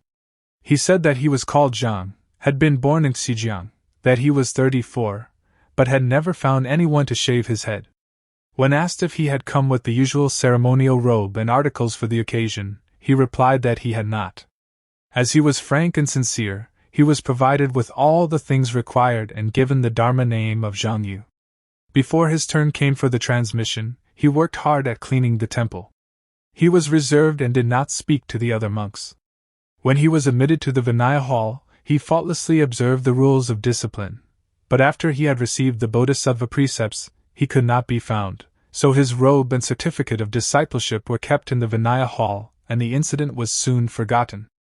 The following year, before the transmission of the precepts, Master Hsu-yun dreamed that the monk came and asked for the certificate. Asked where he went after the transmission, he replied that he had not gone anywhere as he lived with the earth god. His certificate was then burned as an offering and thus returned to him. In the summer and autumn we repaired the nunnery of Wujin to receive all the nuns coming to Zhejiang. Dejian Temple had just been rebuilt, but the renovation of the Nan-Hua Monastery was not yet complete. From time to time I was consulted by Gu-Shan Monastery on various matters, and thus kept busy all of the time. On top of all this, Japanese bombers disturbed us every day by flying over the monastery on their missions. Note by Tsun Xuelu, Hsu-yun's editor. After the fall of Canton to the Japanese, the provincial wartime capital was set up at Zhejiang and high-ranking military leaders frequently came to the Nan-Hua Monastery. The Japanese intelligence learned that the temple was used as a meeting place for Chinese officials. In the 7th month, when a large number gathered there, 8 enemy bombers came and circled over it. The master knew of their intention and ordered the monks to return to their dormitories. After all the guests had taken refuge in the hall of the 6th Patriarch, the master went to the main hall where he burned incense and sat in meditation. A plane dived, dropping a large bomb which fell in a grove on the river bank outside the monastery without causing damage. The bombers returned and circled over it when suddenly, 2 of them collided and crashed to the ground at Mabie, some 10 miles to the west. Both planes were destroyed with their pilots and gunners. Since then, the enemy planes dared not come near the monastery, and always avoided flying over it on their bombing missions to the hinterland. That winter, in the 11th month, President Linshan and the government sent Upasaka's Chu Ingguang and Zhang Zilin to the monastery, inviting me to the wartime capital of Chongqing to hold a prayer meeting for the welfare of the country. I left Nan-Hua on the 6th of the 11th month, and when I arrived at the sacred mountain of Hengshan in Hunan province, I offered incense at the monastery there and met Upasaka Sugweju, who had been sent by Marshal Li Jishan to invite me to Guilin. On arrival, I stayed at Mount Juya where monks, nuns, male and female lay devotees came and asked to be disciples of mine. Next, when I reached Guizhou, I stayed at the Qianming Monastery where Abbot Guangmiao asked me to expound the Dharma. When I arrived in Chongqing again, I was met by government officials and the monastery's representatives. After calling on President Linshan and Upasaka Dai, the chairman of the prayer meeting, we decided to hold 2 Dharma assemblies at the temples of Hsu-yun and Hua-yun. My 104th year. 1943-44. In the first month, I performed rituals for the welfare of the country which ended on the 26th day. President Linchin, General Jiang Kai-shek, Minister Dai, General Ho and other high officials invited me, one after the other, to vegetarian meals. General Jiang Kai-shek inquired about the Dharma in detail, listening to the various points on materialism and idealism, as well as the doctrine of Christianity. I replied to his inquiry in a letter. I then expounded the Dharma at the temples of Hsu-yun and Hua-yun, where my lectures were recorded by my attendant Wei-yun. In the 3rd month, I returned to the Nan-Hua Monastery to build a stupa for the ashes of dead disciples. When the ground was dug up, we found 4 empty coffins, each of them 16 feet in length, and also black tiles 8 inches square with impressions of birds, animals and astrological symbols, but bearing no date. In the 6th month we opened the Vinaya school for novices and a free school for poor children of the locality. The building of the stupa was completed in the winter. Chapter 12. Yunmen Monastery. My 105th year. 1944-45. In 1940, after the monastery of the 6th Patriarch had been completely rebuilt, I went with the Biksu Fugwa to Zhejiang to search for the ancient monastery of Lingshu, but we failed to find it. When we arrived at Mount Yunmen, we found an old, dilapidated temple in the dense thickets which contained the body of the founder of the Yunmen school. On seeing the holy site in such a condition, I was so sad that I could not refrain from tears. A monk called Minkong had lived there alone since 1938, and had braved hardships to continue the worship of the founder of the sect. He related his difficulties and said that if the monastery was not rebuilt, it would soon fall into ruins and be buried in oblivion. I then returned to the Nan-Hua Monastery. One day, Marshal Li Jishan and Chairman Li Hanyun came to see me and I told them of what I had seen at Yunmen. Later, during his tour of inspection, Chairman Li passed by Mount Ruyuan and saw the ruined monastery of Taju, Great Enlightenment, on the Yunmen Peak, which was in the same dilapidated condition as the Nan-Hua Monastery before its renovation. He called the Sangha and notables to a meeting during which I was asked to take charge of the monastery's reconstruction. In anticipation of the war spreading to Nan-Hua, I secretly moved the bodies of the 6th Patriarch and Master Hanshan to Yunmen. On my arrival at Yunmen, I saw that most of the temple buildings were in ruins except the hall of Master Yunmen, which, however, was in imminent danger of collapse. I settled in a small room behind the shrine of Avalokitesvara Bodhisattva where I planned the restoration of the holy site. In the winter, I returned to Nan-Hua to hold a prayer meeting for the welfare of the dead on earth and in water. My 106th year. 1945-46. Between the spring and summer, the Japanese armies invaded northern Guangdong and occupied all the districts, including Ruyuan. Most of the refugees fled to the monastery of Yunmen, where they shared with the community first meals of rice, then rice gruel, and eventually yam flour as the provisions decreased. Among them were carpenters, brickmakers and bricklayers numbering about 100 skilled persons who offered to work without wages, thus greatly contributing to the reconstruction of temple buildings. In the summer, when Chinese troops moved to another defense line, the local bandits thought that they were retreating, attacked them and seized a large quantity of their rations. Reinforcements soon arrived and planned to attack the bandits in more than 40 villages. About 1,000 villagers, including men and women of ages, fled with their clothes and cattle to the hills inhabited by aborigines. The elders of the villages came to the monastery and asked me to intervene. I then discussed the matter with the army commander, and 3 days later, all the loot was returned and the army indemnified. An agreement was then signed and conditions returned to normal. Since then the villagers regarded me as compassionate as a mother to them, and although the Japanese occupied the towns, they did not come to Yunmen and so avoided trouble with the hostile population of the region.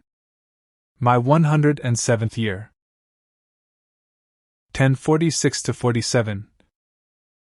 World War II came to an end and all government departments returned to their former locations. In the spring, I transmitted the precepts and read the sutras as usual. In the autumn, the central government ordered all the monasteries in the land to hold prayer meetings and read sutras to comfort the spirits of those killed in the war. I was invited by officials and notables to visit Canton in November in order to hold a similar meeting for the welfare of the dead at Jinghui Temple, also called the Lurong, Six Banyans Temple. There were peach trees in the temple, and while holding rites there, they suddenly blossomed, showing an exuberance of flowers. Over 100,000 people came to the temple and saw the unseasonable flowering, which was really remarkable. To mark the occasion, Upasaka Bai-shan made an embroidery of an ancient Buddha with peach blossoms, and Upasaka Hu-Yixing painted a picture of the auspicious flowers. After the meeting, I was invited by officials and notables of the Chaozhou and Shantou area to expound the Buddha-dharma in the XUYUN Monastery at Chaozhou, where a great number of devotees came to receive the precepts. That winter, my senior disciple Guanben passed away. My 108th year. 1947–48. In the spring, I went to the Nan-Hua Monastery to expound the sutras and transmit the precepts. The Donghua group of hospitals in Hong Kong invited me to hold a prayer meeting for the welfare of the Crown Colony. I went there and stayed at the Chongnian School, where Upasaka Bai-shan gave me every assistance at the meeting, where a few thousand devotees became my disciples. I was subsequently invited by my disciples at Macau, Yemen, to expound the sutras and hold a meditation week, and a few thousand devotees there became my disciples. Upasaka Ma Shirchuan invited me to Mount Zhong, where I held a Mahakaruna meeting at which another few thousand devotees became disciples of mine. After that I returned to the Yunmen Monastery to speed up its renovation. My 109th year. 1948–49. In the spring, after the transmission of the precepts at Nan-Hua Monastery, I went to Canton to open Jade's Buddhist hospital, where I expounded the Dharma. I then proceeded to Hong Kong, where I expounded the sutras at the temple of Siaiheng Jinyuan at Shatin, held a week of Pure Land meditation, and taught the refuge formula and 5 precepts at the temple of Jilin, and held a meeting for repentance and reform at the temple of Donglian Juyuan, Enlightenment Garden of the Eastern Lotus. After that I returned to the Yunmen Monastery. In the 5th month, Dharma Master Jiachun passed away in Yunnan. In the autumn an American lady, Ananda Jennings, came and was given the precepts. On the occasion, a week of Chan meditation was held. She was filled with joy and eventually returned to the United States. Note by Tsun Xuelu, Hsu-yun's editor. That year, Ananda Jennings, who had heard of the master's erudition and saintliness, expressed a desire to visit to China to call on him. He was informed of it through the Chinese and American consular services, and replied that he would be delighted to meet her. When she arrived in Hong Kong, the master was in Canton, where she went to see him. She said that her object was to study the Dharma, that her father was a doctor of divinity, and that she herself had studied comparative religion for 20 years. She had previously traveled in quest of the Buddha's teaching and had been in India, where she lived in seclusion, later practicing the Dharma in retreat for 4 years in the West. After trying to help the cause of world peace for 3 years at the League of Nations, she felt that peace could only be found on a deeper, spiritual level. This search ultimately led her to the highest Buddha Dharma, which alone frees the mind from continually recreating the problem of war in its very attempt to solve it. When the mind is at peace, all wrong views disappear of themselves. The master then took Ananda Jennings to the Nan-Hua Monastery to pay reverence to the 6th patriarch. After the refuge-taking ritual, she was given the Dharma name of Quan Hung, Great Vastness. A Chan meditation week was held on the occasion, and those who came from the 4 quarters were numerous. When the Chan week began, the master came to the hall and said to the meeting, "Speaking of this thing, it is fundamentally perfect. It neither increases in the holy state nor decreases in the worldly realm. When the Tathagata transmigrates through the 6 realms of existence, each realm hears of him, and when Guanyin, lit. Regarder of sound, passes through the 10 species of living beings, every one of them is in the state of thatness.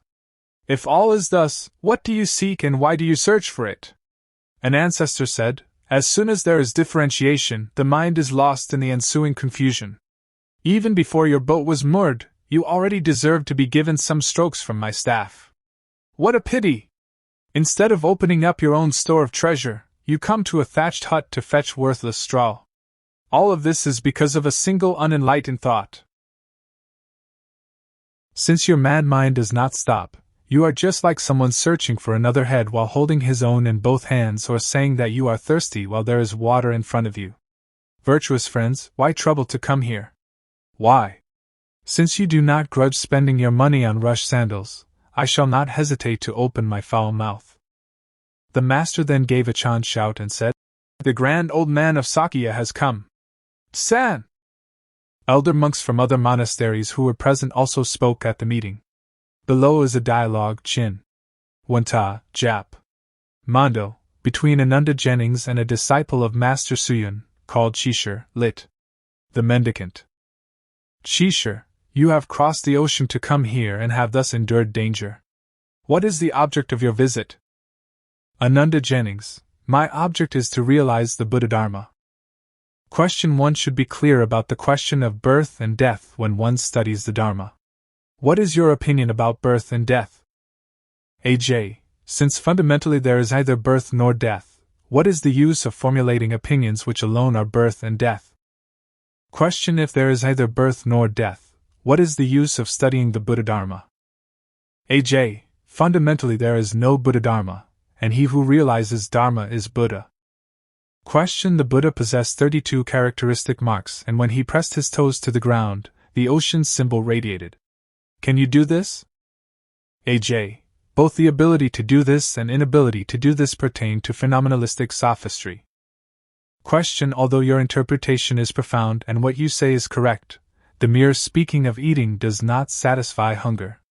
What, according to you, is the ultimate sentence? AJ, the ultimate has no sentence, and speech also has no basis, the non-thinking nature of enlightenment being free from verbiage of opinion and ideas. Question: you have spoken of it in detail, and every word of yours accords well with the Patriarch's meaning. But the word knowledge is the gateway to all kinds of calamity. Since you have entered by means of correct interpretation, may I ask you this, without using words or speech, what is your fundamental face? AJ, the Diamond Sutra says, Anattara Samyak Sambodhi is not Anattara Samyak Sambodhi. Question: it seems to be so, but the life root cannot be cut off by knowledge and views, consciousness. I hope you will look into all this. AJ, I have not had much opportunity to read the sutras. After my previous seclusion for 4 years, when I spoke to others, they all said that my words accorded with the Buddha Dharma. In my opinion, understanding that does not derive from the mere reading of sutras seems not to belong entirely to human consciousness. Question: that which does not derive from the reading of sutras and shastras but manifests during one's meditation still belongs to the former wisdom, which is also consciousness. AJ, that Buddha Dharma postulates true realization but does not rely on human or cosmic consciousness. Question: by not being bogged down in sutras and shastras and by not clinging to the self-nature, the thusness of the Tao is everywhere, and the truth prevails anywhere one may happen to be. It can expediently be called this one. Ananda Jennings then accompanied the master to Yunmen Monastery, where they paid reverence to the body of Master Yunmen, and where she stayed for about a fortnight. She said that she would spread the Buddha Dharma after her return to America. My 110th year. 1949–50. After the transmission of the precepts at Nan-Hua Monastery, I returned to Yunmen, where I supervised the gilding of over 80 statues and the making of stands for them, which took over a year. The whole monastery was thus 90% renovated. Upasaka Fan Yangqiu invited me to Hong Kong to inaugurate the opening of his Buddha shrine. I also expounded the sutras at the Prajna Vihara there. After staying a month in Hong Kong, I returned to Yunmen. That year I asked Upasaka Tsen Shuelu to edit the Annals of Yunmen Monastery. Note by Tsen Shuelu, Hsu-yun's editor. The master came to Hong Kong at the invitation of Upasaka Fan Yangqiu. One day I asked the master, "The world is changing fast. Where should I go to maintain my practice?" The master replied, "To a student of the Tao, his home is everywhere, and if you only lay down everything, the place where you are is a Bodhimandala, place for realizing the truth. Please set your mind at rest. I asked. The monasteries will be greatly affected by what happens on the mainland. Why don't you stay here temporarily to expound the Dharma for the benefit of living beings? He replied, there are others who can expound the Dharma here. It seems that I have a special responsibility to the temples on the mainland. As for myself, my mind is beyond going or staying, but on the mainland, all the temples and monasteries are in a state of uncertainty. If I stay here, who will look after the tens of thousands of monks and nuns whose plight will worsen? How can my mind be set at rest if I stay here? That is why I must return to the mainland. XUYUN. My 111th year. 1950-51. In the spring I went to the Nan-Hua Monastery to transmit the precepts and to hold a week of Chan meditation at which some people subsequently realized spiritual awakening. After my return to the Yunmen Monastery, I began to put in order all my manuscripts so that they could be arranged for editing. This was not easy, for most of my works had been written several decades before. My 112th year. 1951-52. During the transmission of the precepts in the spring, misfortune befell me at the Yunmen Monastery. Note by XUYUN, Hsu-yun's editor.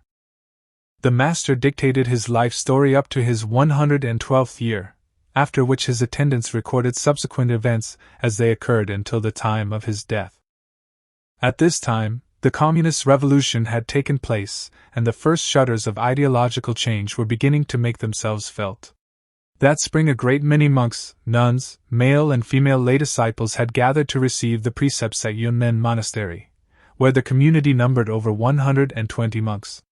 On the 24th of the second month, a band of more than 100 thugs suddenly came and surrounded the monastery, allowing no one to enter or leave it. First, they forcibly detained the master in the abbot's room, leaving a few to watch him, and confined the monks to the Dharma and meditation halls. After that, they searched the temple buildings from the roof tiles to the flooring bricks, including the statues of the Buddhas and patriarchs, sacred articles and the cases containing the Tripitaka. Although over 100 men searched for over 2 days, they found nothing illegal. Finally, they took away Bixin Minggong, the superintendent of the monastery, and Wei XUYUN, Wu Hui, Jin Kong, and Wei Zheng, the monks in charge. They also put the registers, documents, correspondence, and all the master's manuscripts of explanations and commentaries on the sutras and his recorded saying during a whole century in gunny bags which they carried away. They then accused the community of all sorts of crimes, but in reality they had wrongly believed groundless rumors that there were arms, ammunition, radio transmitters, gold bars and silver bullion hidden in the monastery, these items being the real object of their search. Altogether 26 monks were arrested and brutally beaten in an attempt to force them into divulging the supposed cache of arms and money, but they all declared that they knew nothing of such things. Bixin Miaoyun was beaten to death, and Bixis Wuyun and Tiji were so ruthlessly knocked about that their arms were broken. A few other monks went missing. As the thugs found nothing after 10 days of vain searching, they visited their anger on the master. On the 1st of the 3rd month, he was taken to another room, the doors and windows of which were sealed up. He was given nothing to eat or drink, and was not even allowed to go out and ease nature. The room, dimly lit by a small lamp, resembled hell. On the 3rd day, about 10 tall men entered roughly and ordered the master to surrender gold, silver, and arms. When he said that he had none, they struck him first with wooden sticks and then with iron bars until his head and face bled profusely, and his ribs broke. He was interrogated while being attacked, but sat in the meditation posture to enter the state of dhyana. As the blows rained down mercilessly, he closed his eyes and mouth and seemed to be in the state of samadhi. That day they beat him brutally 4 times and finally, they threw him to the ground. Seeing that he was badly hurt, they thought he was dead and left the room. A little later the guards also left, and the master's attendants carried him to a bed and helped him sit in the meditation posture. On the 5th day, when they heard that the master was still alive, they came again, and seeing that he was sitting in the meditation posture as before, they were furiously angry and struck him with wooden sticks. Dragging him to the ground, they kicked and trampled on him with their heavy leather boots. As he lay there with blood streaming from his head, they thought he was dead, laughed brutally, and left. At night, his attendants again carried him to the bed and helped him to sit in the meditation posture. On the 10th day, early in the morning, he slowly reclined on his right side, in a position similar to that of the Buddha at his parinirvana. As he was motionless for a whole day and night, his attendant took a lampwick and held it close to his nostrils. He was found to be breathless, and was thought to have died. However, the master's mien was fresh as usual and his body was still warm. His attendants, XUYUN and Gu-Shan, kept watch by his bedside. Early in the morning of the 11th, the master was heard to groan feebly. His attendants helped him sit up and told him how long he had sat in dhyana and lain on the bed. Slowly, the master said, "I thought it was just a few minutes." He then said to XUYUN, "Take a pen and write down what I dictate, but don't show the notes to outsiders lest they blaspheme." Then he said slowly, "I dreamed that I went to the inner chamber of Maitreya Buddha in the Tushita heaven which surpassed in beauty and majesty all that we have on earth. Maitreya Bodhisattva was seated on a throne and was expounding the Dharma to a large assembly where I saw over 10 of my late acquaintances. Among them were Abbot Gu-Shan of Hai-Hui Monastery in Jiangxi, Dharma Master Yongjing of Mount Tiantai, Master Hengshui of Mount Qi, Abbot Baowu of the Baisuigong Monastery, Abbot XUYUN of Mount Baohua, Vinaya Master Dudi, Abbot XUYUN of Mount Jin, and also Master Zibai. I brought my palms together to salute them, and they pointed to the third vacant seat in the front row on the east side, telling me to sit there. Arya Ananda was the leader of the assembly and sat close to me. Maitreya was teaching meditation on the mind to still consciousness but purposely stopped to say to me, "You should go back to your monastery." I said, "My karmic hindrance is too great, and I am unwilling to return." He said, "Your karmic link with the world has not ended yet, and you must go back now so that you can return here later." He then chanted the following gatha. How do consciousness and wisdom differ? When like wave and water they are one. Distinguish not between a golden jug and bowl. For in essence the gold of both is but the same. The capacity of self-nature is 3 times 3. A thin string of hemp or small snail's horn appears like a strong bow to the hallucinating. This fearful illness vanishes when delusion ends. Like a house of dreams is this human body, an illusion to which one ne'er should cling when that illusion's recognized. One keeps from it, and is enlightened. Bodhi is illuminating, and perfect as it shines on all. Saints and worldlings, good and evil, even happiness, are illusions like flowers appearing in the sky. Because of your great compassion, you have vowed to save all beings, and are now involved in this world of dreams. The evil karma of this eon flourishes. So be alert, awake to all that happens. Turn not back when from compassion the seas of suffering you sail. The lotus rises from the mud to flower, bearing a Buddha seated in its center. There were many other verses which I do not remember. He also gave me advice which I must keep to myself. In this profound state of dhyana samadhi, the Master wiped out all feelings of suffering and happiness. In the past, when they were arrested, beaten and tortured, Masters Hunn, 1546–1623, and Zibai, 1543–1604, entered the same state of samadhi which is beyond the reach of those who have not realized the Dharma. The thugs who had beaten and tortured the Master, and who now witnessed his remarkable feat of endurance, whispered to one another, and began to be afraid. A man who seemed to be their leader asked a monk, "Why did not the old monk succumb to our beating?" The monk replied, "The old master endures suffering for the welfare of all living beings and also to help you escape from your troubles. Later you will know why he did not succumb to your beating." The man trembled and never thought of torturing the master again. Since they did not find what they were looking for and were afraid that news of the torture might leak out, they stayed on at the monastery and searched the monks, forbidding them to speak to one another or leave their quarters. Even their food and drink were subject to their captors' rigid examination. This state of things lasted for over a month. As a result of the beating and torture, Master Hsu-yun suffered great pain and felt very ill. He could neither see nor hear. Afraid that he might pass away, his disciples urged him to dictate his life story. Hence, this autobiography. In the 4th month, the news of events at the Yunmen Monastery reached Shaozhou, where the monks at Dijian Temple at Xizjiang related to the master's disciples in Beijing and to overseas Chinese Buddhists who then jointly worked to rescue him. As a result, the Beijing government telegraphed the Guangdong provincial authorities to inquire into the matter. The thugs gradually relaxed their control of the monastery, but the community's clothing and food had been seized and taken away. After his torture, the master did not even take the rice gruel, but drank only water.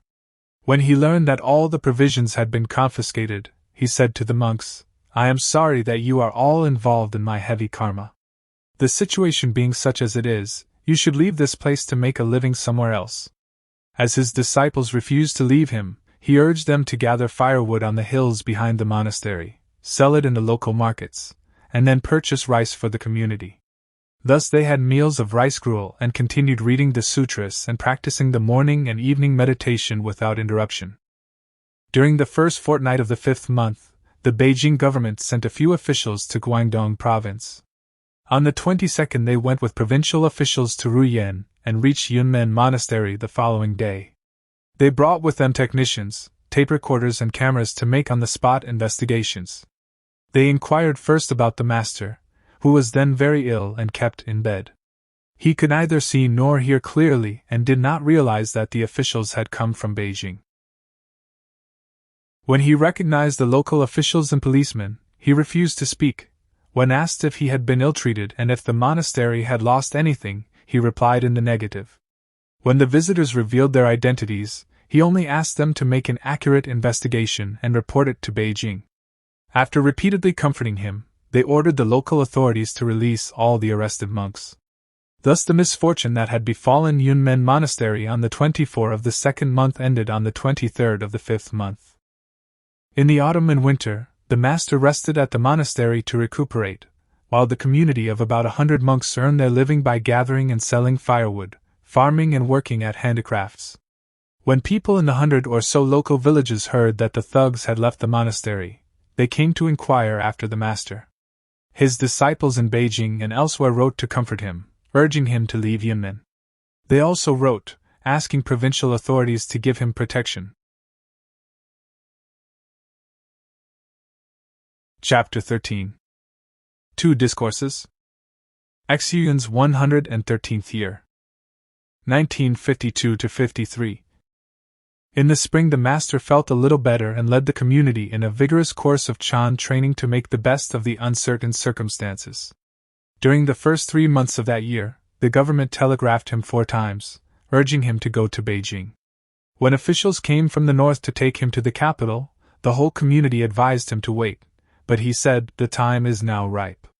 The Sangha is in a state of uncertainty all over the country, and like a lot of loose sand for lack of a leader. If there is no strong organization to protect our interests, misfortune will not be confined to Yunmen. My responsibility is to go north in order to protect the Dharma. The master then selected a few elderly monks to take charge of Yunmen Monastery, and after comforting the community he prepared for the trip. Before leaving, he wrote the following on a pair of scrolls. While I have witnessed 5 reigns and 4 dynasties in turn, great changes have occurred. Untold tribulations have made me realize the world's impermanence. On the 4th of the 4th month, the master left the Yunmen Monastery and went north with his attendants Fu-Yuan, Jumin, Quantu, Xu-yun and the officials who had come to escort him. A few hundred villagers came to see him off. When he reached Shaozhou, Xizjiang, over 1,000 devotees welcomed him. At Dijian Temple where he stayed, each day a great number of people crowded together to pay him reverence, which showed that their faith in him had remained unchanged in spite of the altered social conditions. On the 10th, the master took the Canton-Hankow Railway for Wuchang, where he arrived the following day, subsequently staying at the Temple of the 3 Buddhas. Owing to the fatigue of the journey, the wounds throughout his body gave him great pain. Upasaka Chunjanaru arranged for him to be given medical treatment, and Abbot XUYUN also looked after him. When he felt a little better, the abbot invited him to hold a week's practice involving recitation of the mantra of Avalokitesvara Bodhisattva. Over 2,000 devotees took the refuges and became disciples of the master. After the Buddhist meeting, the master then went on to Beijing in spite of his ill health. Before his departure, the monks at the temple took a photograph of the master, who inscribed the following poem upon it. The wind of karma drove me to Wuchang City, where my illness causes others so much trouble. I stayed 3 months at the temple of 3 Buddhas, filled with shame and horror at all my misfortunes, mindless of having climbed to the top of the world. I wait for those who have also vowed to ascend to Bodhi, remembering that Guanzhongmyo on Yuzhuan Peak achieved reality supreme after hearing a word or two. On the 28th of the 7th month, with his attendants and other devotees, the master took the train to Beijing, where they were welcomed at the station by abbots and leaders of various Buddhist groups. Upasakas Li Jishan, Yan Xian, and Qin Jinaryu took the master to the Nan-Hua Monastery, which soon proved too small to receive the large crowd of devotees who came to pay him reverence. He then moved to the Guangji Monastery, where he got in touch with officials who were either natives of Hunan like the master or old acquaintances in Yunnan who supported his efforts to protect the Dharma. Over 100 delegates from Buddhist organizations all over the country were present and decided to re-establish the Chinese Buddhist Association. The master was asked to be its president but declined on the grounds of old age and ill health. Master Yuaning was then elected president with Sharab Gyatso and Zhao Boju as vice presidents. After convening its planning committee, the master petitioned the government to make regulations for the freedom of religion and the preservation and maintenance of Buddhist temples and monasteries all over the country. Above all, he urged them to forbid the further demolition of temples and monasteries with the destruction of their statues and libraries, to stop compelling monks and nuns to return to lay life, and to return to them enough of their land to become self-supporting by its cultivation. The petition was approved and the Sangha thus obtained some sort of security, and in addition, it was agreed that repairs would be made to the temples, monasteries, and holy sites in all provinces. On the 13th of the 8th month, the master welcomed the Ceylonese Buddhist delegation to Guangji Monastery on behalf of the Chinese Buddhist Association.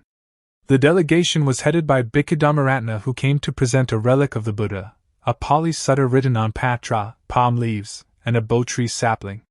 Over 2,000 devotees were present at the reception. In the 9th month, the abbots and leaders of Buddhist groups invited the master to be abbot of Guangji Monastery, but he declined on the grounds of old age and ill health.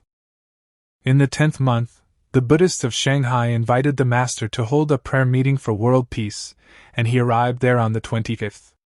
The meeting began the following day and lasted for 7 weeks, at the end of which over 3,000 Chinese dollars, or over 70,000 Hong Kong dollars, had been collected in contributions and offerings to the master by devotees, but which, however, he refused to keep for himself.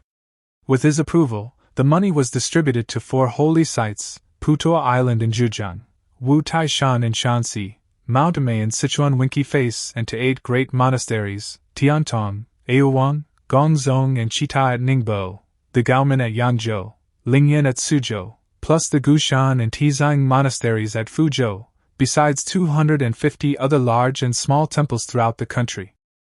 Master Hsu-yun's sermon at the prayer meeting in Shanghai on December 17, 1952. This prayer meeting for world peace, which began a few days ago, is virtually unique.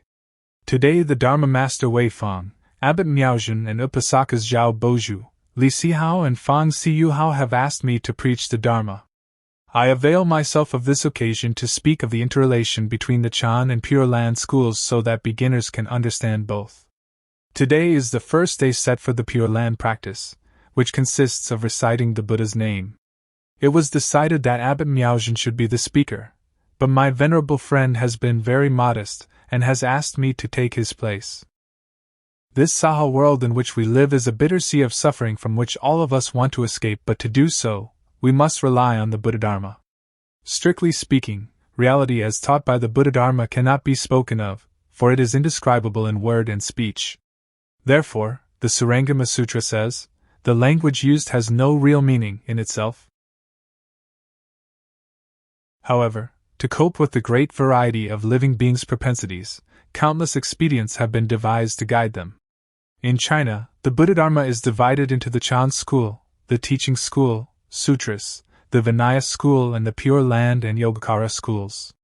To learned and experienced practitioners, this division is superfluous because they are already clear about the Dharma nature which does not admit differentiation. But beginners hold conflicting opinions and like to drive the Dharma into sects and schools which they discriminate between and thereby greatly reduce the value of the Dharma for enlightening people. We should know that the Hua-Tu technique and the repetition of the Buddha's name are only expedient methods which are not the ultimate, and are useless to those who have already achieved their goals by efficient training. Why so? Because they have realized the absolute state in which movement and stillness are one, like the moon reflected in 1,000 rivers in which it is bright and clear without obstructions.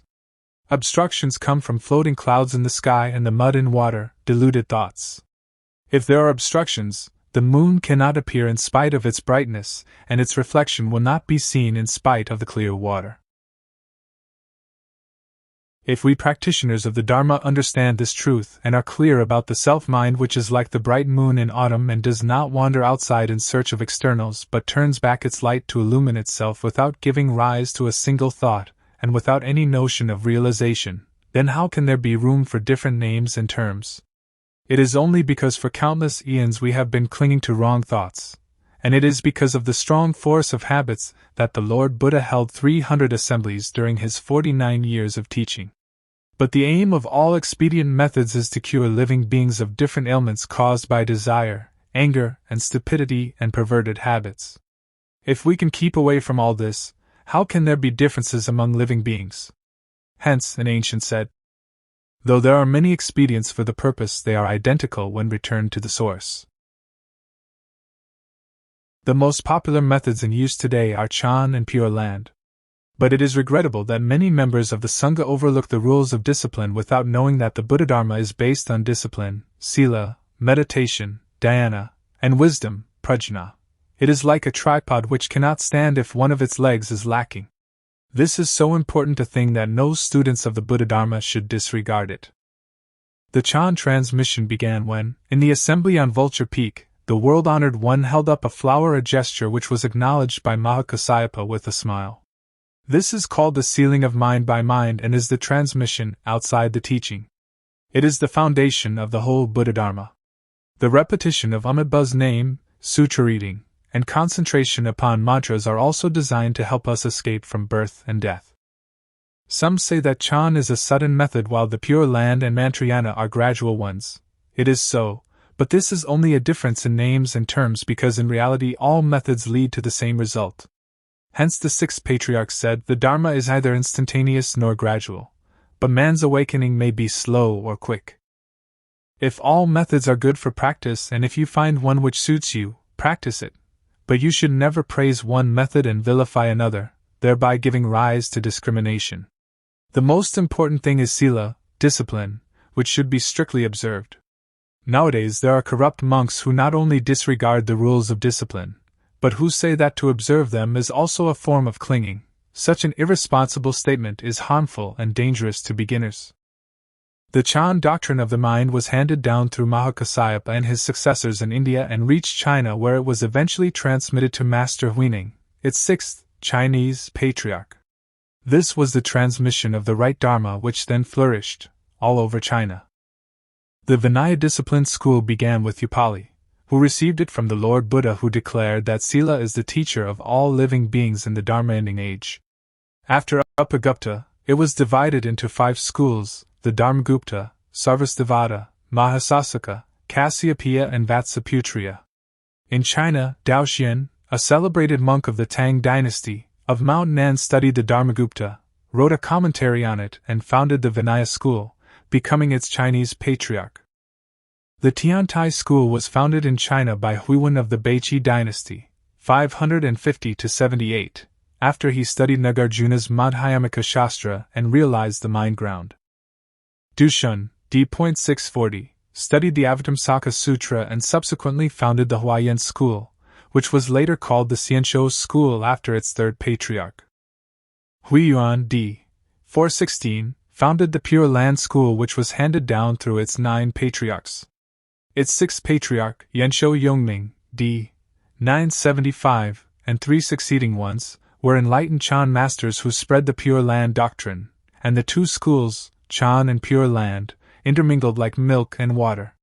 In spite of the division of the Buddha-dharma into different schools, these do not stray from the underlying meaning revealed by the Buddha when he held the flower aloft. Thus we realize that Chan and Pure Land are closely related and that the ancients were painstaking when they taught the Buddha-dharma. The Yogacara Mizome school was introduced in China by Vajrabodhi, who arrived there in 619.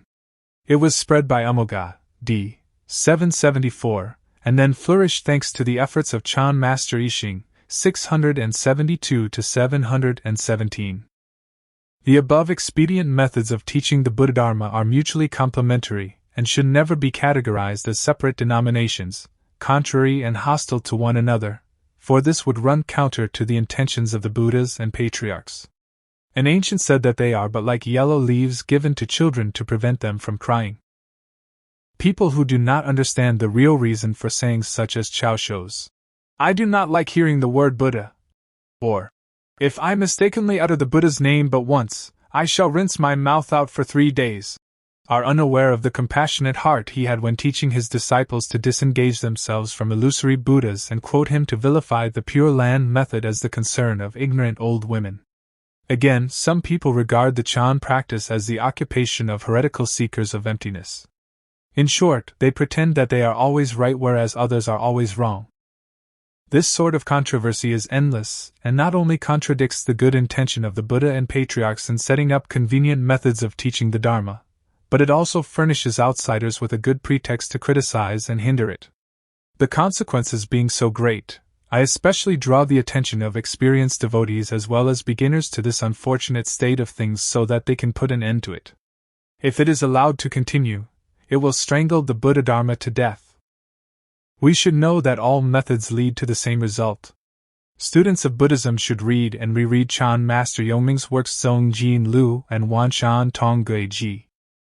Students of the Pure Land schools should read and understand well the chapter on Mahastama's means of perfection in the Sarangama Sutra, and so recognize the self-nature Pure Land by keeping from delusion and turning to the inner reality without wandering in search of externals.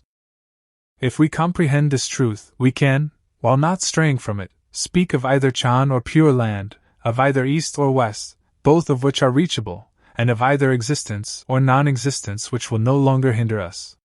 This is the moment when either form or smell are but the profound mean, the self-natured Amitabha and the Pure Land which is but mind, all of which will be attainable in a place where there are not too many creepers, i.e., expedient methods which, in Chan terminology, are likened to creepers which hide the trunk of the tree and should never be clung to in quest of the latter, or self-nature. The Sarangama Sutra says, just wipe out all worldly feelings and passions, beyond which nothing can be interpreted as holy. If we can do so and thereby cut off all false thoughts, attachments and habits, we shall be bodhisattvas, patriarchs and Buddhas, otherwise we shall continue to be living beings. Reciters of the Buddha's name should never cling to that name, for it can become as harmful as poison. We now recite the Buddha's name because our habits are deeply rooted from time without beginning and our thoughts cannot be easily stopped. So we use his name as a prop in our striving to wipe out all rising thoughts until they eventually vanish completely and give way to the Pure Land which will then manifest itself. So why should we seek it from outside? Master Hsu-yun's discourse on the 12th anniversary of the death of Dharma Master Yingguang, a saint of the Pure Land, on December 21, 1952. Today is the 12th anniversary of the death of the late Dharma Master Yingguang, who was reborn in the Western Paradise of Amitabha. All of you, his disciples, have gathered in this hall to celebration the occasion. As when one drinks water and thinks of its source, so your celebration today is in memory of your fatherly master. In Buddhism, a master is the father of one's Dharmakaya, so to commemorate the death of one's master is to have filial thoughts of him. This filial piety is much deeper than that towards one's parents. I still remember meeting the master on Putuo Island in the 20th year of Emperor Guangxu, 1894. He had been asked by Abbot Hsu-yun to expound the Sutra of Amitabha at Qianxi Temple and stayed there for over 20 years to read the Tripitaka. He isolated himself to practice the Pure Land method, and although he was an authority on the Buddhist sutras, he used only the word Amitabha, which was recited in his daily practice. He never pretended that, with his deep knowledge of the sutras, he could slight and dispense with this simple practice of the Pure Land school. All expedient methods taught by the Buddha are good for treating worldly illnesses, and the recitation of the Buddha's name is an agata, medicine, that cures all diseases. However, each of these methods requires a firm faith, an inflexible resolution, and considerable practice in order to give good results. If you are strong in faith, you will achieve the same perfection whether you concentrate on mantras, practice Chan, or repeat the Buddha's name. If you are weak in faith and rely on your tiny good roots, little intelligence and shallow knowledge, or if you memorize a few Buddhist terms or a few Gong-ens and then talk aimlessly, praising and censuring others, you will only increase your karma-producing habits, and when death closes in, you will follow your karma to transmigrate again in samsara. Is it not a great pity? As you commemorate the death of your master, you should commemorate his true practice and observance of the Dharma. He was firm in his practice, and kept in step with the ancients. He understood Mahastama Bodhisattva's means of perfection, which consists of concentrating all thoughts upon the Buddha. He put it into actual practice, and thereby realized the state of samadhi which resulted from his concentration upon Amitabha. He then spread the Pure Land Dharma for the benefit of living beings, unflinchingly and without tiring for several decades. Today, you cannot find another man like him. A true practitioner always avoids discriminating between self and others, but concentrates and relies on the Buddha at all times and in all situations. He firmly holds on to this single thought of the Buddha, which is intimate and unbroken, until it becomes effective and causes the manifestation of Amitabha's Pure Land from which he will enjoy all benefit. In order to realize this, one's believing mind should be firm and set solely on remembering Amitabha Buddha. If one's believing mind wavers, nothing can be achieved. For instance, if someone says that Chan is better than Pure Land, you try Chan and stop reciting the Buddha's name. Then if others praise the teaching school, you read the sutras and drop Chan. Meditation. Or if you fail in your studies of the teachings, you concentrate upon mantras instead. If you practice the Buddha Dharma in this way, you will be confused and achieve no result. Instead of blaming yourself for this ineffectual practice, you will accuse the Buddha of deceiving living beings. By so doing, you will slander the Buddha and vilify the Dharma, thereby creating an unintermittently, avicii, hellish karma. Therefore, I urge all of you to have faith in the profitable practice of the Pure Land School and to follow the example set by your late master, whose motto was, only sincere recitation of the Buddha's name, to develop an inflexible resolution, to develop a bold mind, and to regard the Pure Land as the sole concern of your life. Chan and Pure Land seem to be two different methods as seen by beginners, but are really one to experienced practitioners. The Wu-Tai technique in Chan meditation, which puts an end to the stream of birth and death, also requires a firm believing mind to be effective. If the Wu-Tai is not firmly held, Chan practice will fail. If the believing mind is strong, and if the Wu-Tai is firmly held, the practitioner will be mindless of even eating and drinking, and his training will take effect. When sense organs disengage from sense data, his attainment will be similar to that achieved by a reciter of the Buddha's name when his training becomes effective, and when the Pure Land manifests in front of him. In this state, noumen and phenomenon intermingle, mind and Buddha are not a duality, and both are in the state of suchness which is absolute and free from all contraries and relativities. Then what difference is there between Chan and Pure Land? Since you are all adherents of the Pure Land School, I hope you will rely on the Buddha's name as your support in your lifetime and that you will truly and sincerely recite it without interruption. Chapter 14. At the UFO and Jinryu. Monasteries. XUYUN's 114th year. 1953-54. At the end of the prayer meeting, as the master intended to leave Shanghai, monks and lay devotees invited him to hold a week of Chan meditation to revive the Chan tradition at the temple of the Jade Buddha, Yufu Monastery, where there was a large meditation hall. Headed by Abbot Weifang, a delegation which consisted of Upasakas Jian Yujia, Li Sihao and other well-known devotees, called on the master, who accepted their request. The meditation began on February 22, 1953, and when it ended, they asked him to continue for another week. At both meetings, the master delivered sermons which were duly recorded. Daily lectures at a Chan week given at the Jade Buddha Monastery, Shanghai, in 1953, from the Hsu-yun Hishang Nianpu. The first week. The first day. The Venerable Weifang, abbot of this monastery, is very compassionate indeed, and the chief monks are also earnest in their efforts to spread the Dharma.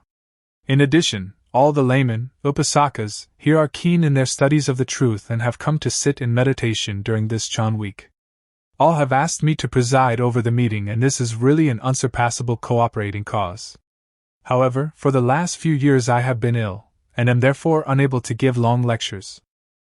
The world-honored one spent over 40 years in expounding the Dharma, exoterically and esoterically, and his teaching is found in the 12 divisions of the Mahayana canon in the Tripitaka. If I am asked to give lectures, the most I can do is to pick up words already spoken by the Buddha and masters. As for the Dharma of our sect, when the Buddha ascended to his seat for the last time, he held up and showed to the assembly a golden flower of sandalwood, offered to him by the king of the 18 Brahmalokas, Mahabrahma Devaraja. All men and gods, devas, who were present did not understand the Buddha's meaning. Only Mahakasyapa acknowledged it with a broad smile. Thereupon the world-honored one declared to him, "I have the treasure of the correct Dharma, I, Nirvana's wonderful mind and the formless reality which I now transmit to you." This was the transmission outside of teaching, which did not make use of scriptures and was the unsurpassed Dharma door of direct realization. Those who came afterwards got confused about it and wrongly called it Chan, Dhyana in Sanskrit, and Zen in Japanese. We should know that over 20 kinds of Chan are enumerated.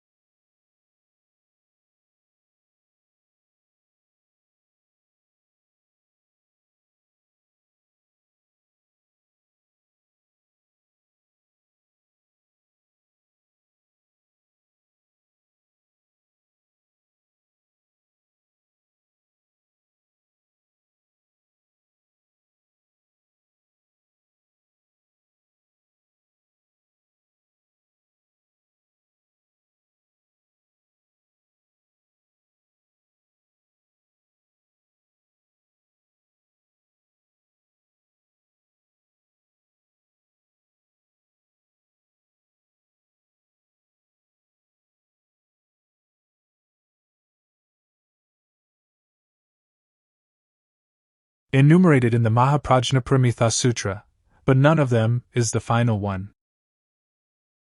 The Chan of our sect does not set up progressive stages and is, therefore, the unsurpassed one. Its aim is the direct realization leading to the perception of the self-nature and attainment of Buddhahood. Therefore, It has nothing to do with the sitting or not sitting in meditation during a Chan week. However, on account of living beings' dull roots and due to their numerous false thoughts, ancient masters devised expediencies to guide them. Since the time of Mahakasayapa up to now, there have been 60 to 70 generations. In the Tang and Song dynasties, 619-1278, the Chan sect spread to every part of the country, and how it prospered at the time. At present, it has reached the bottom of its decadence, and only those monasteries like Jinshan, Gaomin and Baoguan can still manage to present some appearance.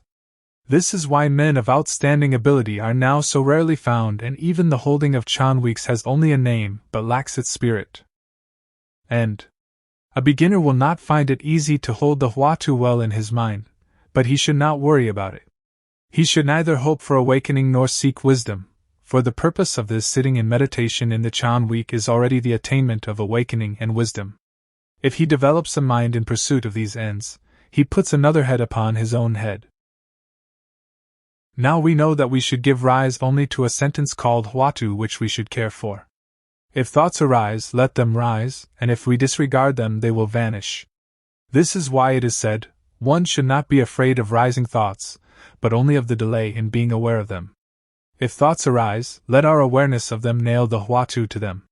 If the Huatu escapes from our grip, we should immediately bring it back again. The first sitting in meditation can be likened to a battle against rising thoughts. Gradually the Huatu will be well gripped, and it will be easy to hold it uninterruptedly during the whole time an incense stick takes to burn. We can expect good results when it does not escape from our grip anymore. The foregoing are only empty words. Now let us exert our efforts in the training. The second day. To sit in meditation during a Chan week is the best method which sets a time limit for realizing the truth by personal experience.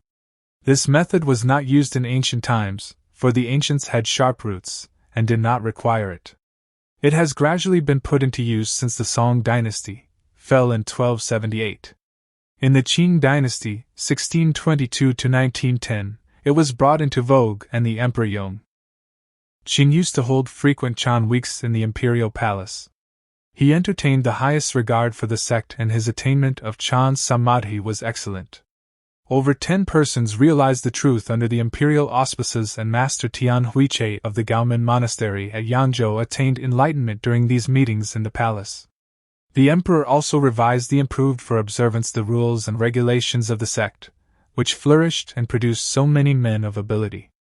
The strict observance or rules and regulations is therefore of paramount importance. This method of setting a time limit for personal experience of the truth is likened to a scholar's examination. The candidates sit for it and write their compositions according to the subjects, for each of which a time limit is set. The subject of our Chan week is Chan meditation. For this reason, this hall is called the Chan Hall. Chan is dhyana in Sanskrit and means unperturbed abstraction. There are various kinds of Chan, such as the Mahayana and Hinayana Chans, the material and immaterial Chans, the Sarvakas and the heretics Chan. Ours is the unsurpassed Chan. If one succeeds in seeing through the doubt, mentioned yesterday, and sitting on and cracking the life root, one will be similar to the Tathagata. For this reason, a Chan hall is also called a Buddha's selecting place. It is called the Prajna hall. The Dharma taught in this hall is the Wu-Wei Dharma. Wu-Wei means not doing. In other words, not a single thing can be gained, and not a single thing can be done. If there be doing, Samskrita, it will produce birth and death. If there is gain, there will be loss. For this reason, the sutra says, there are only words and expressions which have no real meaning. The recitation of sutras and the holding of confessional services pertain to doing, Samskrita, and are only expediencies used in the teaching school. As to our sect, its teaching consists in the direct self-cognizance for which words and expressions have no room. Formerly a student called on the old master Nan-Hua and asked him, "What is Tao?" Nan-Hua replied, "The ordinary mind is the truth. Every day we wear robes and eat rice. We go out to work and return to rest. All our actions are performed according to the truth. It is because we bind ourselves in every situation that we fail to realize that the self-mind is Buddha." When Chan Master Fa Chan of Damay Mountain called for the first time on Mazu, he asked the latter, What is Buddha? Mazu replied, Mind is Buddha. Thereupon Demei was completely enlightened. He left Mazu and proceeded to the Ximing district, where he lived in a hermitage formerly belonging to Mei Zhuzhen. In the Jinyuan reign, 785 to 804, of the Tang dynasty, a monk who was a disciple of Yanguan and went to the mountain to collect branches of trees for making staffs, lost his way and arrived at the hut. He asked Demei, How long have you stayed here? Demei replied, I see only 4 mountains which are blue and yellow. The monk said, Please show me the mountain track so that I can get out of here. Demei replied, Follow the stream. Upon his return the monk reported what he saw in the mountain to Yanguan, who said, I once saw a monk in Jiangxi province but I have had no news of him since. It is not that monk? Then Yanguan sent the monk to the mountain to invite Demei to come to his place. In reply, Demei sent the following poem. A withered log in the cold forest does not change heart for several springs. The woodcutter will not look at it. How can a stranger hunt it? A lotus pond yields boundless store of clothing.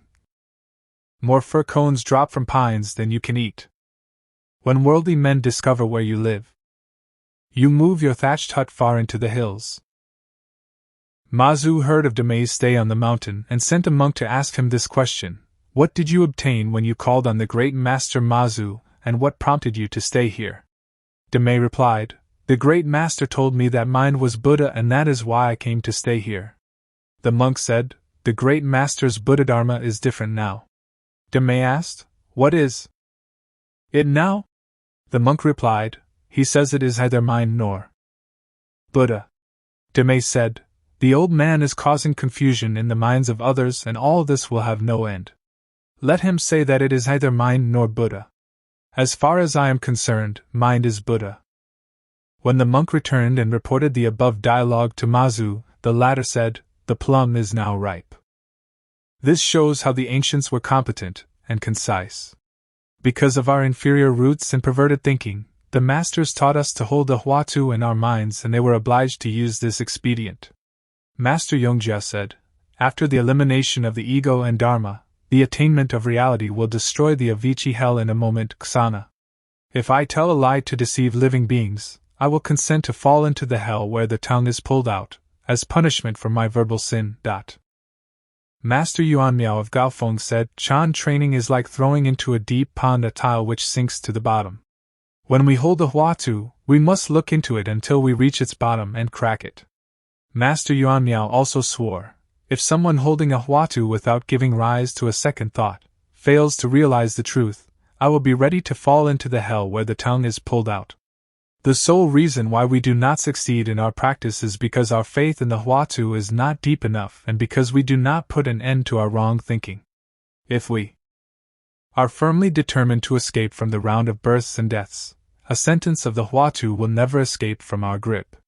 Master Gu-Shan said, If in every reincarnation we can hold it firmly without backsliding, the Buddha stage can be expected.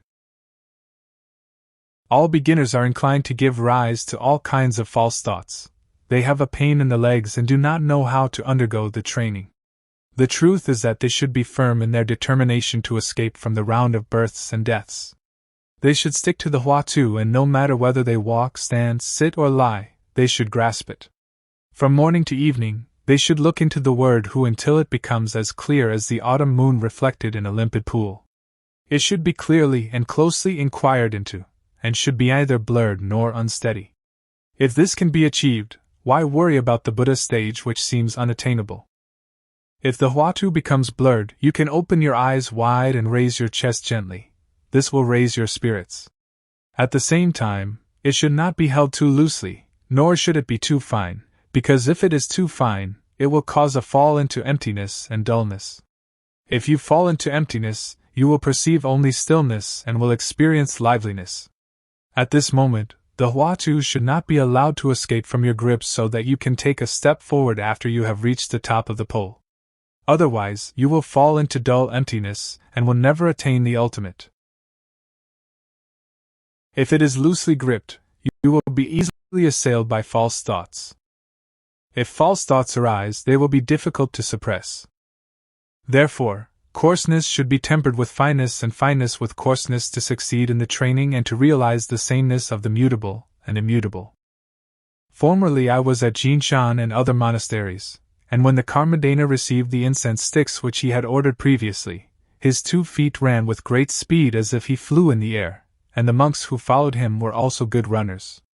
As soon as the signal was given, all of them looked like automata. Thus, how could wrong thoughts arise in their minds? At present, although we also walk after sitting in meditation, what a great difference there is between then and now. When you sit in meditation, you should not push up the Wu-Tai, for this will cause its dimness. You should not hold it in your chest, for it causes pain in the chest. Neither should you press it down, for it will expand the belly and will cause your fall into the realm of the 5 aggregates, skandhas, resulting in all kinds of defect. With serenity and self-possession, only the word who should be looked into with the same care with which a hen sits on her egg and a cat pounces on a mouse. When the Wu-Tai is efficiently held, the life root will automatically be cut off.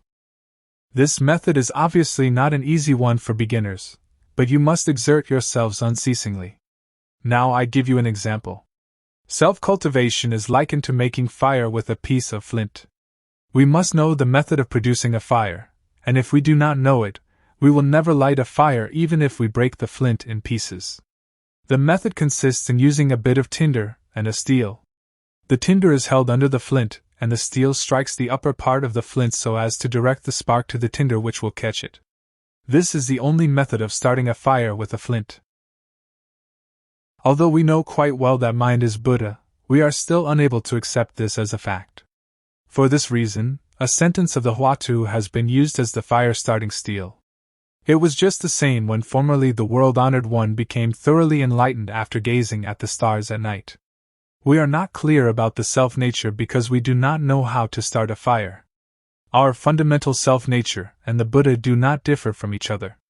It is only because of our perverted thinking that we are still not liberated. So the Buddha is still Buddha and we are still ourselves.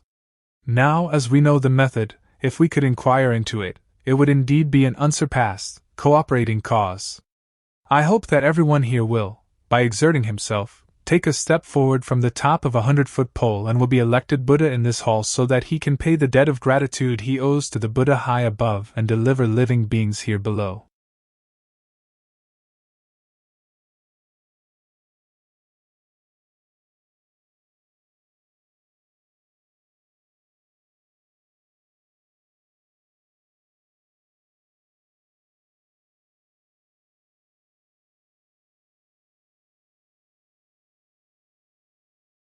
If the Buddha Dharma does not produce men of ability, it is because no one is willing to exert himself.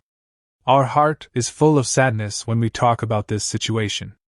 If we really have deep faith in the words uttered under oath by Masters Yongjia and Yuan Miao, we are sure we will also realize the truth. Now is the time to exert yourselves. Time passes quickly indeed. We have only just opened this Chan week and it is already the 3rd day. Those who have efficiently held the Wu-Tai in their minds have been able to clear up their passions and wrong thoughts. They can now go straight home. For this reason, an ancient master said, self-cultivation has no other method. It requires but knowledge of the way. If the way only can be known, birth and death at once will end. One way consists in laying down our baggage and our home is very near. The 6th patriarch said, if the preceding thought does not arise, it is mind. If the following thought does not end, it is Buddha. Fundamentally, our 4 elements are void and the 5 aggregates, skandhas, are non-existent. It is only because of our wrong thoughts which grasp everything that we like the illusion of the impermanent world and are thereby held in bondage. Consequently, we are unable to perceive the voidness of the 4 elements, and to realize the non-existence of birth and death. However, if in a single thought we can have an experience of that which is not born, there will be no need for those Dharma doors expounded by Sakyamuni Buddha.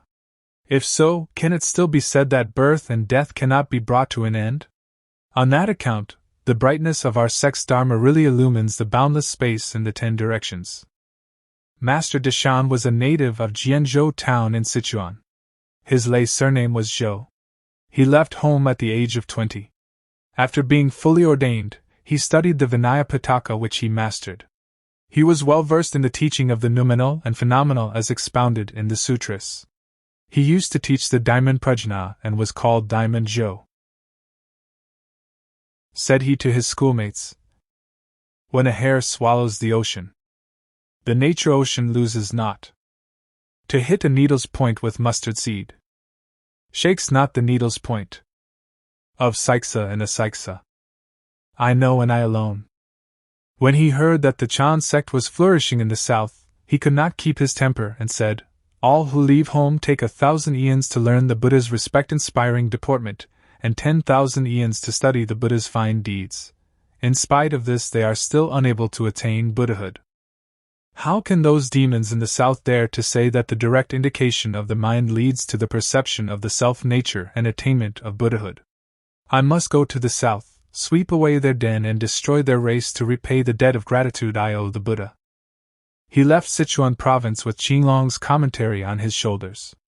When he reached Liang, he saw an old woman selling XUYUN, lit. Mind refreshment, on the roadside. He halted, laid down his load and intended to buy some pastries to refresh his mind. The old woman pointed at the load and asked him, what is this literature? Gu-Shan replied, Qinglong's commentary. The old woman asked, commentary on what sutra? Gu-Shan replied, on the Diamond Sutra. The old woman said, I have a question to ask you. If you can answer it, I will offer you mind refreshment. If you cannot reply, please go away. The Diamond Sutra says, the past, present, and future mind cannot be found. What do you want to refresh? Gu-Shan remained speechless. He left the place and went to the Dragon Pond, Longtan Monastery. He entered the Dharma Hall and said, I have long desired to see the Dragon Pond, but as I arrive here, neither is the pond seen nor does the dragon appear.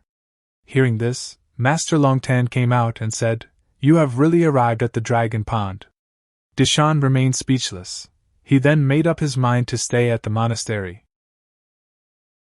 One night, while he was standing as an attendant by Longtan, the latter said to him, it is late now, why don't you go back to your quarters? After wishing his master good night, he withdrew but returned and said, it is very dark outside. Longtan lit a paper torch and handed it to him. When Gu-Shan was about to take the torch, Longtan blew out the light. Thereupon Gu-Shan was completely enlightened and made his obeisance to the master to thank him. Gu-Shan asked him, what have you seen? Gu-Shan replied, in future, I will entertain no more doubt about the tips of the tongues of the old monks all over the country. The following day, Longtan ascended to his seat and said to the assembly, there is a fellow whose teeth are like sword-leaf trees and whose mouth is like a blood-bath. He receives a stroke of the staff but does not turn his head. Later, he will set up my doctrine on the top of a solitary peak. In front of the Dharma Hall, Gu-Shan laid on the ground all the sheets of the Qinglong commentary in a heap, and raising a torch said, an exhaustive discussion of the abstruse is like a hair placed in the great void, and the exertion to the full of all human capabilities is like a drop of water poured into the great ocean. Then he burned the manuscript. He bade farewell to his master, and left the monastery.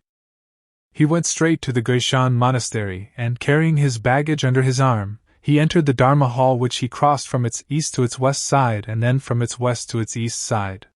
He looked at the abbot, Master Gu-Shan, and said, anything? Anything? Gu-Shan was sitting in the hall but paid no attention to the visitor. Gu-Shan said nothing, and left the hall. When he reached the front door of the monastery, he said to himself, be that as it may, I should not be so careless. Then, he turned back and again entered the hall in full ceremony.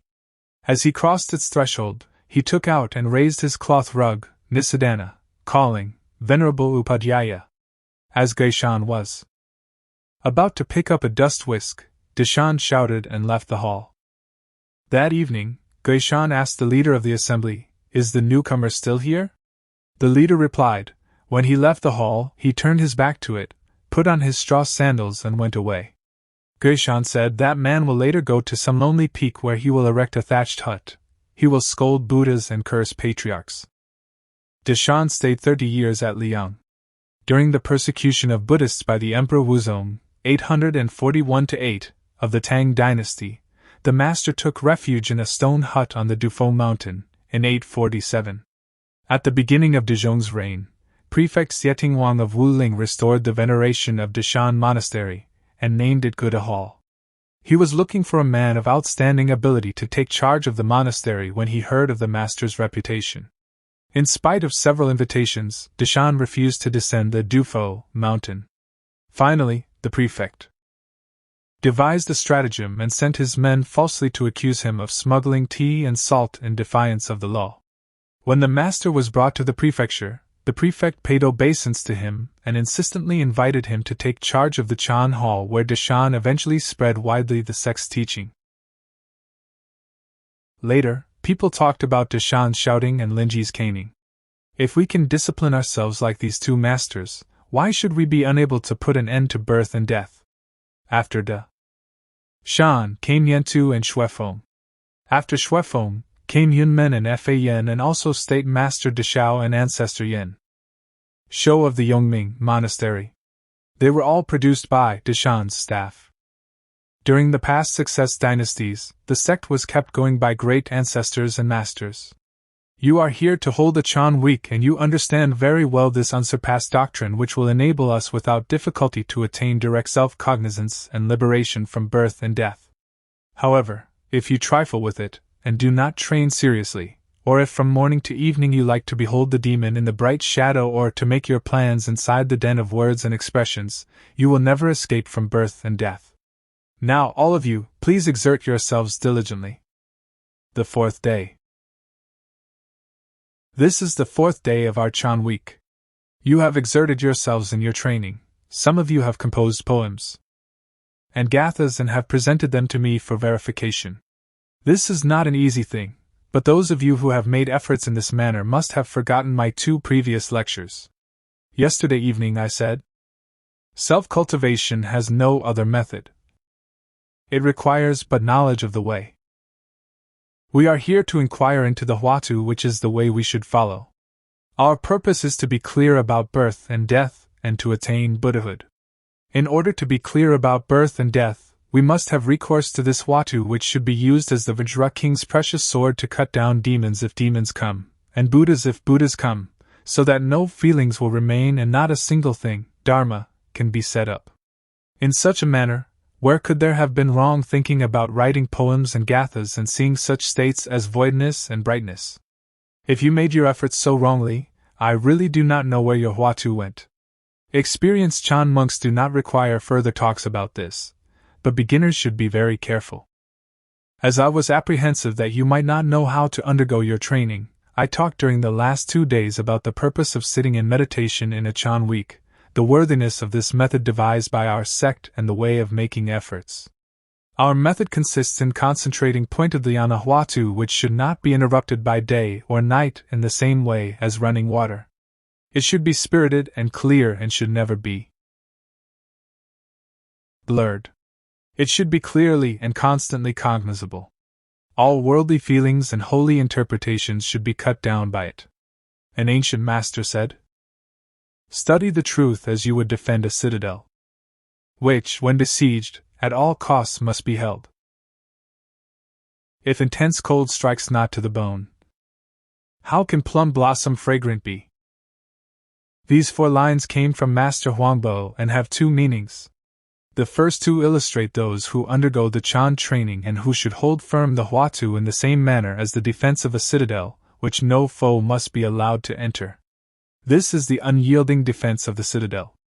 Each of us has a mind which is the 8th consciousness, Vijnana, as well as the 7th, 6th and the first 5 consciousnesses. The first 5 are the 5 thieves of the eye, ear, nose, tongue and body. The 6th consciousness is the thief of mind, Manas. The 7th is the deceptive consciousness, Klistamanavijnana, which from morning to evening grasps the 8th consciousness, subject, and mistakes it for an ego. It incites the 6th to lead the first 5 consciousnesses to seek external objects such as form, sound, smell, taste, and touch.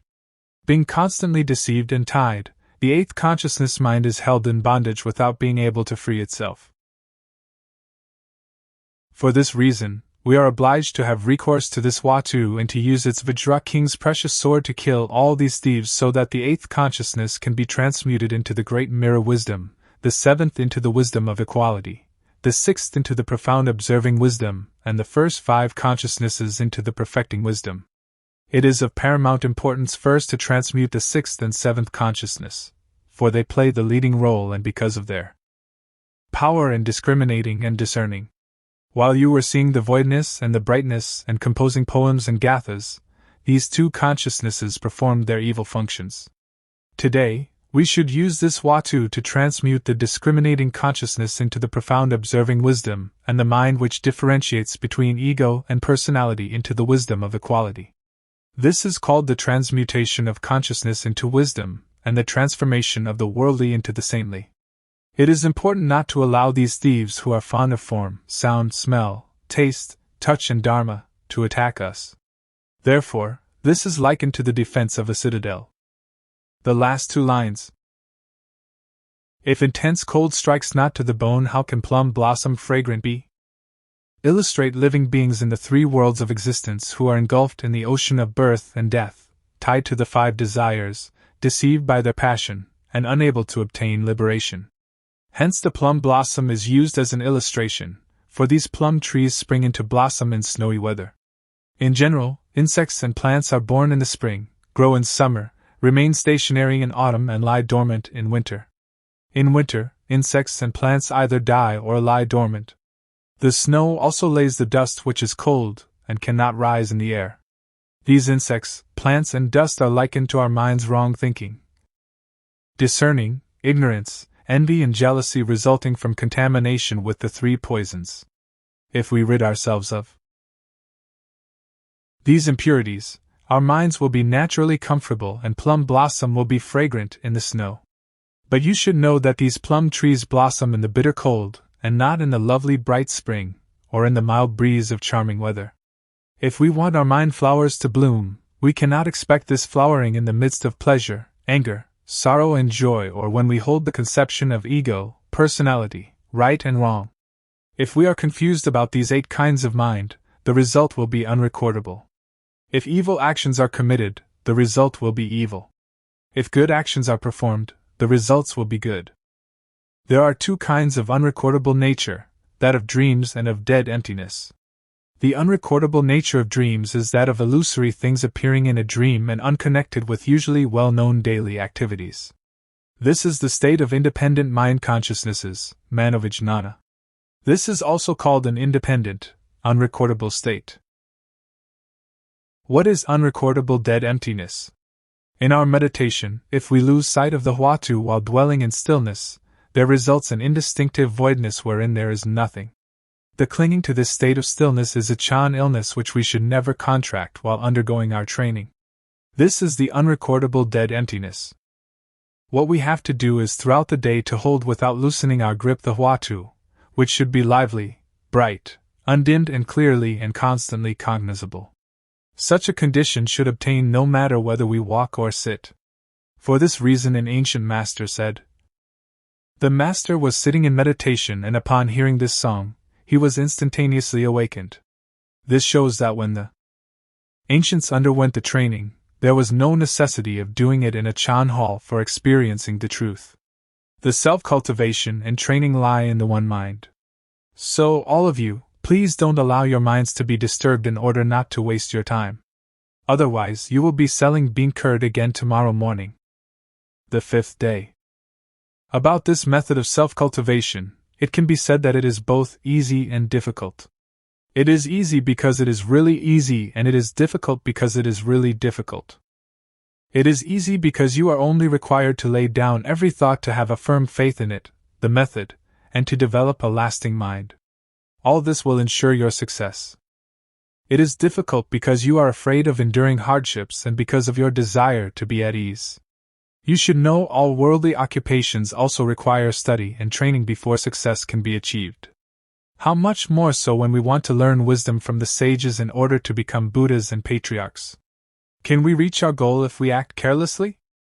Therefore, the first thing is to have a firm mind in our self-cultivation and performance of the truth. In this, we cannot avoid being obstructed by demons. These demoniacal obstructions are the external karmic surroundings caused by our passions for all form, sound, smell, taste, touch, and dharma as enumerated in my talk yesterday. This karmic environment is our foe through life and death. For this reason, there are many sutra-expounding Dharma masters who cannot stand firm on their own feet while in the midst of these surroundings because of their wavering religious mind.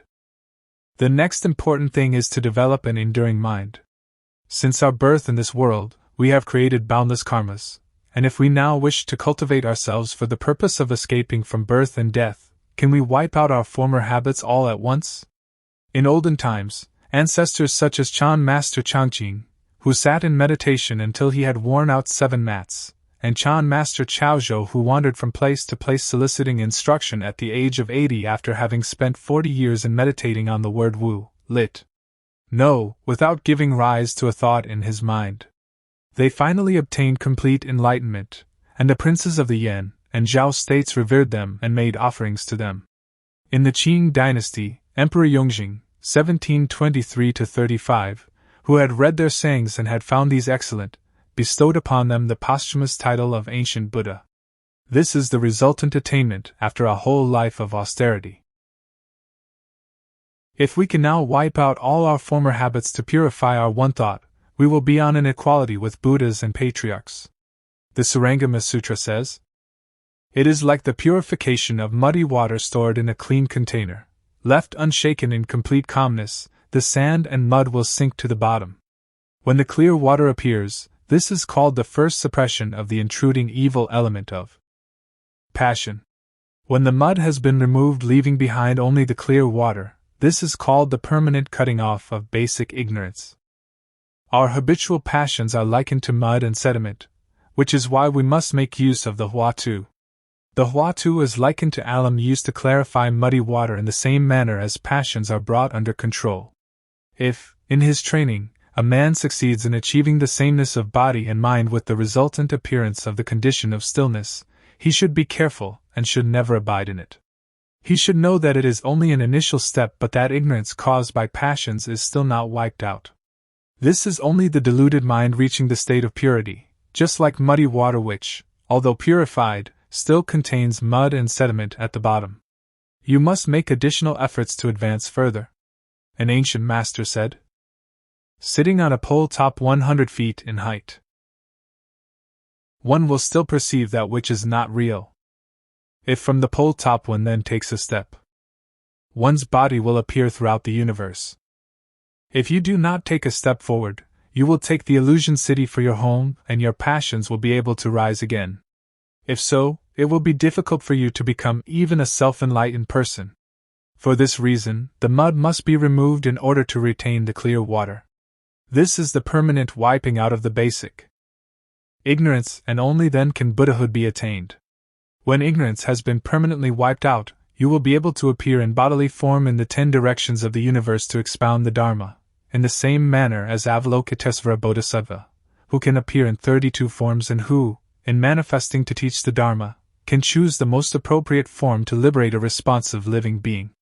You will be free from restraint and will enjoy independence and comfort everywhere, even in a house of prostitution, a public bar, the womb of a cow, a mare or a mule, in paradise or hell. On the other hand, a discriminating thought will send you down to the turning wheel of births and deaths. Formerly, Qingguai, who had in a former life made offerings of incense and candles to Ksitigarbha Bodhisattva but did not develop an enduring mind in his training because of his failure to wipe out his ignorance caused by passions, was the victim of his hatred mind in his following reincarnation. This is just an example. If your believing mind is strong and your enduring mind does not retrograde, you will, in your present bodily form, be able to attain Buddhahood, even if you are only an ordinary man. Formerly there was a poor and miserable man who joined the order, Sangha, at a monastery. Although he was keen to practice self-cultivation, he did not know the method. As he did not know whom to ask about it, he decided to toil and moil every day. One day, a wandering monk came to the monastery and saw the man toiling. The monk asked him about his practice, and the man replied, "Every day, I do this kind of hard work. Please show me that method of self-cultivation.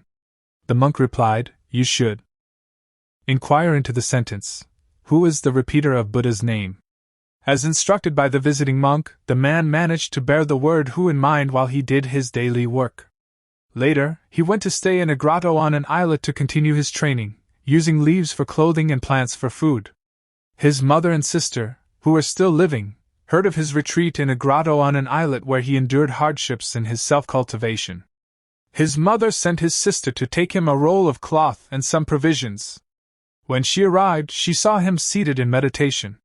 She called him, but he did not reply, and she shook him, but he did not move.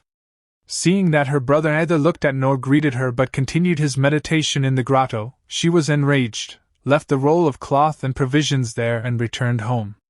13 years later, his sister went again to visit him and saw the same roll of cloth still lying in the same place. Later a hungry refugee came to the grotto wherein he saw a monk in ragged garments. He entered and begged for food. The monk got up and went to the side of the grotto to pick some pebbles, which he placed in a pot. After cooking them for a while, he took them out and invited the visitor to eat them with him. The pebbles looked like potatoes, and when the visitor had satisfied his hunger, the monk said to him, Please do not mention our meal to outsiders. Some time later, the monk thought to himself, I have stayed here so many years for my self-cultivation, and should now form propitious causes for the welfare of others. Thereupon, he proceeded to Xiamen, where, on the side of a road, he built a thatched hut offering free tea to travelers. This took place in Wanli's reign, 1573 to 1619, about the time the Empress Mother passed away. The emperor wanted to invite eminent monks to perform Buddhist ceremonies for the welfare of his deceased mother. He first intended to invite monks in the capital, but at the time there were no eminent monks there. One night the emperor saw in a dream his mother, who said that there was one in Jiangzhou prefecture of Fujian province. The emperor sent officials there to invite local monks to come to the capital for the ceremonies. When these monks with their bundles set out on their journey to the capital, they passed by the hut of the poor monk, who asked them, Venerable masters, what makes you so happy and where are you going? They replied, We have received the emperor's order to proceed to the capital to perform ceremonies for the spirit of the Empress Mother. The poor monk said, May I go with you? They replied, You are so miserable, how can you go with us? He said, I do not know how to recite sutras, but I can carry your bundles for you. It is worthwhile to pay a visit to the capital. Thereupon, he picked up the bundles and followed the other monks to the capital. When the emperor knew that the monks were about to arrive, he ordered an official to bury a copy of the Diamond Sutra under the doorstep of the palace. When the monks arrived, they did not know anything about the sutra, crossed the doorstep and entered the palace one after another. When the miserable monk reached the threshold, he knelt upon his knees and brought his palms together but did not enter the palace. In spite of the doorkeepers who called him and tried to drag him in, he refused to enter. When the incident was reported to the emperor, who had ordered the burial of the sutra, he realized that the holy monk had arrived and came personally to receive him. He said, Why don't you enter the palace?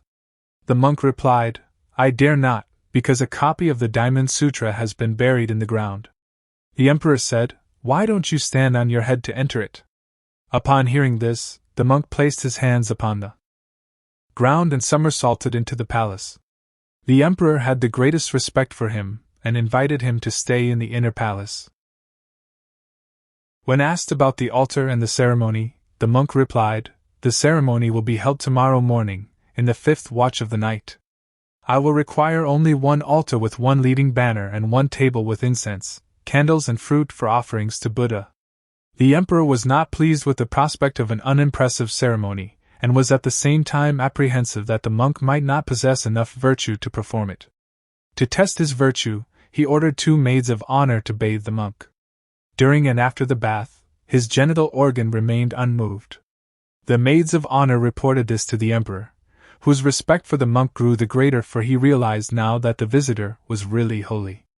Preparation was then made according to the monk's instruction, and the following morning, the monk ascended to his seat to expound the Dharma. Then he ascended to the altar, joined his palms together to salute, and holding the banner, went to the coffin, saying, In reality I do not come. But in your likes you are one-sided. In one thought to realize there is no birth means that you will leap o'er the Deva realms. After the ceremony, the monk said to the emperor, I congratulate you on the liberation of Her Majesty the Empress Mother. As the emperor was doubting the efficiency of a ceremony which ended in such a manner, he heard in the room the voice of the deceased saying, I am now liberated. You should bow your thanks to the Holy Master. The emperor was taken aback, and his face beamed with delight. He paid obeisance to the monk and thanked him. In the inner palace, a vegetarian banquet was offered to the master. Seeing that the emperor was wearing a pair of colored trousers, the monk fixed his eyes on them. The emperor asked him, Does the virtuous one like this pair of trousers? And taking them off, he offered them to the visitor, who said, Thank your Majesty for his grace. Thereupon, the emperor bestowed upon the monk the title of State Master Dragon Trousers. After the banquet, the emperor led the monk to the imperial garden, where there was a precious stupa. The monk was happy at the sight of the stupa and stopped to admire it. The emperor asked, Does the state master like this stupa? The visitor replied, It is wonderful. The emperor said, I am willing to offer it to you with reverence. As the host was giving orders to remove the stupa to Changzhou, the monk said, There is no need, I can take it away. After saying this, the monk placed the stupa in his long sleeve, rose in the air and left. The emperor, stunned and overjoyed at the same time, praised the unprecedented occurrence. Dear friends, it is a wonderful story indeed, and it all came about simply because from the time he left his home, the monk never used his discriminating mind and had a lasting faith in the truth. He did not care for his sister who came to see him, paid no attention to his ragged garments, and did not touch the roll of cloth lying 13 years in the grotto. We must now ask ourselves if we can undergo our training in such a manner. It would be superfluous to talk about our inability to follow the monk's example when our sisters come to see us. It is enough to mention the attitude we take after our meditation when, while walking, we cannot refrain from gazing at our leader when he offers incense or at our neighbor's movements. If our training is done in this manner, how can our huatu be firmly held? Dear friends, you have only to remove the mud and retain the water.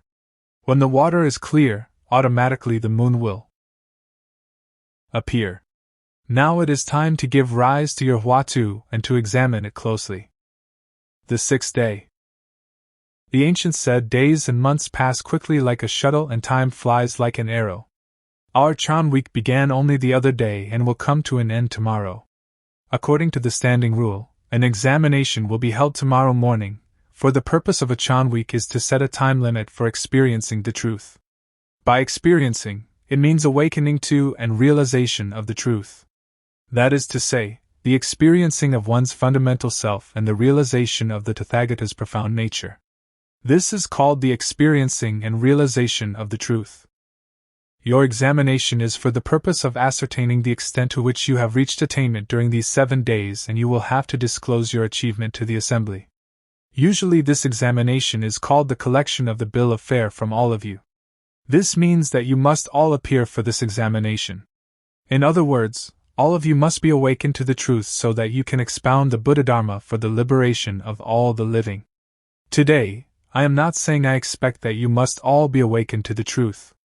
If even one of you is awakened, I can still collect this bill of fare. That is to say, one person will pay the bill for the meals served to the whole assembly. If all of us develop a skillful and progressive mind in quest of the truth, we will all be awakened to it. The ancients said, It is easy for a worldly man to win Buddhahood, but hard indeed is it to bring wrong thinking to an end. It is only because of our insatiable desires since the time without beginning that we now drift about in the sea of mortality, within which there are 84,000 passions and all sorts of habits which we cannot wipe out. In consequence, we are unable to attain the truth and to be like Buddhas and Bodhisattvas who are permanently enlightened and are free from delusion. For this reason, Master Lianqi said, It is easy to be caught up in the causes of pollution, but to earn truth-producing karma is most hard. If you cannot see behind what can be seen, differentiated are concurrent causes. Around you are but objects which, like gusts of wind, destroy the crop of merits you have sown. The passions of the mind burst in flames, destroying seeds of Bodhi in the heart. If recollection of the truth be as intense as passion, Buddhahood will quickly be attained. If you treat others as you treat the self, all will be settled to your satisfaction. If self is not right and others are not wrong, lords and their servants will respect each other. If the Buddha Dharma is constantly before one, from all passions this is liberation. How clear and how to the point are these lines! The word pollution means the act of making unclean. The realm of worldly men is tainted with desires of wealth, sensuality, fame and gain, as well as anger and dispute. To them, the two words religion and virtue are only obstacles. Every day, they give way to pleasure, anger, sorrow and joy, and long for wealth, honor, glory and prosperity. Because they cannot eliminate worldly passions, they are unable to give rise to a single thought of the truth. In consequence, the grove of merits is ruined and all seeds of Bodhi are destroyed. If they are indifferent to all worldly passions, if they give equal treatment to friends and foes, if they refrain from killing, stealing, committing adultery, lying and drinking intoxicating liquors, if they are impartial to all living beings, if they regard other people's hunger as their own, if they regard other people's drowning as if they get drowned themselves, and if they develop the Bodhi mind, they will be in agreement with the truth and will also be able to attain Buddhahood at a stroke. For this reason, it is said, if recollection of the truth be as intense as passions, Buddhahood will be quickly attained. All Buddhas and saints appear in the world to serve the living, by rescuing them from suffering, by bestowing happiness upon them, and by aiding them out of pity. We can practice self-denial as well as compassion for others, thus foregoing all sorts of enjoyment.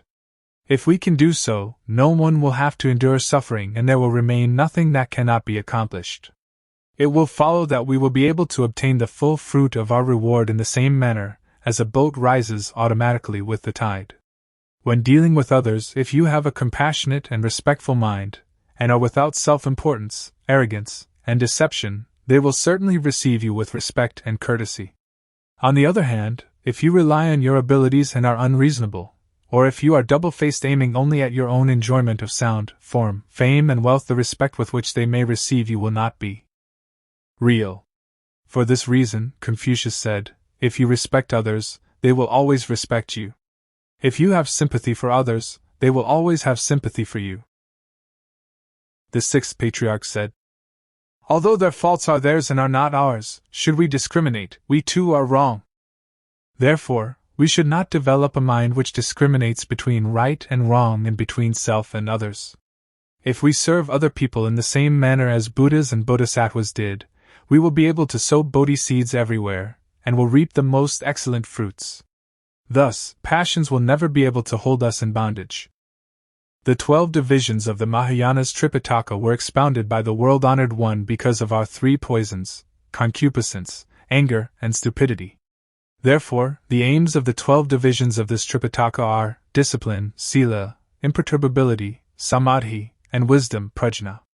Their purpose is to enable us to wipe out our desires, to embrace the 4 infinite Buddha states of mind: kindness, maitri, pity, karuna, joy, mudita, and indifference, upekkha, and all notes of salvation, to eliminate the delusion of ignorance and the depravity of stupidity, to achieve the virtue of complete wisdom, and to embellish the meritorious Dharmakaya.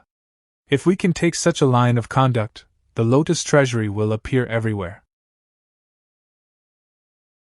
Today, most of you who have come for this Chan week are virtuous laymen, upasakas.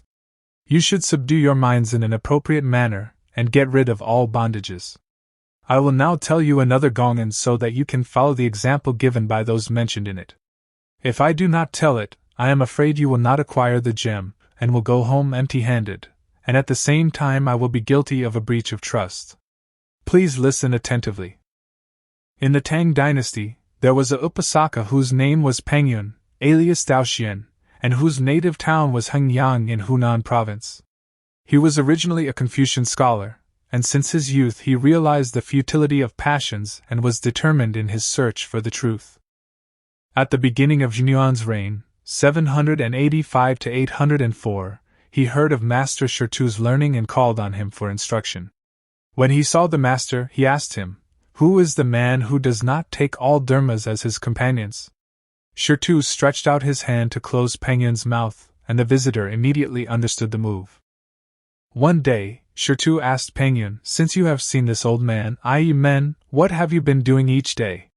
Peng Yun replied, "If you asked me what I have been doing, I do not know how to open my mouth to talk about it. Then he presented the following poem to Hsu.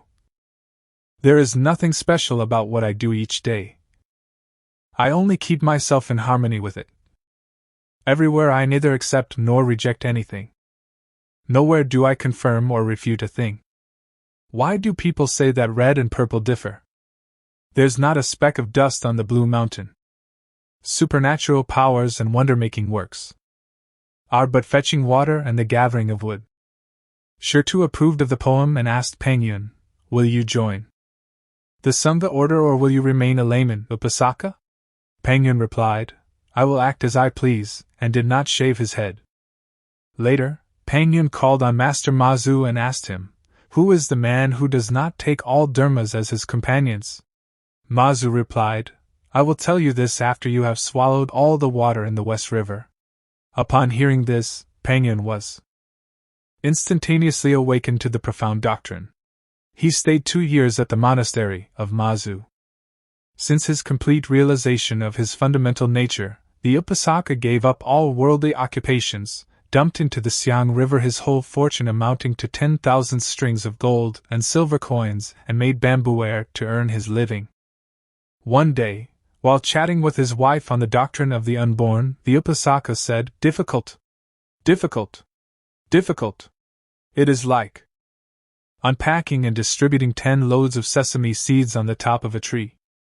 His wife interjected, "Easy. Easy. Easy. 100 blades of grass are the master's indication." Hearing their dialogue, their daughter Lingzhao said laughingly, "Oh, you two old people!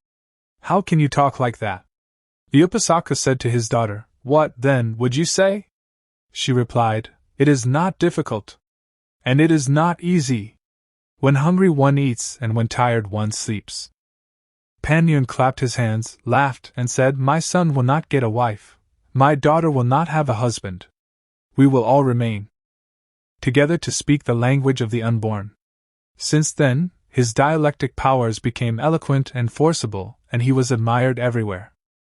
When the Upasaka left Master Gu-Shan, the latter sent 10 Chan monks to accompany him to the front door of the monastery. Pointing his finger at the falling snow, the Upasaka said to them, "Good snow. The flakes do not fall elsewhere." A Chan monk named Quan asked him, "Where do they fall?" The Upasaka slapped the monk in the face, and Quan said, "You can't act so carelessly." The Upasaka replied, "What a Chan monk you are! The god of the dead will not let you pass." Quan asked, "Then what does the venerable Upasaka mean?" The Upasaka slapped him again and said, "You see like the blind and you talk like the dumb." The Upasaka used to frequent places where sutras were explained and commented on.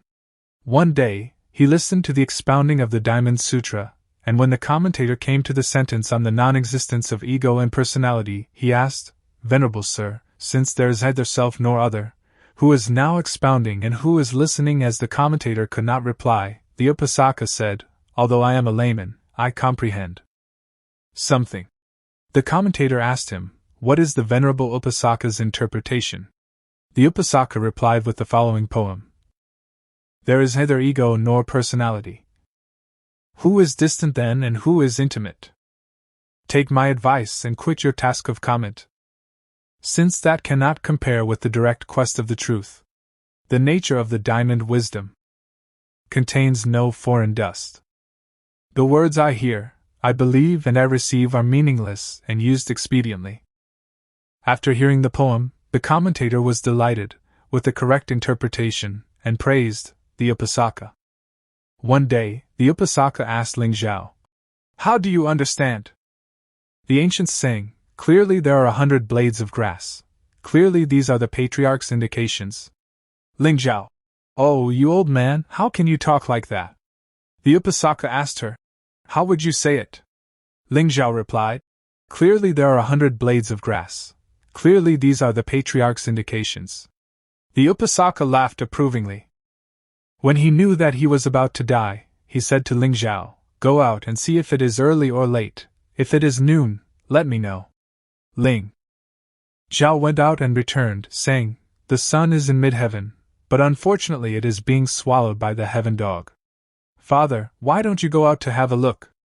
Thinking that her story was true, he left his seat and went outside. Thereupon, Ling Zhao, taking advantage of her father's absence, ascended to his seat, sat with crossed legs, brought her 2 palms together, and passed away. When the Upasaka returned, he saw that Ling Zhao had died, and said with a sigh, "My daughter was sharp-witted and left before me." So he postponed his death for a week in order to bury his daughter. When Magistrate Wu-Tai came to inquire after his health, the Upasaka said to him, "Vow only to wipe out all that is. Beware of making real what is not. Life in this mortal world. A shadow is an echo." After saying this, he rested his head on the magistrate's knees and passed away. As willed by him, his body was cremated and the ashes were thrown into the lake. His wife heard of his death, and went to inform her son of it. Upon hearing the news, the son stopped his work in the field, rested his chin on the handle of his hoe, and passed away in a standing position. After witnessing these 3 successive events, the mother retired to an unknown place to live in seclusion. As you see, the whole family of 4 had supernatural powers and could do works of wonder, and these laymen, who were also Upasakas like you, were of superior attainments. At present, it is impossible to find men of such outstanding ability not only among you Upasakas and Upasikas, but also among monks and nuns who are no better than myself, Hsu-yun. What a disgrace! Now let us exert ourselves again in our training. The 7th day. Dear friends, allow me to congratulate you for the merits you have accumulated in the Chan week which comes to an end today. According to the standing rule, those of you who have experienced and realized the truths should come forward in this hall as did candidates who sat for a scholar's examination held previously in the Imperial Palace. Today, being the day of posting the list of successful graduates, should be one for congratulations. However, the Venerable Abbot has been most compassionate, and has decided to continue this Chan meeting for another week so that we can all make additional efforts for further progress in self-cultivation. All the masters who are present here and are old hands in this training know that it is a wonderful opportunity for cooperation, and will not throw away their precious time. But those who are beginners should know that it is difficult to acquire a human body and that the question of birth and death is important. As we have human bodies, we should know that it is difficult to get the chance to hear the Buddha Dharma and meet learned. Sect was very flourishing. Later, when the Tiantai school fell into decadence, State Master Deshao, a Chan master, journeyed to Korea, where the only copy of Ji's works existed, copied it, and returned to revive the sect. Bodhidharma, who was the 28th Indian patriarch, came to the east where he became the first Chinese patriarch. From his transmission of the Dharma until the time of the 5th patriarch, the mind lamp shone brilliantly. The 6th patriarch had 43 successors, among whom were the eminent Chan master Xing Si and Huairang. Then came Chan master Ma Zu, who had 83 successors.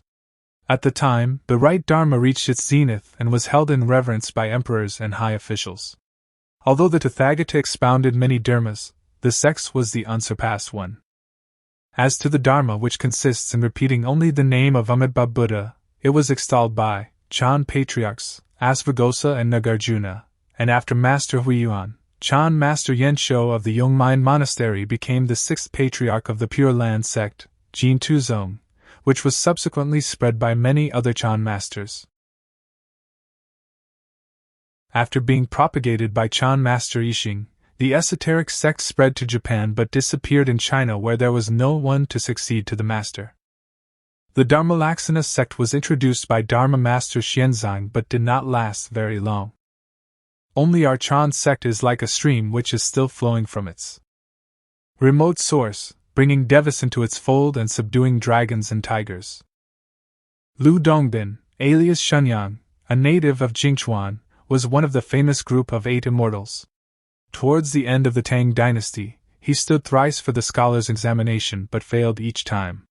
Being disheartened, he did not return home, and one day he met by chance in a wine shop at Chang'an an immortal named Zhong Lichuan who taught him the method of lengthening his span of life indefinitely. Lu Dongbin practiced the method with great success, and could even become invisible and fly in the air at will over the country. One day he paid a flying visit to the Hai Hui Monastery on Lushan Mountain. In its bell tower he wrote on the wall, "After a day of leisure when the body is at ease, the 6 organs now in harmony, announce that all is well. With a gem in the pubic region there's no need to search for truth. When mindless of surroundings, there's no need for Chan." Some time later, as he was crossing the Huanglong Mountain, he beheld in the sky purple clouds shaped like an umbrella. Guessing that there must be some extraordinary person in the monastery there, he entered. It happened at the same time that in the monastery, after beating the drum, Chan Master Huanglong was ascending to his seat to expound the Dharma. Lu Dongbin followed the monks and entered the hall to listen to the teaching. Huanglong said to the assembly, "Today there is here a plagiarist of my Dharma. The monk, i.e., I, will not expound it." Thereupon, Lu Dongbin came forward and paid obeisance to the master, saying, "I wish to ask the venerable master the meaning of these lines. A grain of corn contains the universe. The hills and rivers fill a small cooking pot." Huanglong scolded him and said, "What a corpse-guarding devil you are." Lu Dongbin retorted, "But my gourd holds the immortality-giving medicine." Huanglong said, "Even if you succeed in living 80,000 eons, you will not escape from falling into the dead void." Forgetting all about the fortitude advocated in his own line, "When mindless of surroundings there's no need for Chan." Lu Dongbin burned with anger and threw his sword at Huanglong. Huanglong pointed his finger at the sword which fell to the ground and which the thrower could not get back. With deep remorse, Lu Dongbin knelt upon his knees and inquired about the Buddha Dharma. Huanglong asked, "Let aside the line, 'The hills and rivers fill a small cooking pot,' about which I do not ask you anything. Now what is the meaning of 'a grain of corn contains the universe'?" Upon hearing this question, Lu Dongbin instantaneously realized the profound Chan meaning. Then, he chanted the following repentance poem. "I throw away my gourd and smash my lute. In future I'll not cherish gold and mercury. Now that I have met the Master Huanglong, I have realized my wrong use of the mind." This is the story of an immortal's return to and reliance on the Triple Gem and his entry into the monastery, Sangharama, as a guardian of the Dharma. Lu Dongbin was also responsible for reviving the Taoist sect at the time and was its 5th Tao patriarch in the north. The Taoist Ziyang also realized the mind after reading the Buddhist collection Zhuangji and became the 5th Tao patriarch in the south. Thus the Tao faith was revived thanks to the Chan sect. Confucius' teaching was handed down until Mencius, after whom it came to an end. In the Song dynasty, Confucian scholars also studied the Buddha Dharma, and among them we can cite Zhou Lianqi, who practiced the Chan training and succeeded in realizing his mind, and others such as Chengzi, Zhangzi, and Zhuzi, all famous Confucians. Therefore, the Chan sect contributed in no small measure to the revival of Confucianism. Nowadays there are many people who despise the Chan Dharma and who even make slanderous remarks about it, thus deserving hell. Today, we have this excellent opportunity of being favored with a cooperating cause which gathers us here. We should feel joy and should take the great vow to become objects of reverence for dragons and devas and to perpetuate the right Dharma forever. This is no child's play, so please make strenuous efforts to obtain more progress in your self-cultivation. Rosette. The master was then invited to Hangzhou, where Buddhist organizations sent Upasaka Due to welcome him. Arriving on the 19th of the second month, he stayed at the Jinxiai Temple, where he held a Dharma meeting at which several thousand people became his disciples. The local authorities invited him to be abbot of the Lingyin Monastery, but he declined on the grounds of old age and ill health. At the invitation of Abbot Miaozhen and Dharma Master Wu-Tai of Lingyin Monastery, the master went to Suzhou to hold a Dharma meeting there, after which he visited Huqiu, Tiger Hill, in order to pay reverence to the stupa of Chan Master Xiaolong, a Dharma descendant of Lin Ji. On arrival there, he found that people had encroached on the holy site. The stupa and stone tablet bearing the customary inscriptions had disappeared. He had previously visited the spot during the reign of Emperor Guangxu, 1975 to 1909, and still remembered the holy site, which was now a heap of tiles and bricks, removal of which revealed that it was indeed the ancient site. The master then discussed the matter with local officials and notables and also conferred with protectors of the Dharma at Shanghai, who raised funds to rebuild the stupa. Abbots Miaozhen and Chuguang, who were at Tiger Hill, were asked to supervise the restoration of the holy site. On his way to Suzhou, the master visited the Shoxing Temple at Bantang, where he paid reverence to the stupa of Master Yuan Shanji. After that, he was invited by the devotees of Nantong to visit Mount Lang, where he held a Dharma meeting at which several thousand people became his disciples. After the meeting, he returned to Shanghai, arriving there at the end of the 3rd month. On his way to Suzhou, the master visited the Shoxing Temple at Bantang, where he paid reverence to the stupa of Master Yuan Shanji. After that, he was invited by the devotees of Nantong to visit Mount Lang, where he held a Dharma meeting at which several thousand people became his disciples. After the meeting, he returned to Shanghai, arriving there at the end of the 3rd month. In the 4th month, the master received a telegram asking him to the capital, where he stayed at the Guangji Monastery. After representatives of the Sangha from all parts of the country had arrived, the new Chinese Buddhist Association was formally inaugurated and proceeded to discuss and pass several important resolutions. When some degenerate monks proposed the abolition of the standing rules of discipline and morality, the master reprimanded them and wrote a statement entitled The Degeneration of the Sangha in the Dharma-ending Age. Afterwards, the master went to Datong in Shanxi province in order to pay reverence at the Great Stone Buddha in Yungang Grotto. When he expressed a desire to leave Beijing area, the local authorities advised him to convalesce at Mount Lu in Jiang 11. In the 5th month, the master went south with his attendant Jumin. On arrival at Hankou, Abbot Yuancheng of Baodong Monastery asked the master to hold 2 weeks of Chan meditation, after which he proceeded to Mount Lu, where Upasaka Chengzhenaryu was awaiting him, subsequently staying there at the Dalin Temple. In the 6th month, a few Chan monks came from Mount Yunzhu in Jiangxi and said that during the Japanese occupation, the invaders had set fire to the Zhenaryu Monastery to prevent Chinese guerrillas from using it as a hiding place. The whole temple had been destroyed except for a large bronze statue of Vairocana, which remained intact amid the desolation of the grass-covered site. The master was sad when he heard of this and thought of the holy site which had been founded in the Yuanhou reign, 806 to 820, of the Tang dynasty, and where many eminent Chan masters had stayed. If it was not rebuilt, it would be buried in oblivion. The master vowed to rebuild the monastery and applied to the local authorities for permission to go there. Upasaka Zhu Huabing and a few others offered to accompany the master, who left for Junju on the 5th of the 7th month. In the 9th month, when a few bhiksunis in Canton who were disciples of the master heard of his arrival at Yunju, they came to see him. After traveling by boat and train, they arrived at the monastery, where they saw only ruined walls. They met a monk, asking as to the master's whereabouts. He pointed to a cowshed. They bent down to enter its low doorway but could not see him at first. After a pause to look round, they found him seated in meditation posture on a bench. Slowly, he opened his eyes and said, "Why have you taken the trouble to come here?" After they had spoken about the object of their visit, he said, "When I came here, there were only 4 monks present, and I therefore decided to set up a thatched hut for them. But numerous other monks came along later. Within a month or so, their number increased to 50. Apart from this cowshed, there are only a few ruined buildings which you have seen. But since you have called, please be content with what is available and stay for a few days." Although the cowshed was half a li northwest of the monastery, the master liked this remote location and also intended to have the nearby soil tilled to obtain food for the monks. After the 10th month, yet more monks came.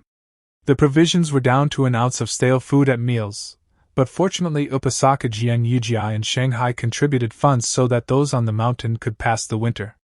The master planned to clear the land for cultivation and to repair the halls of the monastery. That winter, the master was invited to transmit the precepts in Xuzhang and at the Nan-Hua Monastery. XUYUN's 115th year. 1954–55. In the spring, the master planned to rebuild the main hall for the great bronze statue of Vairocana Buddha, which was 16 feet high and had been cast in the reign of Wanli, 1573–1619, of the Ming dynasty by order of the then Empress Dowager. The roof of the previous hall had been made of iron tiles because earthenware ones could not resist the strong winds on top of the mountain. So the master decided to have iron tiles cast together with 4 big iron cooking pots and 2 large bronze bells. At the time, the number of monks and laymen on the mountain exceeded 100 and include many artisans and skilled workmen. When devotees both in the mainland and overseas heard of the master's plan, they sent funds for the project. Since the site, labor and money were available, the master's plan was easy to achieve. He divided the community into 2 groups, assigning one to reconstruct the monastery buildings and the other to clear the land for tillage. Since everybody was willing to work, in the 5th and 6th months the Dharma Hall was completely rebuilt with, above it, a library for 2 editions of the Tripitaka. At the same time, the equivalent of 10 acres of arable land was made available to grow rice for the community, thus carrying out the rules laid down by the ancient Chan master Baizhang.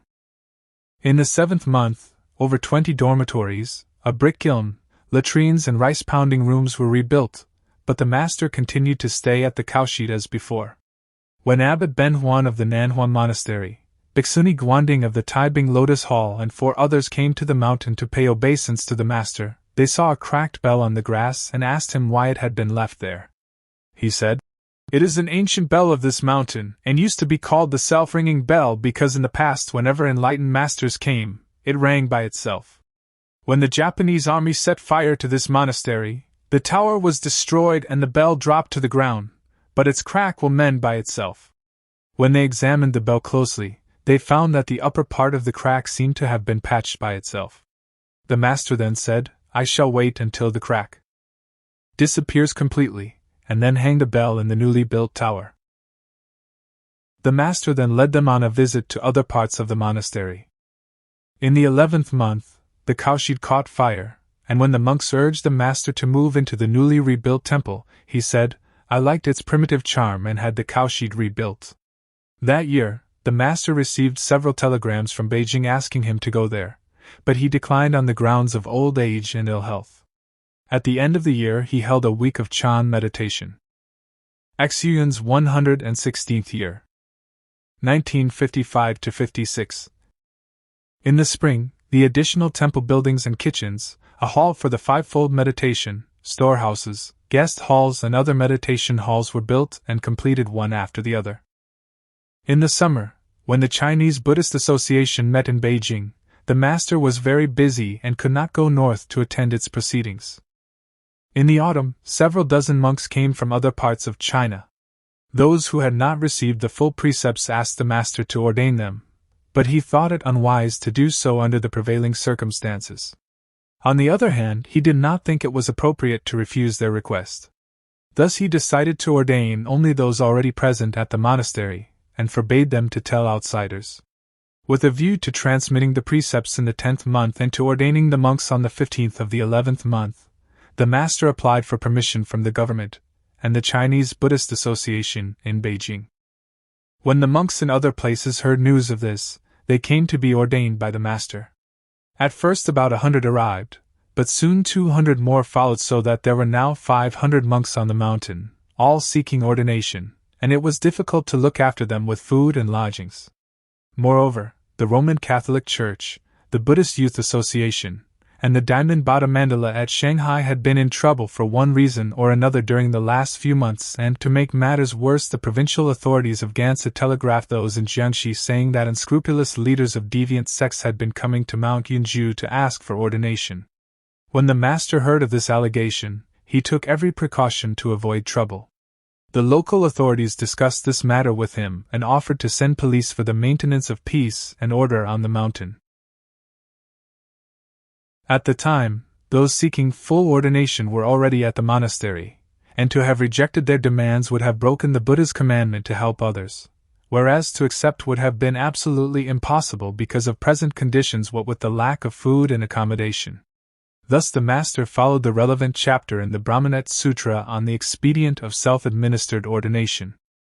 The master expounded the 10 prohibitions to the monks, all the Vinaya rules and the 3 cumulative commandments, something he did at great pains for 10 consecutive days. He then urged them to return to their native locations and to act as instructed on a date fixed by himself, giving them certificates of discipleship, keeping with him only the 100 monks whom he had arranged to ordain on the appointed day, and thus the trouble came to an end. Afterwards, he held a week of Chan meditation. That year more than 140 mao, 21.2 acres, of land were reclaimed to raise rice and millet, and numerous plots were cleared in order to plant tea and fruit trees. No sooner had these wastelands become fit for tillage than outsiders began to covet them. The local authorities set up an office of the Agriculture and Forestry Department on the mountain to take over all the land reclaimed by the monastery on the pretext of increasing its productive capacity. The master bore this patiently, but when they also took over his cowshed and forced him away, he telegraphed Beijing to report the incident. The provincial authorities were then ordered to return the master's cowshed to him along with the reclaimed land. Although the local officials obeyed this order, they bore a grudge against the master, and later caused him a great deal of trouble. Monks from other places came to the mountain in great numbers, and about 1,500 of them stayed at the monastery in thatched huts built to lodge them. Day and night they inquired about the Dharma without interruption, but in order to avoid putting strain on the master, he was asked to fix the time for daily interviews.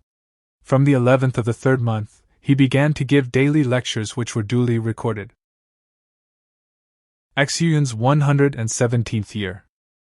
1956–57.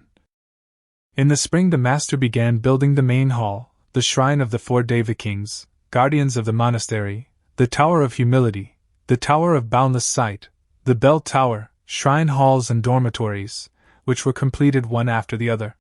They were copied from the Gu-Shan, Nan-Hua and Yunmen monasteries. Thus in less than 3 years after the master's arrival, new temple buildings sprang up again to restore the ancient splendor of the holy site from the Tang and Song dynasties. Those staying at the monastery now number 2,000 people, among whom were technicians, building contractors and people experienced in agriculture and forestry. They contributed to the speedy renovation of the holy site and reclamation of wasted land. In rebuilding the Jinaryu Monastery, the master did not appeal for funds, but contributions came nevertheless from all quarters. For instance, Bhiksuni Quan Hui of Hong Kong held a Dharma meeting there and succeeded in raising 10,000 Hong Kong dollars, which she sent to him, and Upasaka Jean Li Wu of Canada, who had never met the master, contributed 10,000 Canadian dollars. Upasaka Wu Xingkai of Shanghai, who had left that year for Yunzhou via Hong Kong in order to pay reverence at the holy site, went by way of the Zhonggong jetty and found the mountain track rough and difficult to negotiate. He vowed to repair it, and the work, which required an expenditure of $100,000, was now underway. The master had rebuilt a score of temples and monasteries all over the country. When he originally came to the holy site in ruins at Yunzhou, he had only a staff with him, and after its renovation he handed the newly rebuilt temple to another monk and left with that same staff as his sole possession. Now that the monastery on Mount Yunzhou had been rebuilt, it seemed that he had been assisted by devas, and everybody hoped that he would stay there. In the 9th month, when the pool of the bright moon and blue stream were being dredged on the mountain, a large rock was dug up which bore mainly indecipherable inscriptions except for a few characters here and there which mentioned that the ancient Chan master Hsu-yun, Buddha's seal, the then abbot of the monastery, and the great poet, Su-dan-go, had frequently sat on the stone which was close to the stream. A bridge had later been built nearby to commemorate the occasion, the rock then being called the Mindchat Rock, and the bridge Buddha Seal Bridge. Master Hsu-yun now built a porch for the rock at the end of a new bridge to preserve the historic site, and wrote the following poem on the occasion. In fulfillment of a vow to worship Buddha, Su-dongbo crossed mountains and rivers without end. On a rock near the Blue Stream Bridge he chatted on about the mind until it vanished, won over by the rock. In those days at Gu-Shan he wore his belt of jade, thus dull in spirit he could not forsake the world. A cloud now rolls up the Mayan Chat Rock. To rebuild a bridge, commemorate a poet's name. That winter about 200 monks and laymen cleared over 180 mao, 27.2 acres, of marshy land to grow rice and over 70 mao, 10.6 acres, of dry land to plant other cereals, thus providing adequate food for a community of 500 monks. On the 7th of the 12th month the master held 2 weeks of Chan meditation. After that, the monks at Nan-Hua Monastery, the Temple of Six Banyans in Canton, Dingguan Monastery at Jiangding, and the Falun Temple in Ninghua requested the master to transmit the precepts to their devotees expediently from a distance. XUYUN's 118th year. 1957–58. As requested by Upasaka Wu Xingzai, repairs to the mountain track had begun the previous year. In the spring, the 18 li of track from Zhangong Jetty to the monastery was widened 6 feet. It consisted of paths winding up steep mountains and precipitous peaks, and bridges were built over all the mountain torrents. The whole work was completed in the autumn, and inscriptions in large Chinese characters such as Jiaozhou Gate, Rainbow Bridge, etc. were carved on the rocks along the track.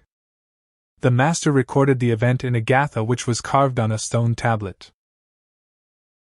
In the 6th month, the local Department of Agriculture and Forestry, seeing that the community had reclaimed wasteland, cancelled the 1953 agreement which authorized the monastery to do such work, set up their own organization on the mountain, and sent a few dozen men to the monastery to take over all its land. The monks in charge vainly petitioned the local authorities 7 times to abide by the agreement. When the men took over the master's cowshed and ordered him to leave it, he reported the matter to the Beijing government, who immediately instructed the provincial authorities to stop interfering with the monastery's reclamation works. Although they obeyed Beijing's orders, they bore a grudge against the master for reporting the matter to their superiors. This was the cause of endless troubles that ensued. As a result, the master was compelled to hand over all the reclaimed land to the local Department of Agriculture and Forestry to appease them. About the same time, Abbot Haidang of the monastery expounded the Lotus Sutra, after which he selected 30 young monks to form a Buddhist study center to train the novices. XUYUN's 119th year. 1958–59. In the spring, the purge of rightist elements in the country affected temples and monasteries. A group of so-called Buddhists convened a general meeting in Hankow at which the abbots and the monks in charge of designated temples and monasteries were required to be present. The master excused himself on the grounds of old age and ill health. Abbot Beihuan of Nan-Hua Monastery, Master Chuanshi, Director of Guests at Jinaryu Monastery, Abbot Fu-Yuan and Master Jianxing and Yinkai of Yunmen Monastery were accused of being rightists but were given a chance to turn witness in order to denounce, incriminate, and purge the master. They narrowly escaped misfortune when they refused to do so. Finally, a small group of accusers indicted the master on 10 charges, such as corruption, reactionarism, gangsterism, extravagant transmission of the precepts, etc., the most unbelievable one being that he shared his cowshed with young novices to practice homosexuality. At the monasteries of Nan-Hua, Yunmen and Jinaryu, news bulletins were posted on the walls denouncing the master who, however, took no notice of them. When his disciples wanted to reply to these groundless charges, he prevented them from doing so. 2 months passed without any news from Hankow, where the meeting also came to an end. However, the master's most helpful attendants, and those monks who had followed him for many years were ordered to leave him and sent to places designated by the local authorities. Another couple of months passed without any action being taken against the master.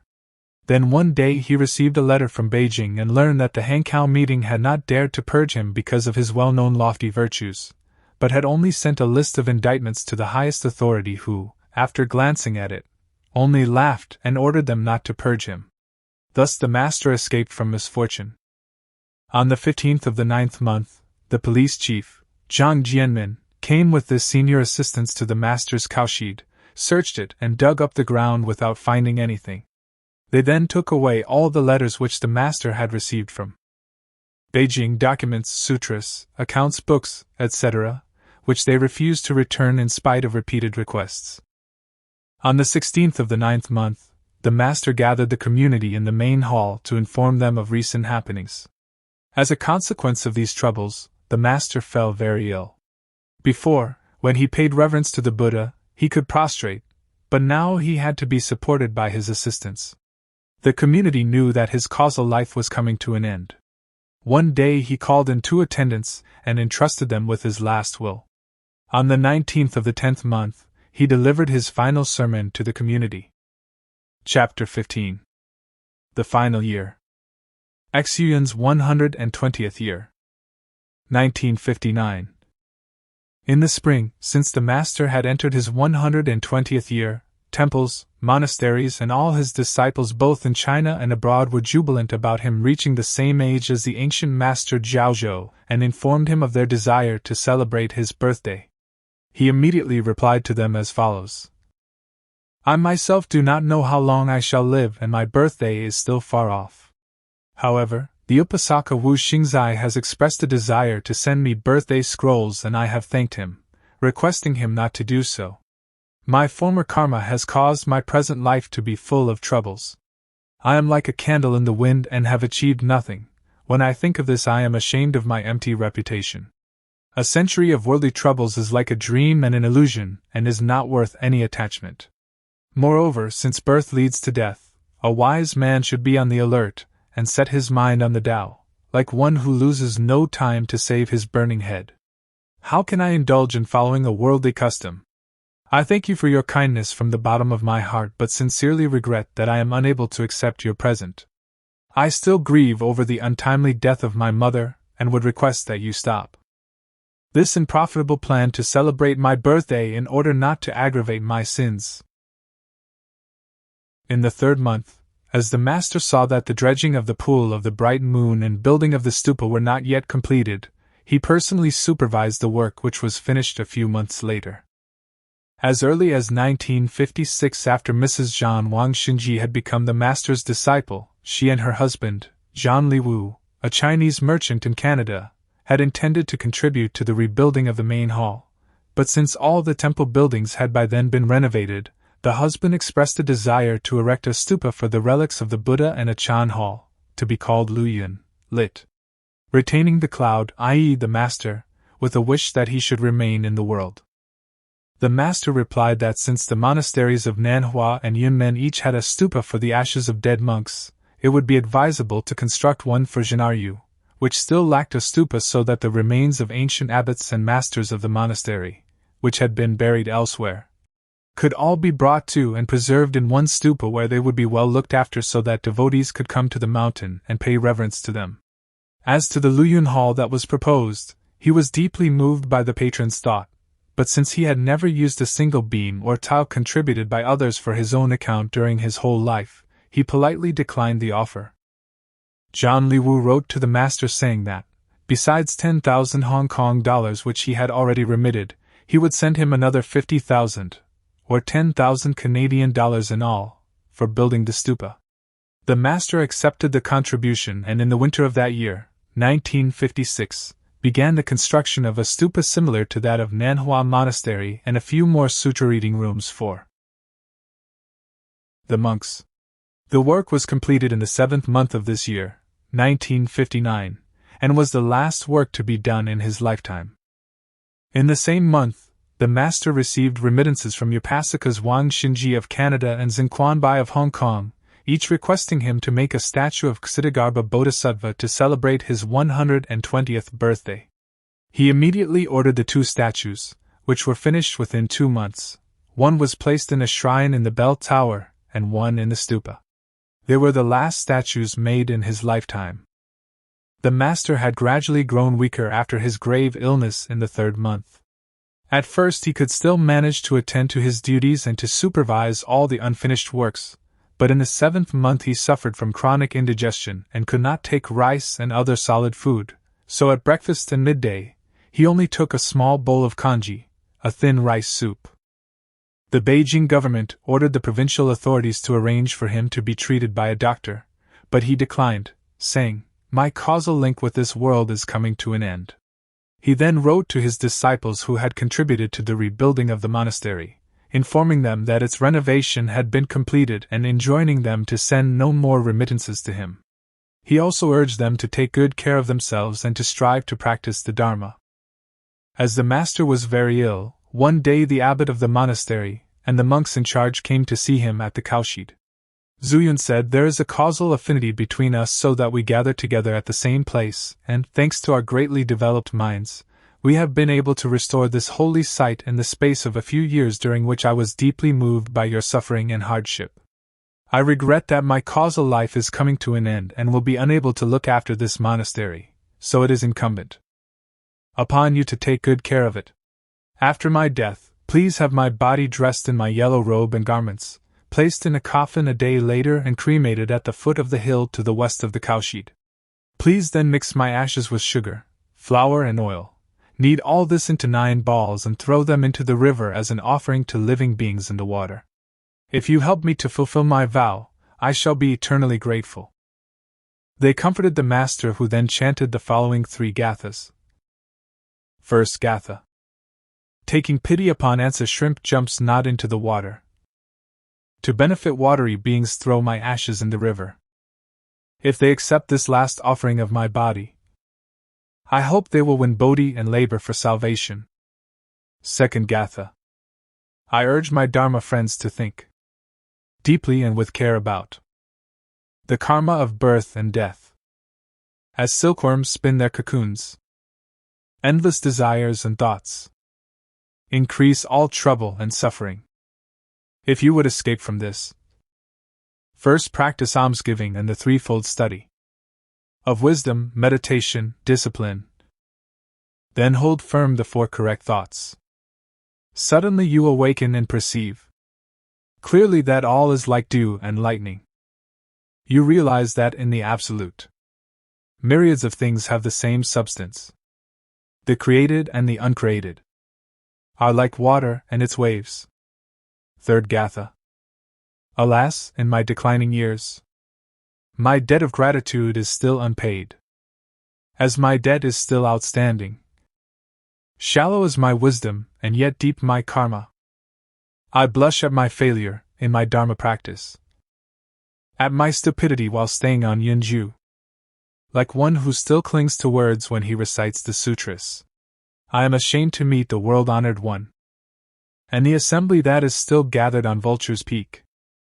It is now your duty to protect the Dharma, for you are now Waitua in this age reborn, to revive the true tradition of Vaisali, which reveals the oneness of self and others. Look up to and respect Vimalakirti, a rock that in midstream ever stands unmoved, one on whose words men for deliverance rely. They endure endless ills in this Dharma-ending age, in which scarce are they who on truth rely. I am involved in trouble since my reputation is not true. You should, therefore, awaken, and from the right path, no longer stray. Rejoice to hear of the Buddha's land, and with it strive to be in tune. These last words are left behind to reveal my inmost thought. In the 8th month, as the master's birthday drew near, the abbots of other monasteries and his disciples came to the mountain to offer their congratulations. He felt a little better. A few disciples headed by Bhixuni Quanhui came from Hong Kong and had several long talks with him. At the beginning of October, as the master was critically ill, he ordered that the statues of the Buddhas and the sutras be placed in good order in the stupa, where a few monks should stay to recite the Buddha's name in the morning and evening sessions. On October 7th, when the master received a telegram from Beijing announcing the death of Marshal Li Jishan, he exclaimed, "Li Jishan, why have you gone before me? I must go too." His attendants were taken aback at these words. As the master had lain in bed for several days during which he breathed with difficulty and slept most of the time, an attendant came to watch by his side. Each time the master saw him, he told the latter to leave him alone, saying, "I can take care of myself." On October 12th at noon, the master ordered his attendants to take the statue of the Buddha in the niche to another room for worship. The monks felt something unusual and reported to the abbot, and the monks in charge of the monastery who came to see him in the evening and implored him to stay for the sake of the Dharma. He said, Why do you still take this worldly attitude at such a moment? Please recite the Buddha's name in the main hall for me. As they asked for his last instruction and will, he said, A few days ago I told you what to do after my death. There is no need to repeat it all over again. As to my last words, they are: practice sila, dhyana and prajna to wipe out desire, anger and stupidity. After a pause he continued, develop the right thought and right mind to create the great spirit of fearlessness for the deliverance of men and the whole world. You are tired, please retire to rest. It was midnight when they withdrew. Yunju was a high mountain, and in the height of autumn, the cold from biting winds caused the leaves in the thicket to drop in abundance. The sky was hidden by tall trees which cast their confusing shadows. In the room, the flame of a tiny lamp was as small as a bean, and outside dewdrops were like pearls. In his distant cowshed, the solitary old master lay in his bed, far away from the main hall where the sutra reading and sacred music continued to bid him farewell. Early in the morning of October 13th, 2 attendants entered the room, where they saw the master seated in meditation posture as usual, the only exception being the reddish color of his cheeks. They dared not disturb him, and went outside to watch. At noon, through the window, they saw him descend from his bed, drink some water and stand up to pay reverence to the Buddha. Fearing that he was too weak and might fall to the ground, they entered the room.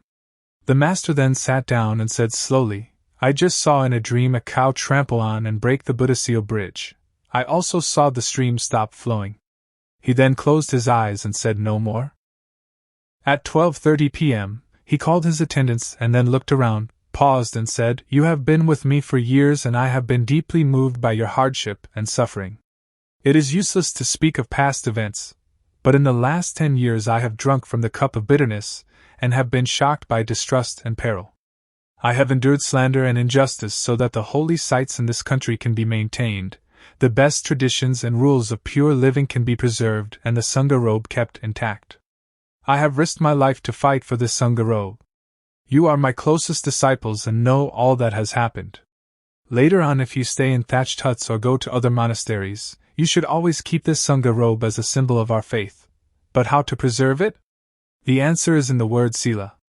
After saying this, he brought his palms together and enjoined upon his assistants to take good care of themselves. They refrained from tears and went outside to watch. At 1:45, the 2 attendants entered the room and saw the master reclining on his right side. Seeing that he had passed away, they immediately informed the abbot, and the whole community gathered to read sutras to bid farewell to the master, and then took turns to recite the Buddha's name by day and night. The master's body was encoffined on the 18th, and when it was cremated on the 19th, the air was filled with a rare fragrance, and a white smoke went up into the sky. In the ashes were found over 100 large relics of 5 different colors and countless small ones which were mostly white. All of them were clean and brilliant in appearance. On the 21st, the ashes were placed in the stupa. The master passed away in his 120th year at the Dharma age of 101. Appendix: The Song of the Skin Bag. Written by Master XUYUN. In his 19th year. The Song of the Skin Bag is sung. Before the empty eon it had neither name nor form. After the Buddha with awe-inspiring voice it became a hindrance. 360 tendons are linked within the body enclosed by 480,000 pores. Divided it splits into heaven, earth and man, united it combines the 4 elements. It supports heaven, props up earth, but what of its metal? Understand cause and effect, discern the times, survey the stupidity of past and present. Because of wrong clinging to illusory forms, parents are involved and wife and children loved. By vain indulgence and delusion karma is left behind. The Song of the Skin Bag is sun. Drinking wine and eating meat upset the mind nature. Indulgence in pleasure and desire leads to utter ruin. When officialdom is strong to oppress the innocent, and readers artful against their consciences, how long will their wealth and power last, their pride and their extravagance? The poor and lowly will not so last while there is cruelty and violence. Discrimination between self and others leads to inequality. destroying living beings as worthless things. Thinking and discerning cause desire, stupidity, and hatred, while becoming lost in heresies invites self-destruction. Killing, stealing, adultery, and lying have no end, and rude behavior to others increases attachment and aversion.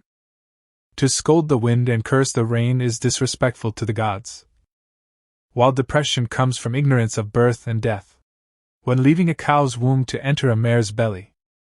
Who will sing of or lament your change of form? Many evil acts without a good deed will make aimless and toilsome your transmigration, entering the three evil realms, falling into hell, causes suffering to animals and hungry ghosts. The ancient sages would oft repeat their warning. Likewise the morning bell and drum at eve are to change your heart. Good and evil karma brings certain retribution. Escape then, worldly men, from the 5 periods of impurity. The song of the skin bag is sun. If the owner of form is not entangled by it, for illusory matter to interdependence owes its name, he can readily turn his mind within to contemplate in sovereign ease. With no desire for fame and for wealth, no craving, cut off all liking and from the world retire. With no love for wife and no affection for children, enter a monastery to keep the discipline. Look for learned teachers, seek out their teaching. On Chan practice and meditation to overlap the 3 worlds. Store what you see and hear, forsake all causal clinging to escape forever from the worldly way. By taming the 6 senses and stopping all your thoughts, with neither self nor other, no trouble will remain. Unlike worldly men who sigh when missed and do disperse, with one robe to cover you and food enough to satisfy your hunger, keep yourself in shape.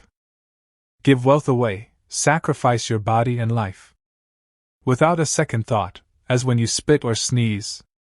Keep pure the discipline, be without fault, and correct in your deportment. Be not angry. When insulted, bear no hatred when you are beaten. Forget all derision by enduring the unendurable. Without deviation, without interruption. Hold forever the one thought of Amitabha. Let there be no dullness, no confusion. But like the fir and cypress defy the bitter cold. Doubt no more the Buddha, doubt no more the Dharma. With innate wisdom look clearly into what you see and hear, bore the paper, cut the hide and go back to the source, for self-liberation means returning to the spring and source of reality. There is neither non-existence nor emptiness. Exposed is the potentiality divine, wondrous and inconceivable. When you reach here, all grievance ends. Hurrah, for now you realize the goal. With the 10 titles of Buddha you will teach a myriad worlds. Aha, that same leaking shell is now the omnipresent Buddha body.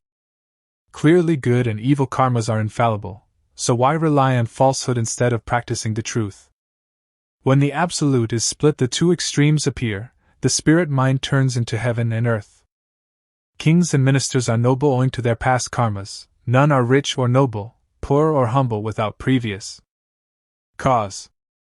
Where there is birth there will be death, why grumble since this is known to everyone? For wife, children, and self, for happiness and wealth all prospects are spoiled by anger and desire. For what fame or gain did I trifle away my last 19 springs? Frustrations of 1,000, nay 10,000 kinds harass and make your life yet more unbearable. When you grow old with failing sight and snow-white hair, you will have vainly passed a lifetime ignorant of virtue. From day to month, from month to year in vain will you regret that months and years turn like a wheel. Who is an immortal in this world of ours? 'Tis better to revere once more the cloud of compassion and on a famous mountain or in some renowned place to live at ease in transcendental bliss. Do not you know how fast the temporary flies? Respectfully ponder a few expedient sentences. Recite Amitabha's name, see clearly into birth and death. Then enjoy happiness beyond the reach of others.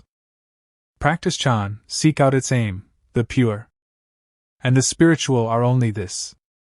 With clear tea and vegetarian food the mind errs not, enjoying Dharma night and day. Forsake both self and other, relinquish you and I. Treat friend and foe alike, forgetting praise and censure. When the mind is free from hindrance and disgrace. Do Buddhas and patriarchs regard its oneness as being without use? The world-honored one renounced his love to climb the snowy mountains, while Avalokitesvara left home to become a son of the Buddha. In the days of Yao and Shun lived Zhao and Yu. When the throne was offered to Zhao, he washed his ears. Remember Zhang Zifang and Lu Qingyi, who cast away their glory, retiring from the world. In this period of termination, when troubles lie ahead, why do you not awaken to vie with the ancestors?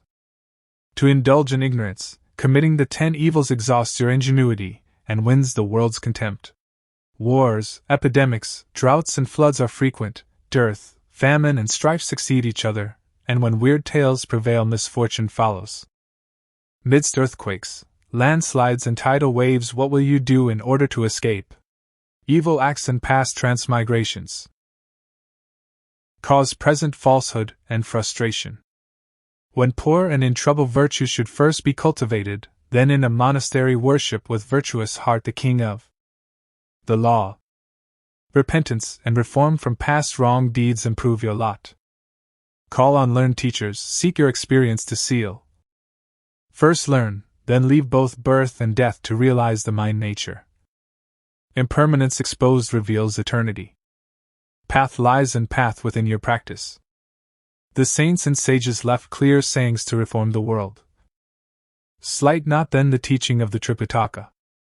With earnestness and deep sincerity, I urge all human beings to be righteous. Take not my words as idle, nor forget them. For self-cultivation leads to perception of self-nature. Hasten your practice, be ever zealous. For the sowing of Bodhi is the direct cause of awakening. The 9 stages after rebirth in the lotus are testified by the Buddha. An Amitabha will take you to the Western Paradise. Lay down your bag of skin, leap on the vehicle supreme. This is the song of the skin bag, hearken to it, friends.